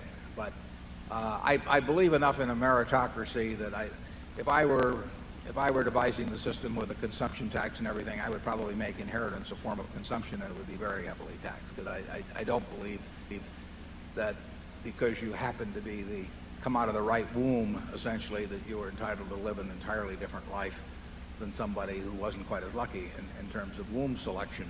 But in my own case, you know, I follow the enough so they can do anything, but not enough so they can do nothing. I think that society showered all these. I was very lucky. I was wired the right way at the right time in history to do very well in this kind of a market economy where, as Bill Gates has told me, if I was born some thousands of years ago, I'd been some animal's lunch. You know, I don't run very fast, and there are different assets that are useful at different times, and you know, I'm not wired to play championship bridge or championship chess, or I'm not wired to be a basketball star or anything. It just so happens I'm in an area where it pays off like crazy to be good at capital allocation, and that doesn't make me a more worthwhile human being than anybody else or anything. It just means I was lucky, and should that luck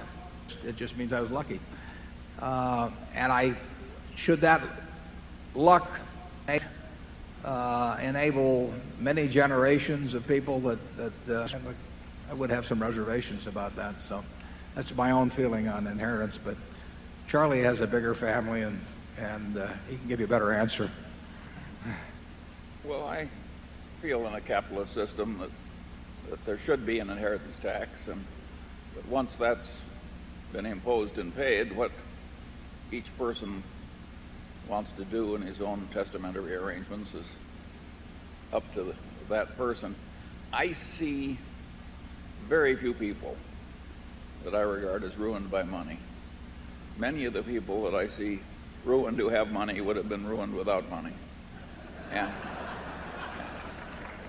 And I think the percentage of the people that are going to be living the life of the French aristocracy before the revolution is always going to be very small, and living the life of the French aristocracy before the revolution is always going to be very small, and there are plenty of grasping people to take the money away from a whole class of incompetents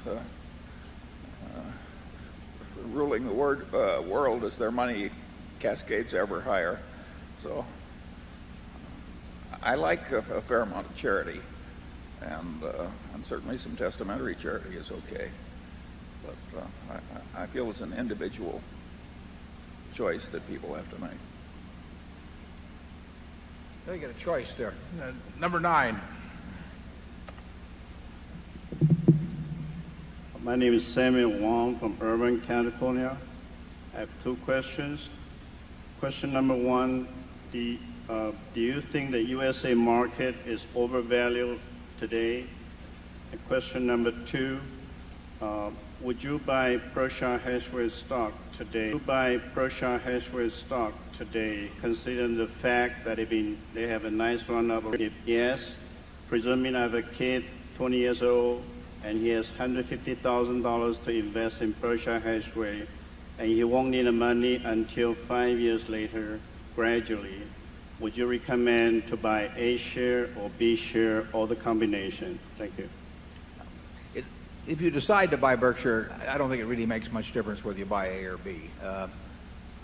But we don't make any recommendations about whether people buy or sell Berkshire. We never have, and that's a game we don't want to get into. In terms of overvalue, the question of whether the market's overvalued generally, it's simply as we said last year here in the annual report. It's not, the general market is not overvalued if 2 conditions are met, which is, in our view, which is that interest rates remain at or near present levels or go lower, and that corporate profitability in the U.S. stay at the present or close to the present levels, which are virtually unprecedented. Now, those are a couple of big ifs, as we pointed out. A lot of the stories that came out after the annual report would emphasize one aspect or another, but it's simply, and they say, what does he mean by that? Well, it means exactly what I say. If the 2 conditions are met, I think it's not overvalued, and if either of the conditions is breached in an important way, I think it will turn out to be overvalued, and I don't know the answer, which is why I put it in the form that I did.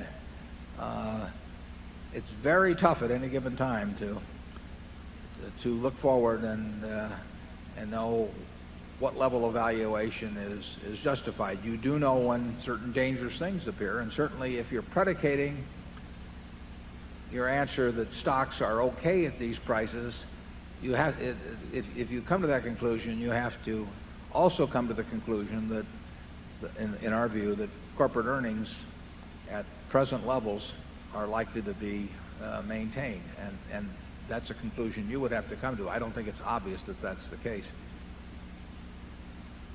Area 10, please. Good afternoon. My name is Jamie Harmon, and I'm from Boston. You say that companies should only spend $1 on capital expenditures if it will create more than $1 of market value. I'm wondering, how do you determine this? Is it based on A, historical returns on capital, B, a qualitative judgment of the company's competitive position, historical returns on capital, B, a qualitative judgment of the company's competitive position, a quantitative projection of the returns on capital, or D, something else? We can say, to date, every dollar we've retained has been worthwhile, because on balance, those dollars have produced more than $1 of market value, and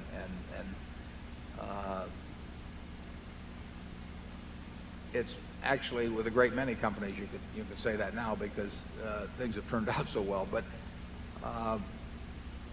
it would be a case, the check on it is if after 3 or 4 years you found that the dollars we retained haven't created more of that in value, then the presumption becomes very strong at that point that we should start paying out money. But almost any management that wants to retain money is going to rationalize it by saying we're going to do wonderful things with the money we retain. And we think there should be checks on that, which is why in the report, in the ground rules, I suggest making checks on the validity of those projections. Charlie and I, if you asked us today whether the single dollar we retain from the earnings today, we've got a use for today that will produce more than $1 value, the answer is no. We do think that based on history, that the prospects are that better than 50%, well over 50%, that in the next few years we would have an opportunity to do that. But there's no certainty to it. Charlie? Nothing more. Okay. Area 1, please. Charlie? Nothing more. Okay. Area 1, please. Good afternoon. My name is Gary Bialis. I'm from Southern California. I want to thank you again for producing. Can you tell me if the rule of thumb is still applicable regarding the statement in the owner's manual that the percent increase in the book value tracks pretty well the percent increase in intrinsic value? Or is the fact that you now have more owned businesses, especially ones like Geico and Flight Safety, mean that the spread between those two is possibly narrowed? Well, the two have tracked pretty well over the years. I mean, compared to the record of most businesses that are publicly owned, I would say that over the 33 or so year span, our market price has tracked intrinsic value more closely than 80 or 90% of the companies that we view, probably 90%. But that doesn't mean it does it all the time. And there are times when the market, but that doesn't mean it does it all the time. And there are times when the market had the change in intrinsic value, and there are times when it, obviously then that it will lag behind. And so it's far from perfect, but it's better than most.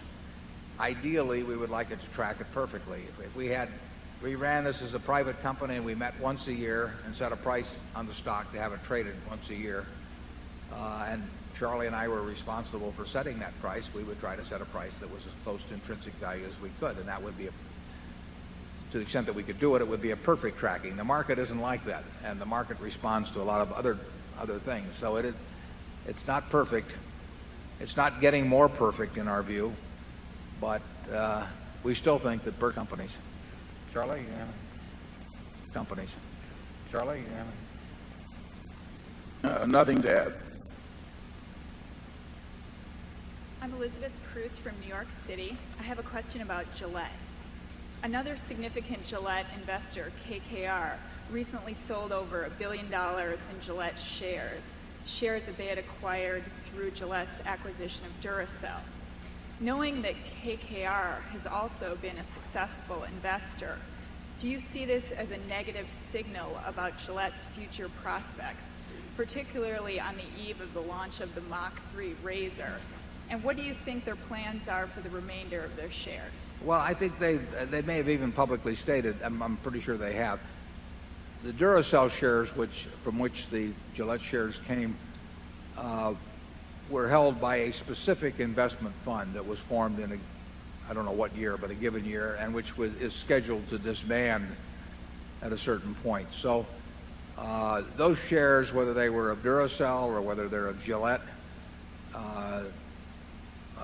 were scheduled for disposition at some point within a given term.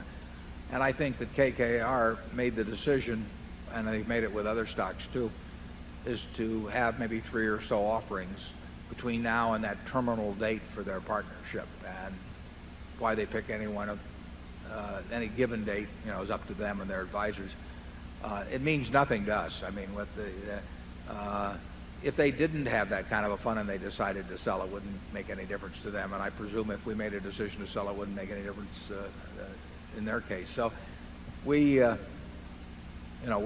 form our ideas of valuation independent of anybody else's thinking on it. But in the case of KKR specifically, they have a termination date on a partnership that own those shares and have to dispose of them one way or another between now and the termination date, and probably decided that with the quantity of stock they had that they were going to have several sales.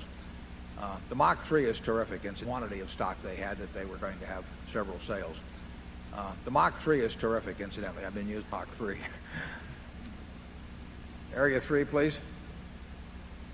I'm Gertrude Goodman from Palm Springs, California. Mr. Buffett and Mr. Munger, there are many stocks that rise and eventually split. My question is, do you foresee in the near future a split for Berkshire Hathaway Class A? Well, that's an easy one. No, the answer is no. We have no plans to split the A. In effect, we let people who want to split the A split it themselves into a B. So anybody that owns the A can have a 30-for-1 split any morning they wake up and want to have such a split. And Charlie, do you have any additional comment? No, I think you said no perfectly.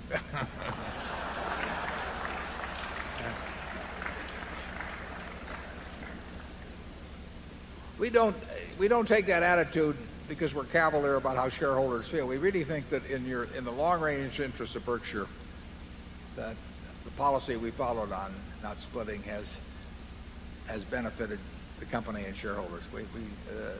Nothing dramatic about it, but I think that we have a better class of shareholders in aggregate in this room than we would have if we were selling at $3 a share or $30 a share or maybe even $300 a share.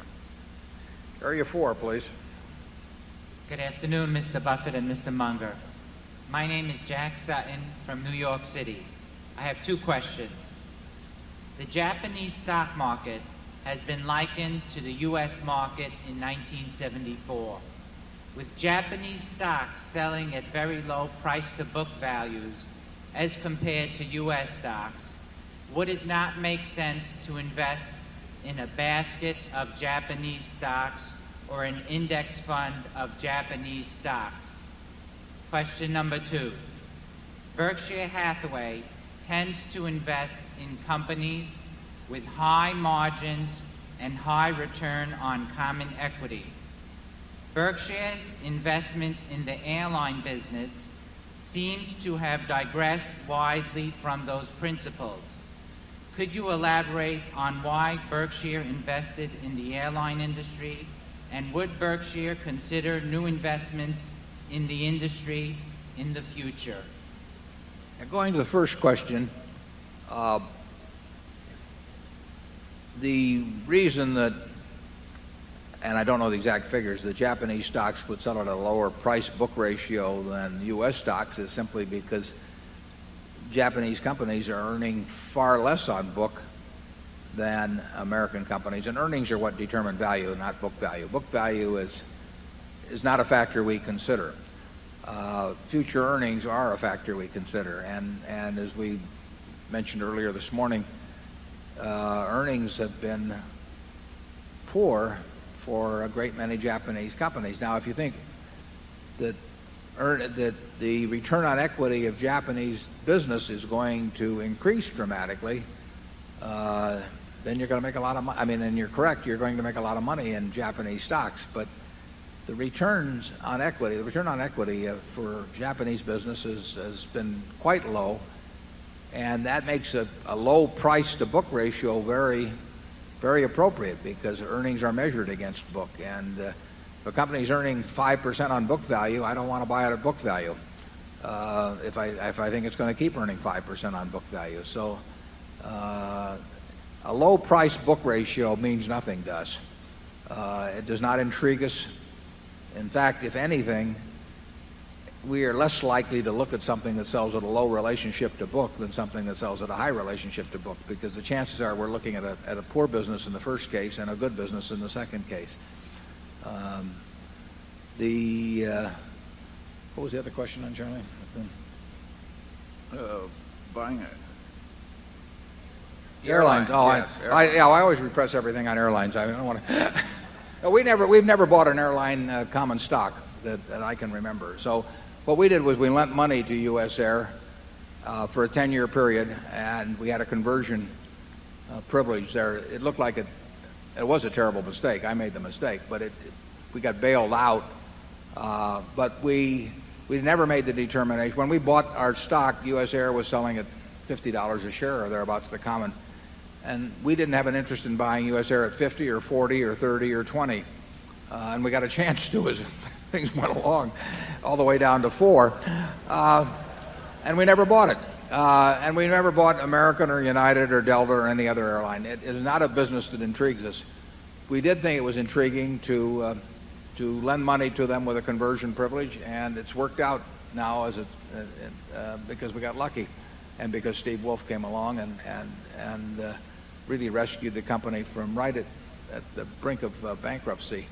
But we're unlikely to be in airlines, although, again, we wouldn't mind lending money to a lot of businesses that we wouldn't buy common equity in. I mean, that could happen again in various industries, including the airline industry.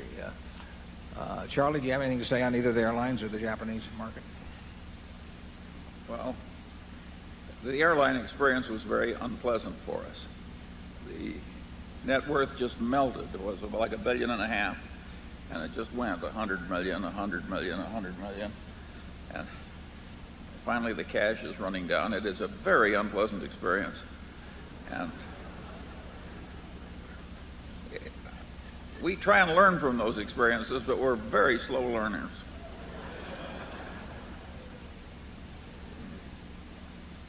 Japanese market? Yeah. Oh, the Japanese market. I suppose anything could happen.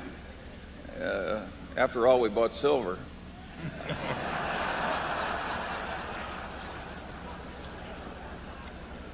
But we have never made a big sector play on a country. In fact, we've almost never made a big sector play. We would have to come to the conclusion the Japanese business, instead of earning whatever it's earning on equity now, is going to earn appreciably more on equity. I've got no basis for it. I wouldn't argue with anybody else feels that way. I wouldn't argue with them, but I have no basis for coming to that conclusion. And unless you come to that conclusion, you're not going to make good returns. I mean, unless that happens, you're not going to make good returns from Japanese stocks. You can't earn a lot of money from businesses that are earning 5% on or 6% on equity. And I look at the reports, but I don't see the earning power now. Now maybe it'll all change. I mean, there's talk of, well, there's already been a small temporary tax cut, but corporate tax rates are quite high, as you know, in Japan, and they used to be 52% here in the United States. Now they're 35%. So you could have things happen that increased corporate profits. But I don't have any special insight into that anyone that reads the press generally would not have. There are also readings in corporate culture that have to be made. Owning stock in a corporation where you know that if shareholders or somebody else has to suffer, the choice is likely to be that somebody else will be chosen. That is a different kind of a company to invest in than one that thinks that the principal purpose of life is to keep some steam boiler company going in a particular community or something, no matter how much the shareholders suffer. I think it's hard to judge corporate culture in the foreign countries as well as we can judge it in our own. Area 5. Yvonne Edmonds from Cedar Mountain, North Carolina. I have a specific question, but not a trivial one. You regularly compare Berkshire Hathaway's performance to the S&P 500, which is very helpful and very interesting. But I haven't seen a correlation coefficient between the S&P 500 daily, from day to day performance, close, say, and Berkshire Hathaway's close. Now, it so happens for me, and I'm sure some other people in the audience, that I don't always have access to newspapers, or the internet for that matter, newspapers that publish Berkshire Hathaway performance on a daily basis, or even a weekly basis for that matter, or a monthly basis. It would be very helpful to know the extent of a correlation coefficient between those two variables. If you have that, would you let us know what it is? And if you don't, would you please consider calculating it in the future? Well, it could be calculated, but I don't think it would have much meaning. I mean, it would be an historical correlation coefficient, which, you know, I would be very reluctant to have people place any weight in. I try to indicate even the limitations of the yearly comparison of the relative performance, because what was doable by us in the past is not doable today. I mentioned in my annual report the best decade I ever had on comparative performance by far was the 50s. Now, I don't think it was because I was a lot smarter then. I'm unwilling to accept that. But, you know, I had some edge of, well, there's probably 40 plus points per year. But I was working with it. That has no relevance to today whatsoever. It would be misleading to publish it or to make calculations based on it. So I think that you would find, I don't know what you'd find on a specific correlation between Berkshire and the S&P. You'd find a lot of correlation. Well, you might not find so much even. You'd find it in intrinsic value between that and Coke and a few stocks like that. But I don't really think that's particularly useful information going forward. We'd have no objection if anybody wants to make the calculation, but it wouldn't be something that would be of any utility to us. And if we don't think it's of utility to us, we don't want to put it out for shareholders as being a possible utility.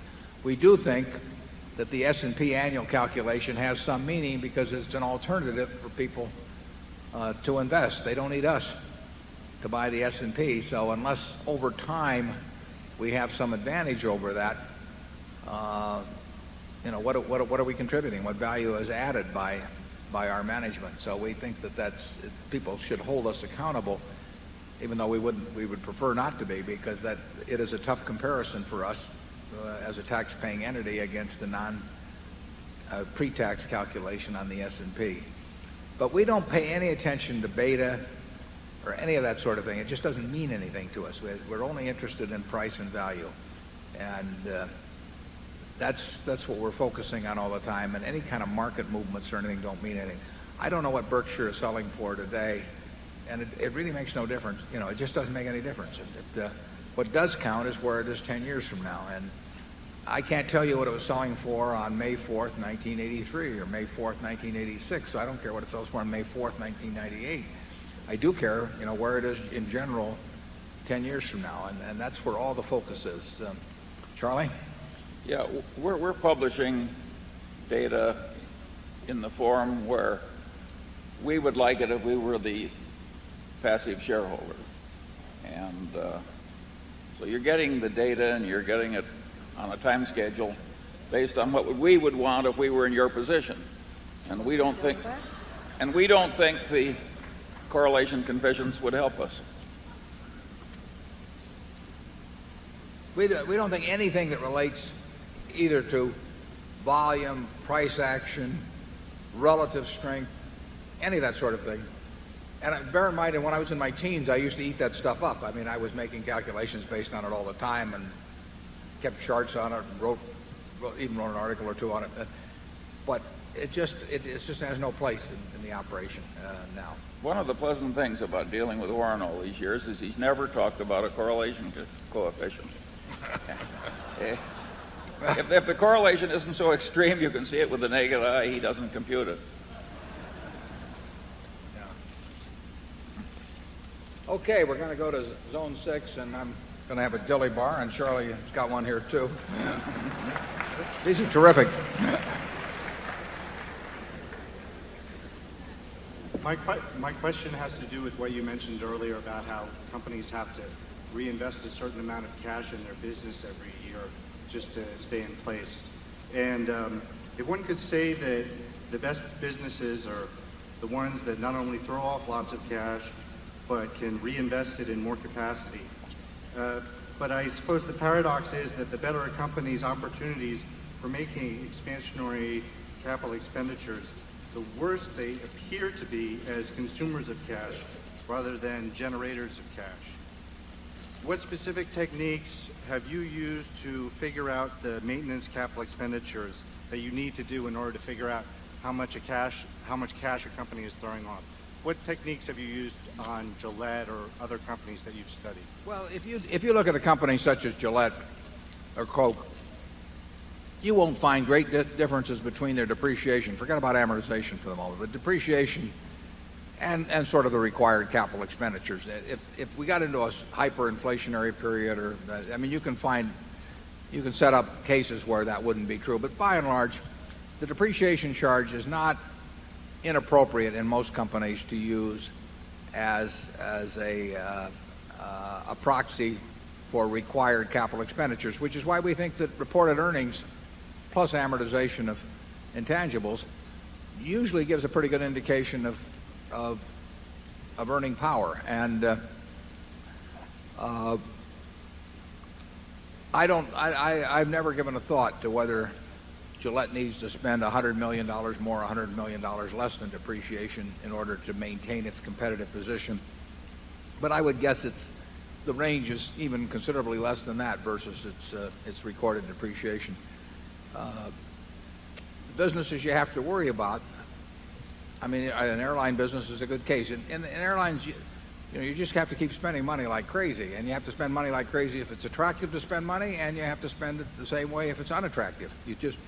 It's part of the game.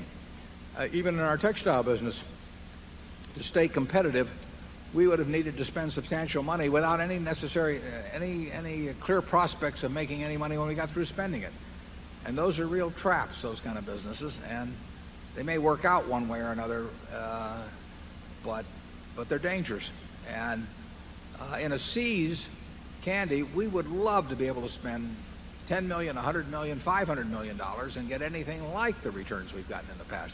But there aren't good ways to do it, unfortunately. We'll keep looking. But it's not a business where capital produces the profits. At flight safety, capital produces the profits. You need more simulators as you go along, and more pilots are to be trained, and so capital is required to produce profits. But it's just not the case at See's. And at Coca-Cola, particularly when new markets come along, the Chinas of the world or East Germany or something of the sort, the Coca-Cola company itself would frequently make the investments needed to build up the bottling infrastructure to rapidly capitalize on those markets, the old Soviet Union. So those are expenditures. You don't even make the calculation on them. You just know you've got to do it. You've got a wonderful business and you want to have it spread worldwide and you want to capitalize on it to its fullest. And you can make a return on investment calculation, but as far as I'm concerned, it's a waste of time because you're going to do it anyway. And you know you want to dominate those markets over time. And eventually, you'll probably fold those investments into other bottling systems as the market gets developed. But you don't want to wait for conventional bottlers to do it. You want to be there. One of the ironies, incidentally, it might get a kick out of some of the older members of the audience, that when the Berlin Wall went down and Coke was there that day with Coca-Cola for East Germany, that Coke came from the bottling plant at Dunkirk. So there was a certain poetic irony there. Charlie, do you have anything on that? I've heard Warren say since very early in his life that the difference between a good business and a bad business is usually that good business just throws up one easy decision after another, whereas the bad business gives you a horrible choice where the decision is hard to make. And is this really going to work? Is it worth the money? If you want a system for determining which is a good business and which is a bad business, just see which one is throwing the management bloopers time after time after time. Easy decisions. It's not very hard for us to decide to open a new Sears store in a new shopping center in California that's obviously going to succeed. It's a blooper. On the other hand, there are plenty of businesses where the decisions that come across your desk are just awful. And those businesses, by and large, don't work very well. I've been on the board of Coke now for 10 years, and we've had project after project come up, and there's always an ROI, but it doesn't really make much difference to me because in the end, almost any decision you make that solidifies and extends the dominance of Coke around the world in an industry that's growing by a significant percentage and which has great inherent underlying profitability, the decisions are going to be right. And you've got people there that will execute them well. You're saying you get blooper after blooper. Yeah. And then Charlie and I sat on U.S. Air, and the decisions would come along, and it would be a question of, do you buy the Eastern Shuttle or whatever it may be, and you're running out of money, and yet to play the game and to keep the traffic flows such as with connecting passengers and everything, you just have to continually make these decisions, whether you spend $100 million more on some airport, and they're agony, because, again, you don't have any real choice. But you also don't have any real conviction that it's going to translate, those choices are going to, or lack of choices, are going to translate themselves into real money later on. So one game is just forcing you to push more money into the table with no idea of what kind of a hand you hold. And the other one, you get a chance to push more money in knowing that you've got a winning hand all the way. Charlie? Why'd we buy U.S. Air? Could have bought more Coke. Area 7. My name is Bakul Patel. I am from upstate New York. My question is Berkshire prepared for 1929 style of depression or like a prolonged bear market that exists in Japan? 1929 style of depression or like a prolonged bear market that exists in Japan? Well, we don't expect what you're talking about, but we are probably about as well prepared as any company can be for adversity because Berkshire has been built to last. Net, we would benefit over a 20-year period by having some periods of terrible markets periodically in that 20-year period. That doesn't mean we're wishing for them, and it doesn't mean they're going to happen. But we make our money by allocating capital well, and the lower the general stock market would be, the better we can allocate capital. So we're well prepared, but we're not necessarily expecting. Charlie? Yeah, we are not going to ever sell everything and go to cash and wait for the crash so we can go back in. On the other hand, we are structured so that I think net a lot of turmoil in the next 20 years will help us, not hurt us. I don't mean it'll be pleasant to go through the down cycle, but It's part of the game. Area 8. My name is Pete Banner from Boulder, Colorado. First of all, Mr. Buffett and Mr. Munger, thank you for your genuine generosity today. Berkshire closed yesterday. The A share was about, for Friday, $69,000, and the B share was about $2,300. Do you feel that price is grossly overpriced or grossly underpriced or reasonably priced? Well, I'll let Charlie answer that one. I'm not going to say. No, we're just never going to give out advice on Berkshire stock. There's no, that is up to people who want to buy and sell it, and anything we would say could easily get magnified, and people would be acting on it months later, and who knows all the problems that it could produce. So it would be quite eccentric if we were to every day put out an announcement, now's the time to buy, now's the time to sell our own stock. Eccentric we are, but that eccentric we aren't.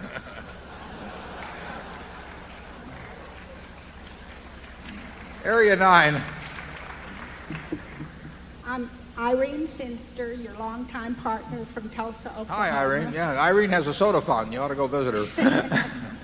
First, I want to thank you for giving your shareholders the opportunity to select their own charities. And second, I'm very concerned about your health due to your diet of red meat.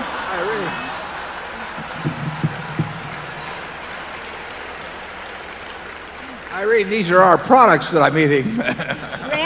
red meat, candy, ice cream, and that's just what I do.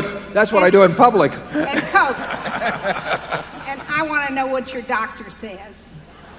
My doctor says I must be heavily relying on my genes. Now, I will tell you, I mean, Charlie and I are both very helpful. If you were in the life insurance business, you would be happy to write us at standard rates, I can assure you. They asked George Burns when he was 95, what does your doctor say about smoking these big black cigars? And he said, my doctor's dead.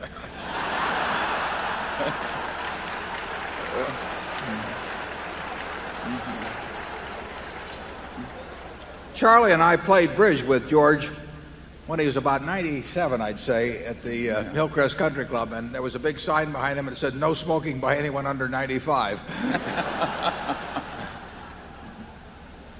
And actually, at his 95th birthday party, he had about 5 very good-looking young girls that were there to greet him with a big cake and everything, and he looked them over one after another, and he said, oh, girls, he said, I'm 95. One of you is going to have to come back tomorrow.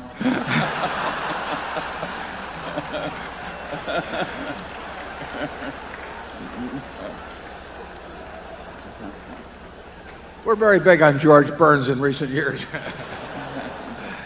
Area 10. My name is Hubert Vos. I'm from Santa Barbara, California. Earlier this morning, you made a comment that if the market fell, you would be spending less time on the internet because you'd be very busy. And this has reinforced an impression I have had that the cash flows of Berkshire Hathaway are enormous, but that possibly in the last 12 months, you've been investing less than you had previously. And if so, if this is correct, what does that say about waiting for attractive values? How long are you willing to wait? And what does that say to the investment public in their own habits? Well, you're correct that we have not found anything to speak of in equities in a good many months. And the question of how long we wait, we wait indefinitely. We are not going to buy anything just to buy something. We will only buy something if we think we're getting something attractive. And incidentally, if things were 5% cheaper, or 10% cheaper, that wouldn't change anything materially. So we have no idea when that period ends. We have no idea whether. So We have no idea when that period ends. We have no idea whether if return on equity stay where they are, but they are, even then they aren't in the least mouth-watering. So we won't feel we've missed anything particularly if returns stay where they are, because if it turns out that these levels are okay, they still will not produce great returns from here in our view. That doesn't mean you couldn't have a tremendous market in the short term or something of the sort. Markets can do anything. I mean, you look at the history of markets and you just see everything under the sun. But we will not, we have no time frame. If the money piles up, the money piles up, and when we see something that makes sense, we're willing to act very fast, very big, but we're not willing to act on anything that doesn't check out in our view. You don't get paid for activity, you only get paid for being right. Charlie? Yeah, an occasional dull stretch for new buying. This is no great tragedy in an investment lifetime. And other things may be possible in such an era too. I mean, it isn't like we have a quiver with only one arrow. We sat through periods before. I mean, the most dramatic one being the early 70s, late 60s and early 70s. For a long time, it doesn't seem so long when you look back on it. It seems long when you're going through it, but it's like having a tooth pulled or something. But it's, what can you do about it? The businesses aren't going to perform better in the future just because you got antsy and decided you had to buy something. We will wait till we find something we like. We'll love it when we can swing in a big way, though. That's our style. Area 1? Larry Pikowski, Millburn, New Jersey. Berkshire seems never to have made any pure real estate investments, with not counting facilities the operating companies might own, with the exception of Wesco's involvement in the residential project in California. I was wondering if you've ever looked at a real estate transaction and tried to apply the same filters, meaning competitive advantages, returns on capital, that you do in operating companies. And if not, is it a circle of competence issue, or is there something you find disinteresting about real estate? You want to take it? Okay, Charlie wants to take this one. Let me take this one, because here's a area where we have a perfect record that extends over many decades. We have been demonstrably foolish in almost every operation that had to do with real estate we've ever touched. Every time we had a surplus plant and didn't want to hit the bid and let some developer kind of take an unfair advantage of us, we would have been better off later if we'd hit the bid and invested the money in fields where we had the expertise. That housing track that I developed because I didn't want to let the zoning authorities rob me the way they wanted to. I wish I had let them. We have a certified record of failure in this field. And the funny thing is, we understand real estate. Yeah, and we're good at it. Right. But that actually is a correct aside. We do understand real estate. And Charlie got to start in real estate. Yeah, but we understand other things better. And so the chances that we're going to be big in real estate are low. Yeah. We've seen lots of things, and the prices just don't intrigue us in terms of what we get for our money. I tried to buy a town when I was 21 years old. The U.S. government had a town in Ohio for sale, and would have worked out very well. There's nothing about the arena that turns us off, but we don't see great returns available, and like Charlie says, the few things, particularly having an old plant or something, we have not been great at working our way out of those. Fortunately, they haven't been very important in relation to the net worth of Berkshire. Area 2? Good afternoon. My name is Fred Castano from Detroit, Michigan. My question concerns Nike. Nike is a company experiencing some short-term problems, but is a great company with an excellent track record. Phil Knight is similar to Bill Gates in the respect that he's a marketing genius and is a very hard worker. Making sneakers is a very simple business with high margins. How do you view Nike, and what do you think of the company? Well, I think Phil Knight is a terrific operator. I think, and he's a competitor. He's got a lot of money in Nike, but in terms of what we think of the stock, you know, we keep all of those views to ourselves pretty much. Area 3. Hello, my name is Ed Clinton. I'm from Chicago, Illinois. I'm wondering about the tobacco litigation. There's also have been some comments about fatty food. Do you think there's going to be a new trend of fatty food litigation coming out of the tobacco problems? Well, I sign a waiver before I do any of that myself. No, I would doubt. I do not see those two as being remotely similar. But, Charlie, do you have any different views on that? Well, I think the traditional tort system is particularly ill-suited for solving what might be called the tobacco health problem. So I regard that whole thing as sort of a Mad Hatter's Tea Party. And we sit out from afar. Area 4. Yes, I'm Fred Bunch from near Tightwad, Missouri. In light of the current... What was the name of that town? Tightwad, Missouri. Tightwad, Missouri, huh? There's a bank there. Oh. Did they name it after me or Charlie? Well, neither one, really. You'd both fit in. In light of today's healthy growth and stability of the American economy at the present time and over the last 5 years or so, how much credit, if any, do you give the Clinton administration, and why?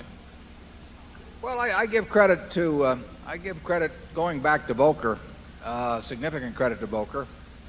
I give credit to Reagan, going back to Volcker, significant credit to Volcker. I give credit to Reagan, certainly to Greenspan and to Rubin. And the tax bill was very important, carried by one vote, and I think he may listen to Rubin. So I think there's a lot to give credit for, and I think you can spread it around a fair amount. Charlie may be less charitable here, but let's see. No, I've got no great quarrel with the way the country's economy is performed. I think it's way better than any of us would have predicted. Area 5. My name is Travis Keith. I'm from Dallas, Texas. And my question regards what Philip Fisher referred to as scuttlebutt. When you've identified a business that you consider to warrant further investigation, more intense investigation, how much time do you spend commonly, both in terms of total hours and in terms of the span in weeks or months that you perform that investigation over? Well, the answer to that question is that now I spend practically none because I've done it in the past. And one advantage of allocating capital is that an awful lot of what you do is cumulative in nature, so that you do get continuing benefits out of things that you've done earlier. So by now, it's cumulative in nature, so that you do get continuing benefits out of things that you've done earlier. So by now, most of the businesses that might qualify. But when I started out, and for a long time, I used to do a lot of what Phil Fisher described. I followed this scuttlebutt method, and I don't think you can do too much of it. Now, the general premise of why you're interested in something should be 80% of it or thereabouts. I mean, you don't want to be chasing down every idea that way, so you should have a strong presumption. You should be like a basketball coach who runs into a 7-footer on the street. I mean, you're interested to start with. Now you got to find out if you can keep him in school, if he's coordinated and all that sort of thing. That's the scuttlebutt aspect of it.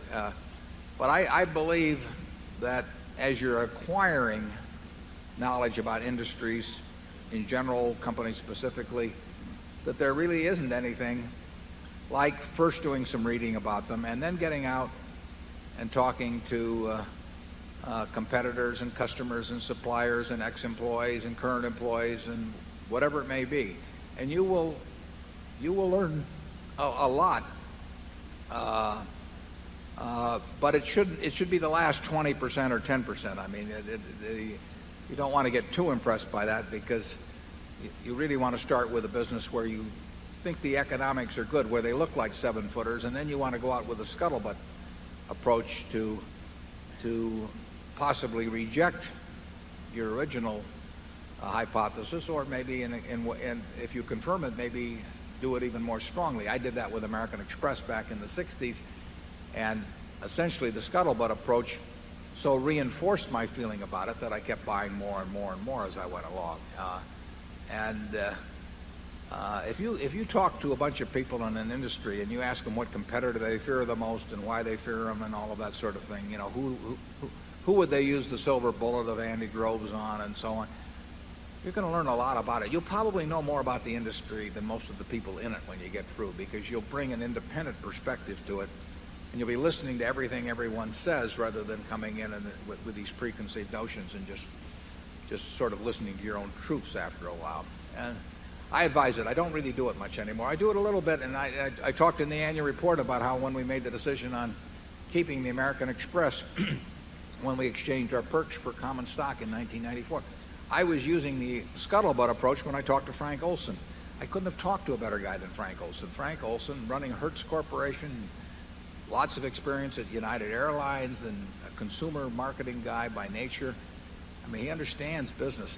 And when I asked him how strong the American Express card business, and when I asked him how strong the American Express card, I mean, he could give me an answer in 5 than I could accomplish in hours and hours and hours or weeks of roaming around and doing other things. So you can learn from people, and Frank was a user of it. I mean, Frank was paying X% to American Express for his Hertz cars, and Frank doesn't like to pay out money, so why was he paying that? And if he was paying more than he was paying on MasterCharge or Visa, why was he paying more? And what could he do about it? I mean, you just keep asking questions. And I guess Davey explained that in that video we had ahead of time. I'm very grateful to him for doing that, because that was a real effort for him.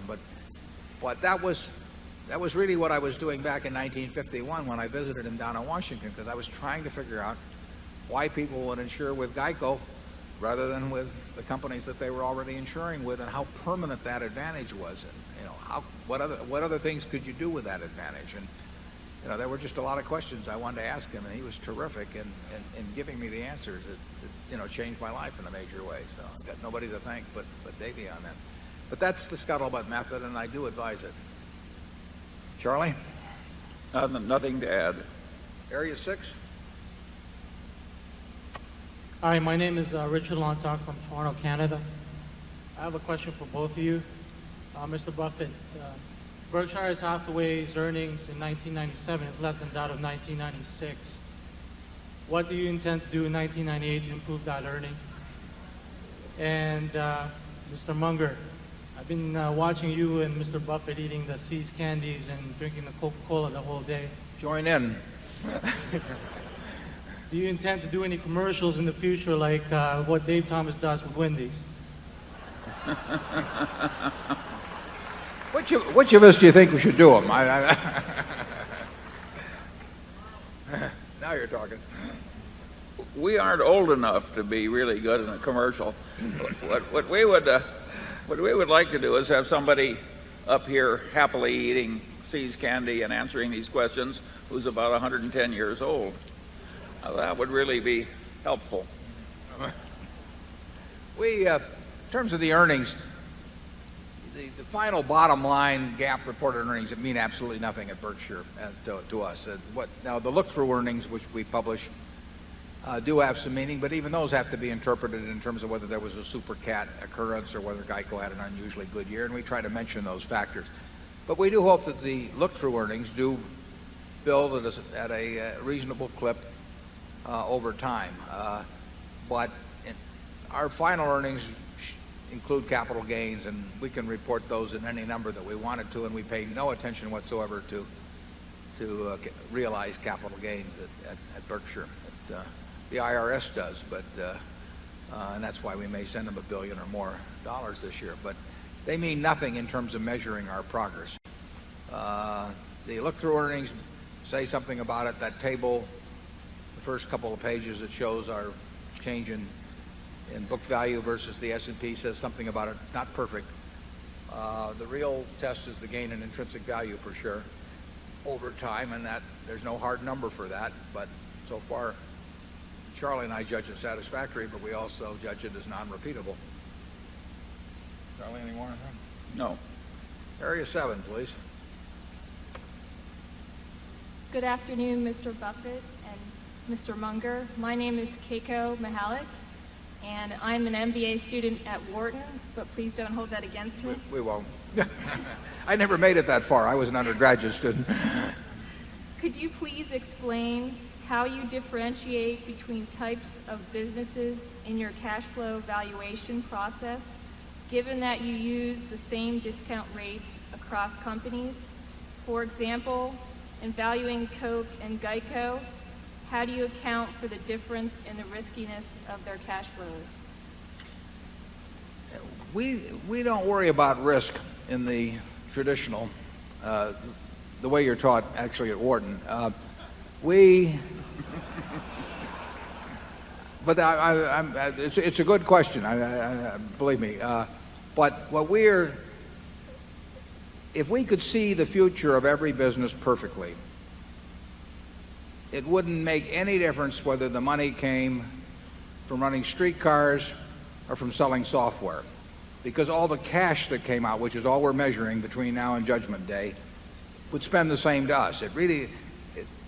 The industry that it's earned in means nothing except to the extent that it may tell you something about the ability to develop the cash, but it doesn't tell you, it has no meaning on the quality of the cash once it becomes distributable.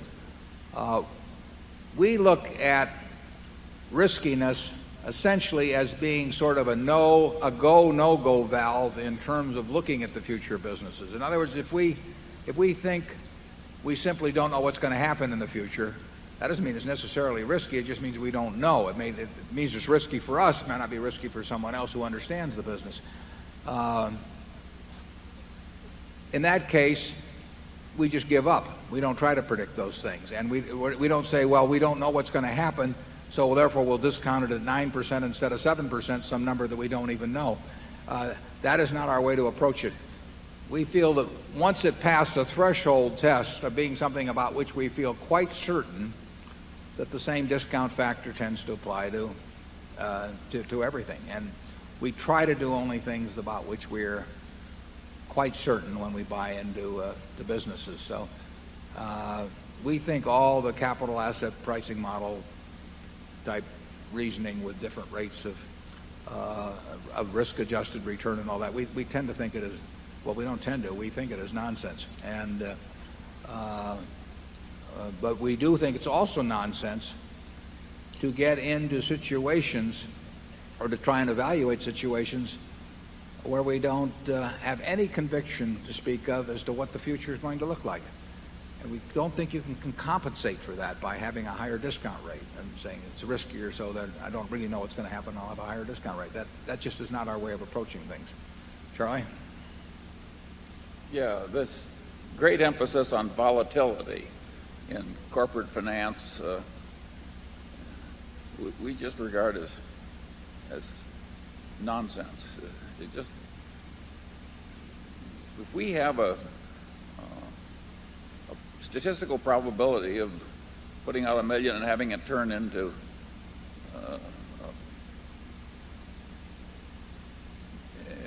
put it this way, as long as the odds are in our favor and we're not risking the whole company on one throw or anything close to it, we don't mind volatility in results.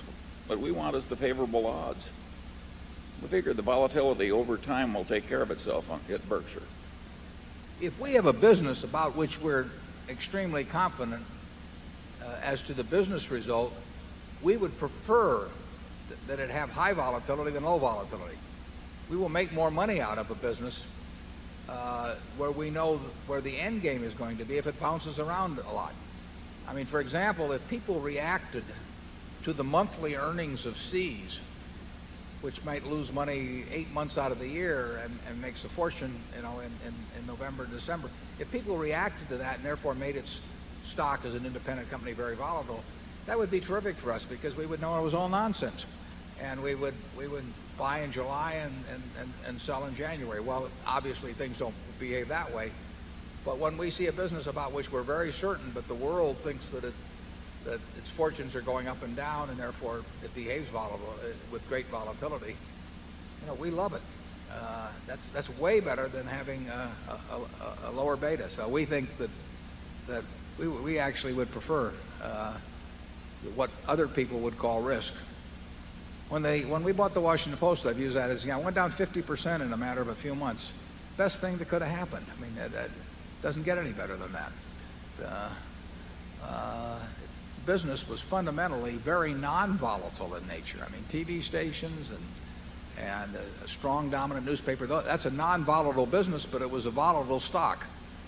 And that is a great combination from our standpoint. Area 8.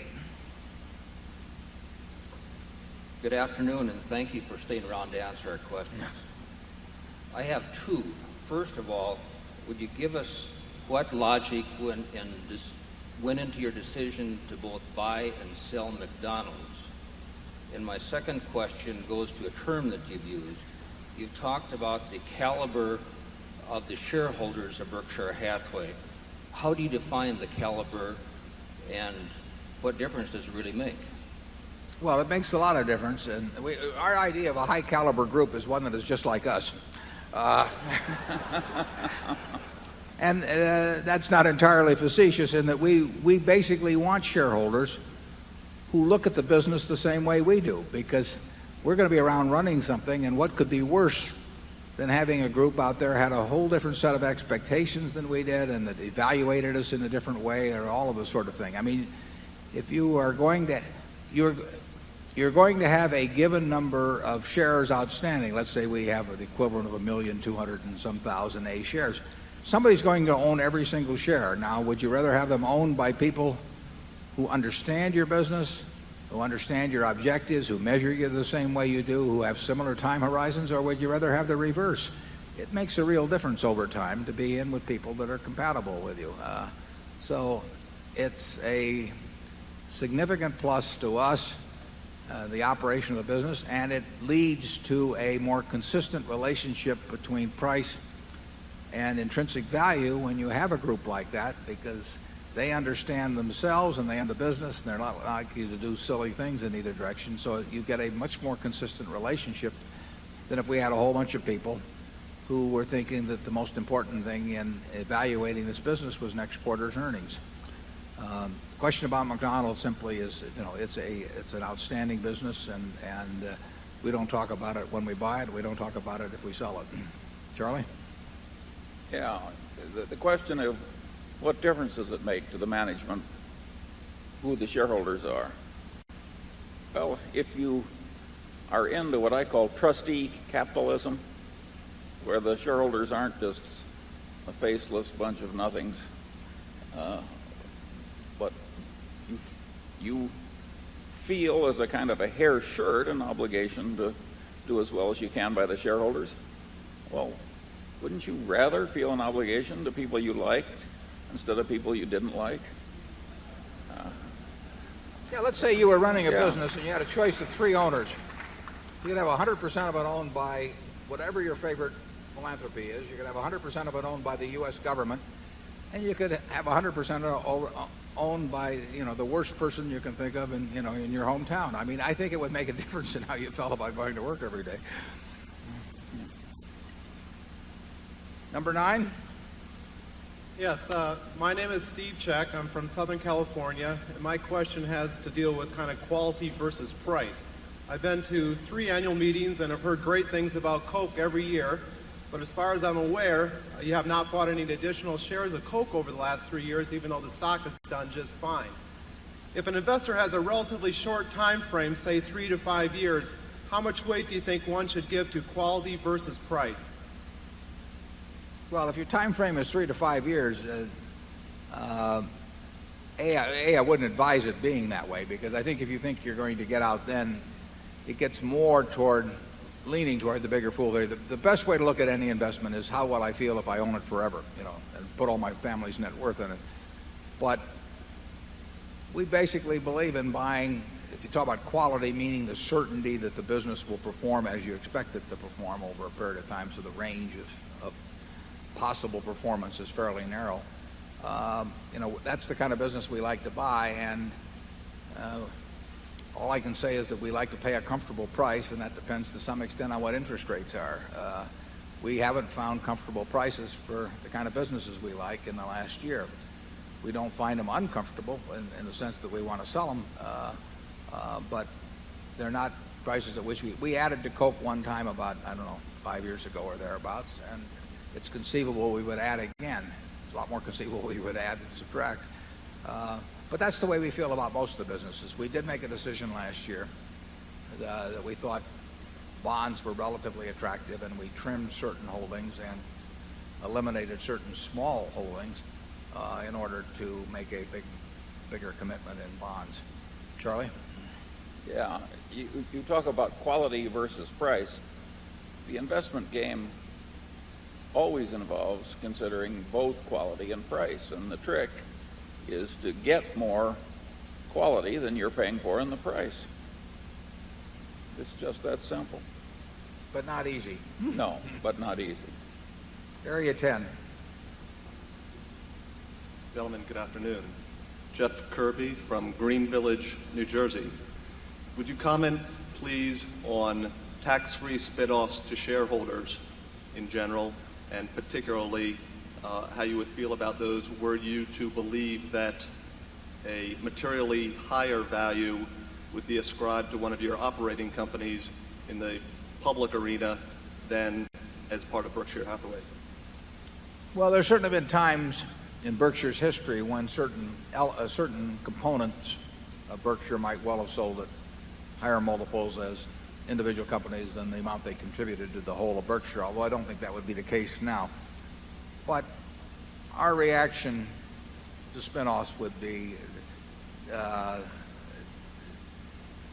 even if we thought there was some immediate market advantage, it would have no interest basically to us. That we like the group of businesses we have as part of a single unit at Berkshire. We hope to add to that group of businesses. We will add to that group of businesses over time. And the idea of creating a lot of little pieces because we could get a little more market value in the short term, it just doesn't mean anything to us. Charlie?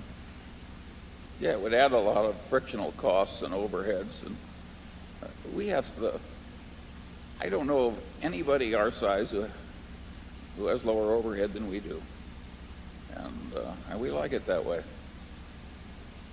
Yeah,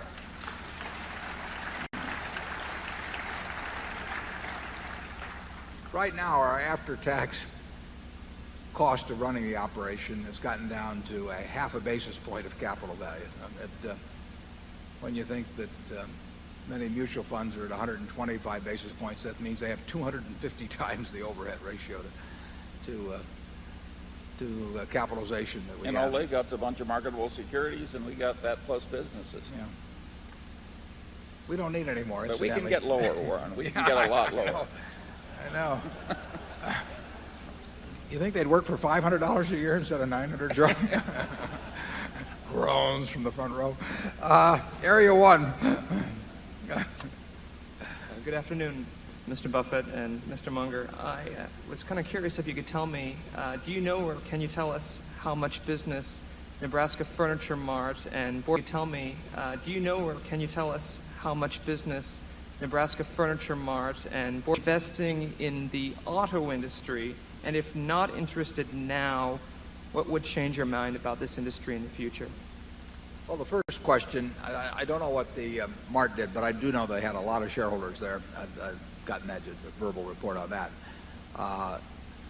There would be less change in their normal business. They do, you're talking about a company that at the Mart that does $800,000 a day on average. It is a big operation. So our shareholders have an impact, but not the relative impact that they would have at Borsheim. Borsheim's did over twice as much this year as last year, and they had a big day. And what was the other question, Charlie? Industry. The auto industry. Oh, the auto industry. Yeah, Charlie was big in General Motors in the mid-'60s, right, Charlie? And was your biggest commitment? I had a temper.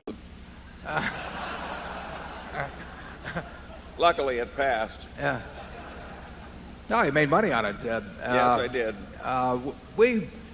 It's the kind of industry it's interesting for us to follow. I mean, many years ago, it was the dominant factor or overwhelming factor in the economy. It's diminished a fair amount, but it's still a very important industry, and it's the kind of industry that anyone can follow. I mean, you have experience with the product and competing products, and everyone in this room understands in a general way the economic nature of the industry, but we've never felt that we understood it better than other people.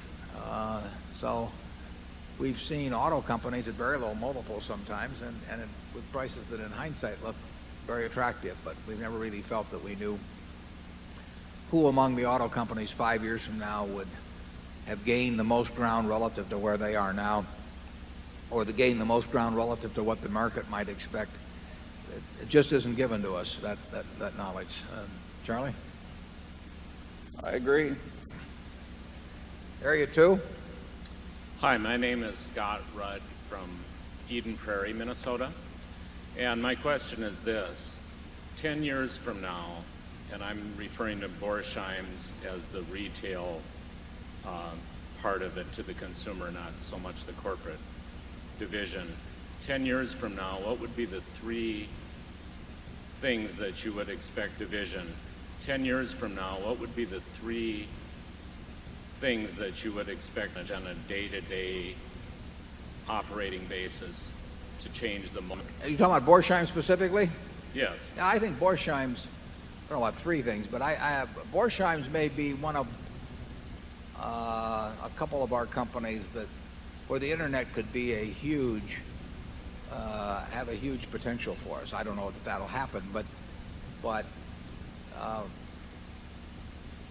there's no question that we operate, and I've got a message on the internet that at very considerably lower gross margins than does a Tiffany or publicly held jewelry operations. We are giving customers considerably more for their money. We've got way lower operating costs than the public companies. And I say on the internet, our operating costs are 15 to 20 percentage points, and even more in some cases, less than publicly owned competitors.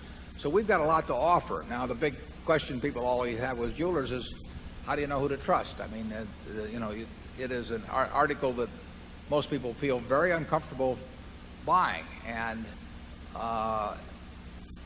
I think that the Berkshire Hathaway identification can help people feel comfortable on it. I think that the experience of customers around the country as they see it, and I don't think that I think it is a product. It's a high ticket item, so saving money gets to be really important, just like auto insurance. Saving money gets to be really important. So I think that the internet could be of significant assistance to Borsheim's in terms of spreading and facilitating its nationwide reputation. So Borsheim's could have a lot of growth, and the internet could be a big part of it. Our job is to get the message to people around the country that they can literally, have us send a half a dozen items to them that they can look at with no high pressure salesmanship at all or anything of the sort, and look at the prices, decide what they want in their own in their own homes, and they will do very well with us. Of that now, but we could have 10 or 20 or 50 times that number as the years go by, and I think we should work very hard on that. GEICO has possibilities through the internet, obviously, also. But anything where you're offering a terrific deal to the consumer, but one of the problems has been, how do you talk to that consumer? The internet offers possibilities now. The thing is that everybody in the world going to be there, and why should they click on you instead of somebody else? Actually, the Berkshire Hathaway name may help a little bit on that, although Geico's name is extremely well known. Geico is I said in the annual report we were going to spend $100 million basically in promotion this year. We'll spend more money than that. The brand potential in Geico is very, very big, and we intend to push and push and push on that. Charlie?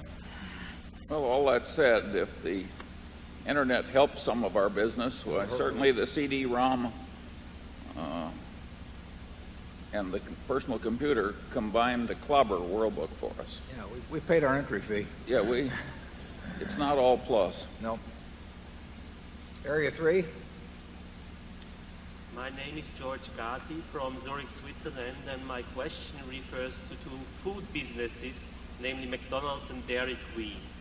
Are there major differences in the investment characteristics between McDonald's and Dairy Queen? And if yes, would you explain them? Yeah, there are McDonald's and Dairy Queen, and if yes, would you explain them? Yeah, there are major differences. McDonald's, I can't tell you the exact percentage, but if they've got 23,000 outlets, they own many, many thousands of them and operate them. And then of the remainder, they own a very high percentage and lease them to their operators, their franchisees. So they have a very large investment on which they get very good returns in physical facilities all over the world. Dairy Queen has, counting Orange Julius, 6,000 plus operations, of which 30-odd are operated by the company, and even those, some are in joint ventures or partnerships. So the investment in fixed assets is dramatically different between the two. The fixed assets investment by the franchisee or the person as landlord obviously is significant at a Dairy Queen, but it's not significant to the company as the franchisor. So that the capital employed in Dairy Queen is relatively small compared to the capital employed in McDonald's, but McDonald's also makes a lot of money out of owning those locations and receives, whereas Dairy Queen will in most cases receive 4% of the franchisee's sales in terms of a royalty. At a McDonald's, there's that more than that percentage plus rentals and so on. So they're two very different economic models. They both depend on the success of the franchisee in the end. I mean, you have to have a good business for the franchisee to over time have a good business for the parent company. Both companies have that to over time have a good business for the parent company. Both companies have that. Charlie? Is not very much when you stop to think about providing a group of franchisees with a nationally recognized brand and quality control and all sorts of desirable business aids. No, 4% is at the low. If you look at the whole industry, 4% is in the lower part of the range. But part of what attracted us. Yeah. Part of what attracted us was the fact that part of what attracted us. Yeah. Part of what attracted us was the fact that sell his operation for significantly more than he has invested in tangible assets, and we want it that way, obviously, because that means he's got a successful business, and it means that over time we will have a successful business. You want a franchise operator. You want the franchise operator to make money, and you want him to create a capital asset that's worth more than he's put in it. That's the goal. Area 4. Good afternoon, Mr. Munger and Mr. Buffett. My name is Patrick Byrne. I'm a shareholder, and I'm here from Cincinnati, Ohio. Back again this year to ask a question to see if I can get the two of you to disagree on a subject. I've picked education as an area where we might see some daylight between the two of you. First, though, on the subject of education, I'd like to offer some brief thanks. I'm lucky in that my parents in the late 70s made a wise choice of buying some Berkshire stock and putting it in a college fund for my brothers and me, and that basically paid for our higher education. I suspect there must be thousands of people like us who had our education paid for by wealth that the two of you created, and we owe you, although we'd probably all have been a lot better to skip college and keep the stock.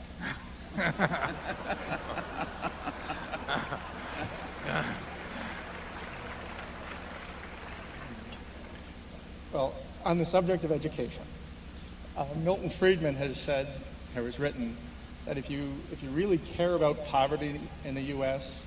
and the disadvantage of women and minorities and so on, and you could cure one single thing in the U.S., it would be the public education system. Mr. Buffett, of course, you've been very publicly supportive and done many things, and I'm sure Mr. Munger has as well, for public education. But I noticed last year in this annual meeting, Mr. Munger, well, both of you, I noticed last year in this annual meeting, Mr. Munger, well, both of you business schools, but Mr. Munger, he was a tad critical, I would say, of the U.S. public education system. And I wonder if you two agree with what Friedman says and what you think the importance of public education is and what might be done to improve it. I'm going to let Charlie go in a second, but I just want to say Patrick Byrne is the son of Jack Byrne, who made a fortune for us by resuscitating Geico when it got into trouble in the mid-'70s. In fact, I met Patrick's dad on a Wednesday night about 8 o'clock at night in Washington when Geico was bankrupt, and it was very close to being declared so.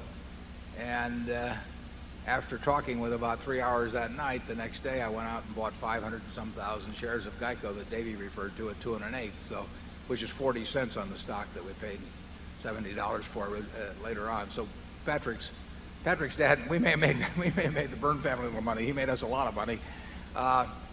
Patrick is now running Betchheimer's in Cincinnati and doing a sensational job. His brother Mark, on June 30th, if we hit the target date, will be establishing a major operation in London and Bermuda that will in which we will be a very large partner. So he's only got one other brother left, and he's out playing golf in California. But if times get tough, we're going to try and recruit him too. Now, Charlie, with all that time to prepare, what do you have to say about education? Well, I certainly agree with Milton Friedman that it would be hard to name one factor, if we could fix it, that would be more worthy of fixing than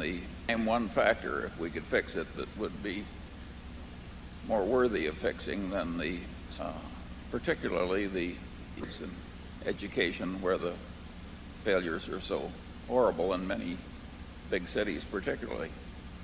So yes, I think it's a terrible problem, and it needs fixing. Of course, there's a huge debate as to what the best way is to fix it.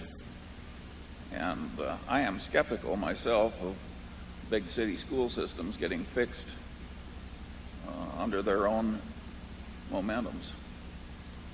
In other words, I'm quite sympathetic to the people who say we may have to go to an alternative like vouchers, that the incentive structure has gotten so bad in some places that you can't fix it with evolution. It takes revolution.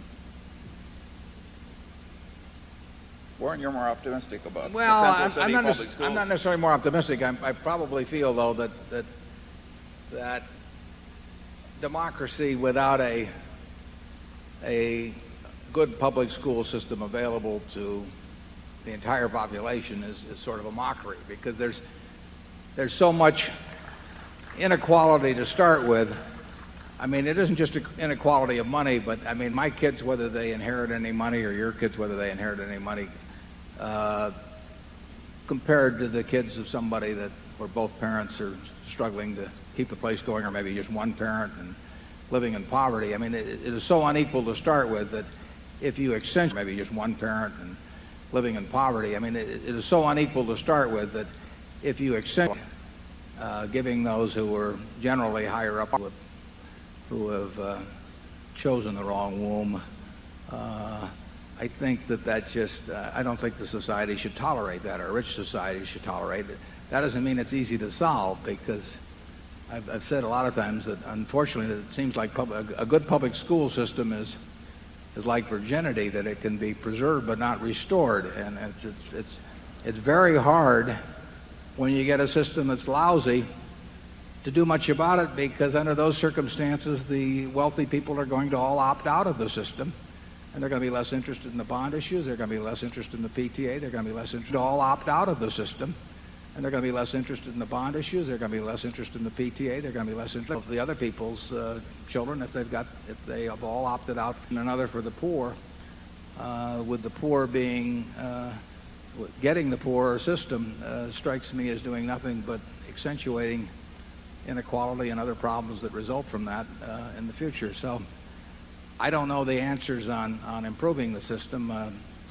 You know, I read some of the experiments that take place, but I do believe, to start with, that if you have a good public school system as we do in Omaha, that you do your damnedest to maintain that, so that there is no incentive for the rich grandparent or the rich parent to say, you know, I love the idea of equality, but I love my grandchildren or my child more, so I'm going to yank him from the public school system. And then you get this sort of exodus, which leaves behind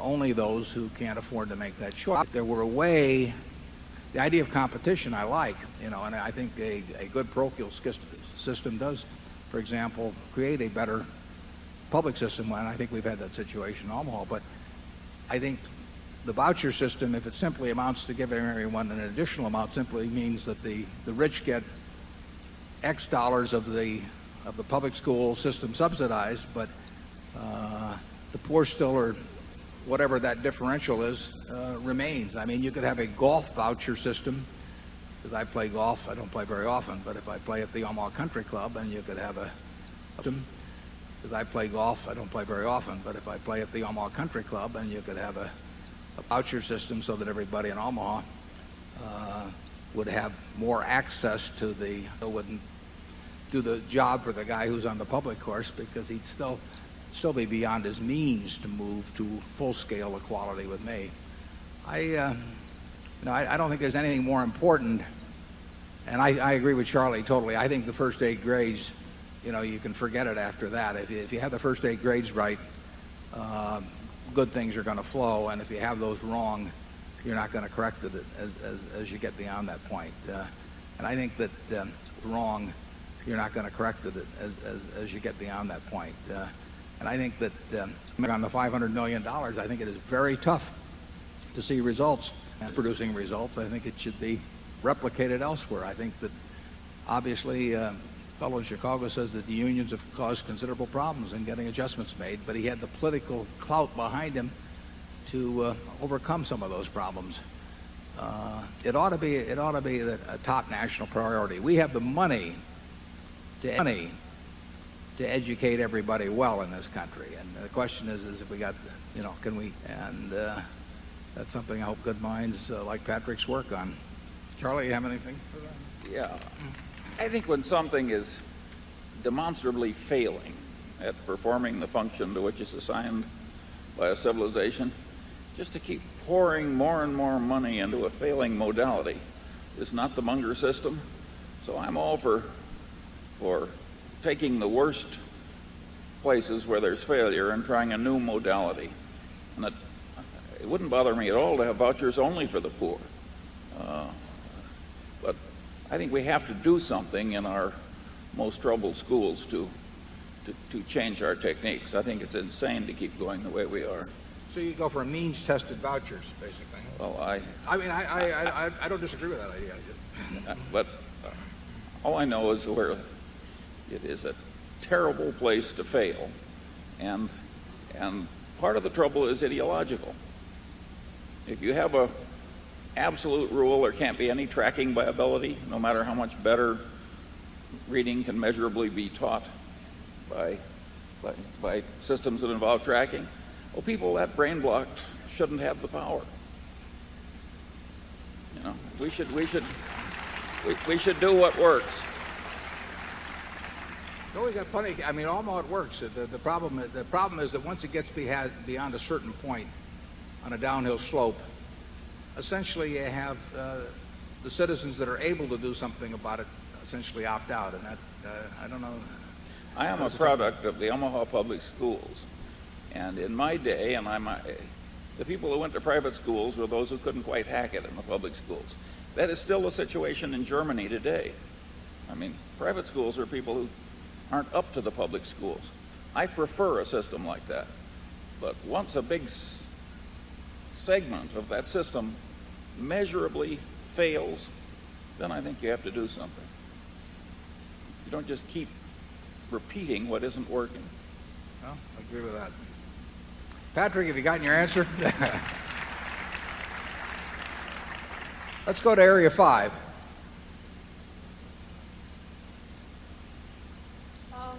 My name is Kevin Murphy. I'm from Camarillo, California, and my question is, what do you look for when determining if a person is honest or not? Well, that's a good question, Kevin.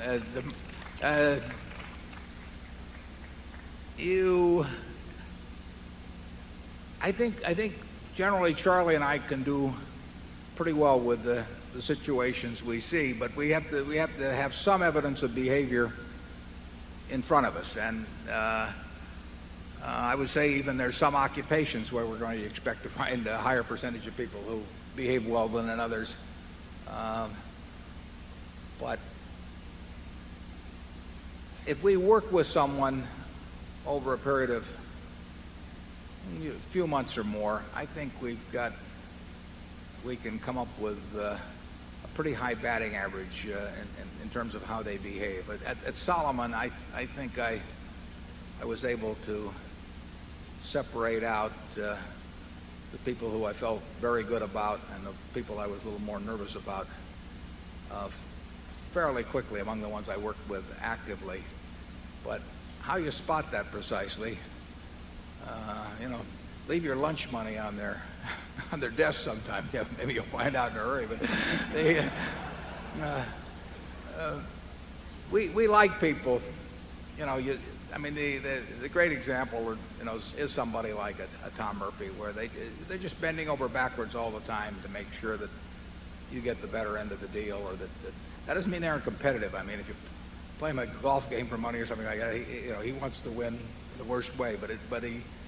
But there are people that they don't take credit for things that they didn't do.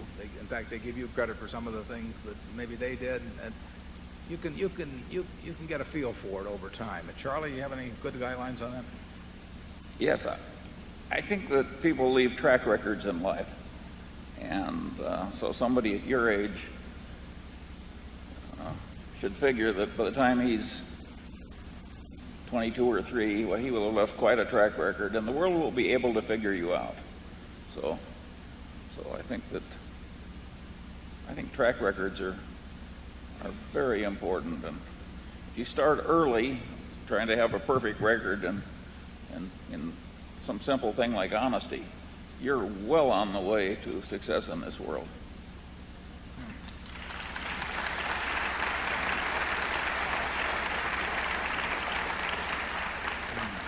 Johnny Agnelli one time told me, he said, when you get older, you have the reputation you deserve. He said, you can get away with it for a while early on, but by the time anybody gets to be 60 or so, they very probably have the reputation you deserve. And the truth is, you can have the reputation that you want. If you list all of the things that you admire in other people, you'll find out that almost everything you list, you may not be able to kick a football 60 yards or something of that sort, but almost everything you list in the people that you admire and like, they're qualities that you can have if you just set out to do that. And didn't Ben Franklin do that, Charlie? No, sure. I always say that to get what you want is to deserve what you want. I'll have some more peanut brittle. Area 6. I'm Nancy Sell from Atlanta, Georgia.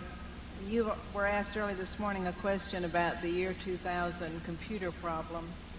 Do you anticipate any negative financial impact to the economy or to our companies due to the Millennium Problem? And if so, what financial strategies are you considering? Well, I don't think there'll be major problems for our companies. You know, there are going to be some problems anytime you have something that big.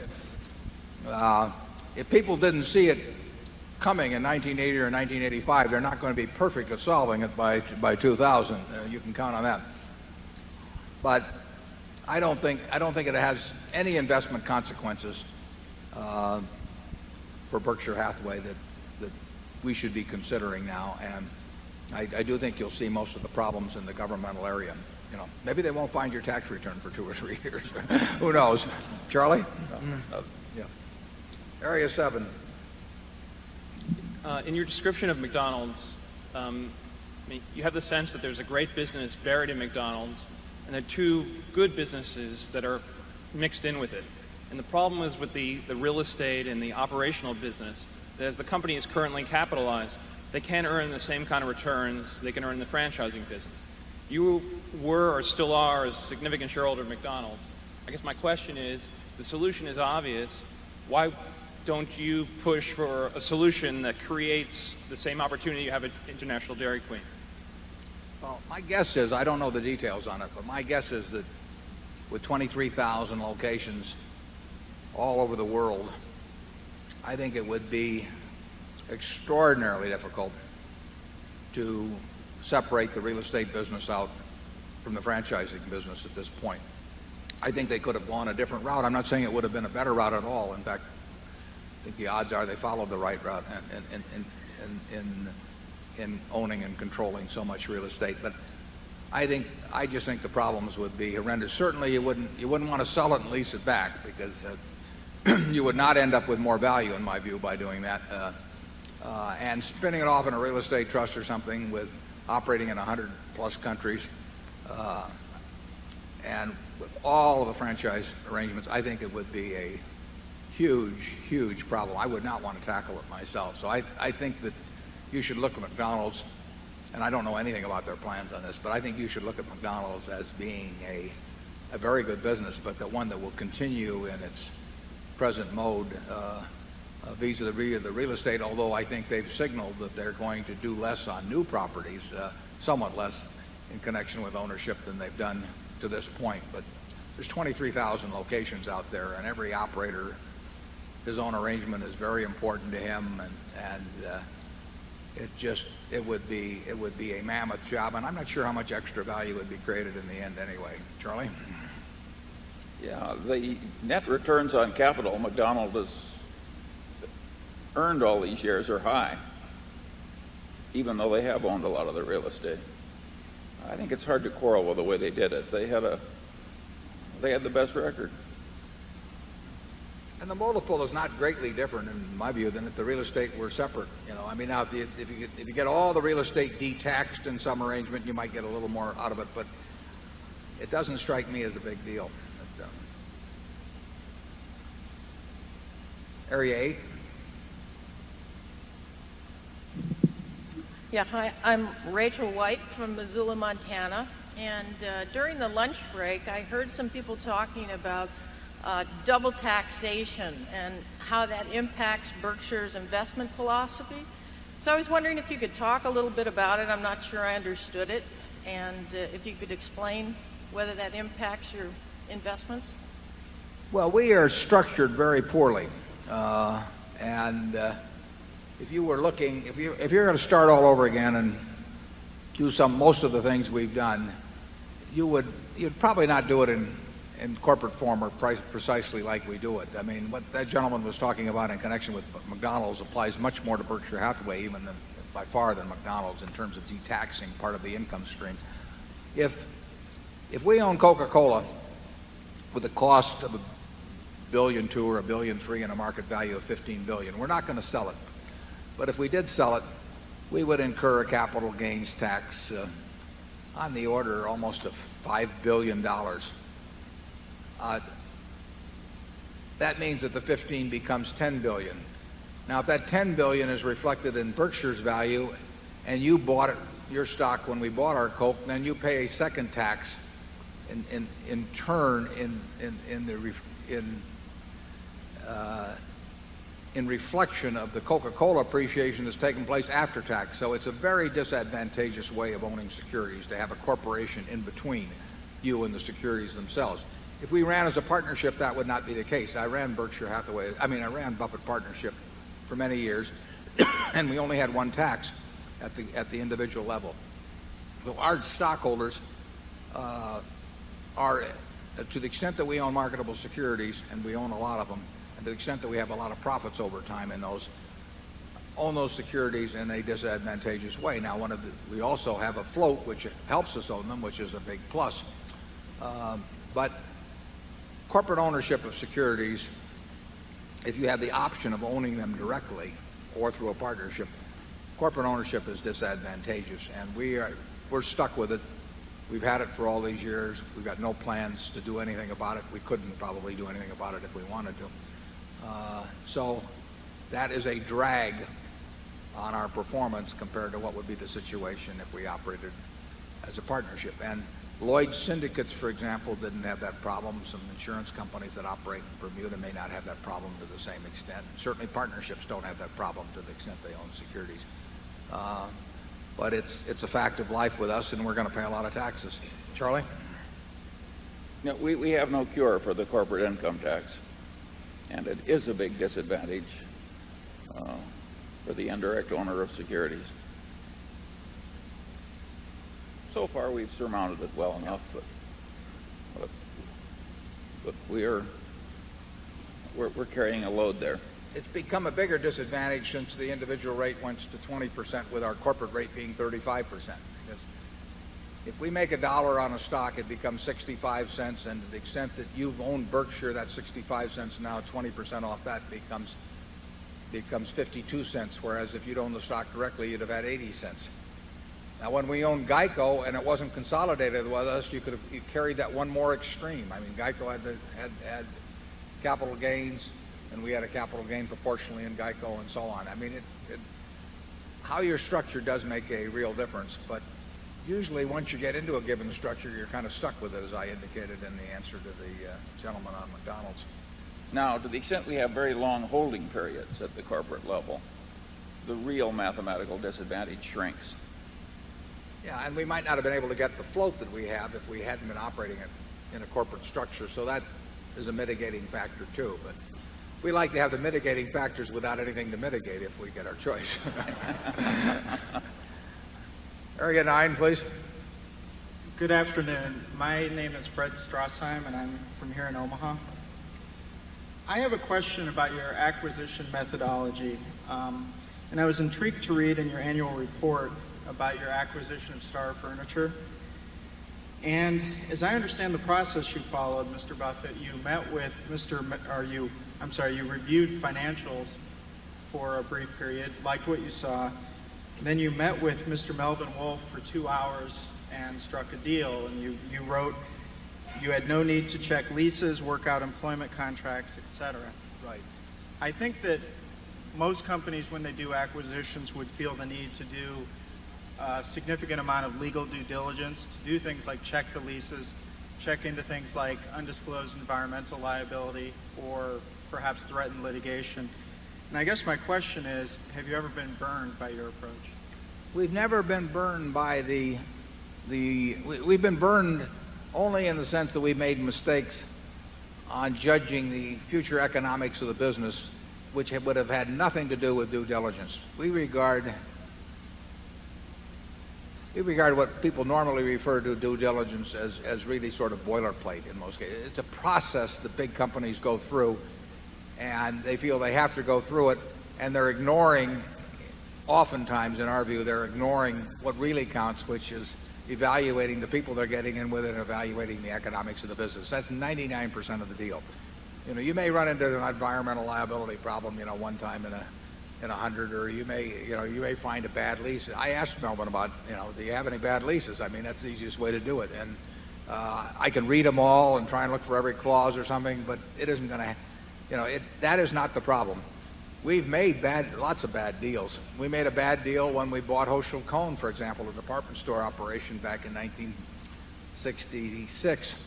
But it had fine people, but we were wrong on the economics of the business. But the leases didn't make any difference, or that sort of thing just was not important. And I can't recall any time that what other people refer to as due diligence would have avoided a bad deal for us. I can't either. No, that's 30-some years. And the key thing, you just don't want to do. I'm on various public company boards. I've been on 19 public company boards, and their idea of the due diligence is to send the lawyers out and have a bunch of investment bankers come in and make presentations and all that. And I regard that as terribly diversionary, because the board sits there, entranced by all of that, and everybody reporting how wonderful this thing is and how they've checked out patents and all that sort of thing. And nobody is focusing really on where the business is going to be in 5 or 10 years. And business judgment about economics and people to some extent, but the business economics, that is 99% of deal making, and the rest, people may do it for their protection. I think too often they do it as a crutch, just to go through with the deal that they want to go through with anyway. And of course, all the professionals know that. So believe me, they come back with the diligence, whether due or not. And we are not big fans of that. I don't know how many deals we've made over the years, but I cannot think of anything that traditional due diligence has had a thing to do with. And no, we've had surprises on the favorable side a couple of times. That is true. That is true. The kind of people that we've generally dealt with have usually told us the bad things first and good things after we made the deal. We made a deal with a fellow over in Rockford in 1969, Eugene Abegg, the Illinois National Bank and Trust Company. I made that deal in a couple of hours, and I mean, there just wasn't any way that Gene was going to be hiding anything bad. For the next 10 years, when I went over there, every time I go to lunch, he'd point out some building in town that we owned that wasn't on the books, or some foundation we had that had money in it that he hadn't told me about. And he even gave me some bills, one of which I carry in my pocket, that he had still sitting around that were issued by the bank, that were our own money, which he never told me about. We could cut them out like paper dolls. I mean, Gene was not a guy to show all his cards. And those are the kind of people we've generally dealt with. And I would certainly say that that Melvin and Shirley fit that description in spades. We're now at 3:30. It's been a lot of fun this weekend. I'm glad you came, and I hope to see you next year. Thank you.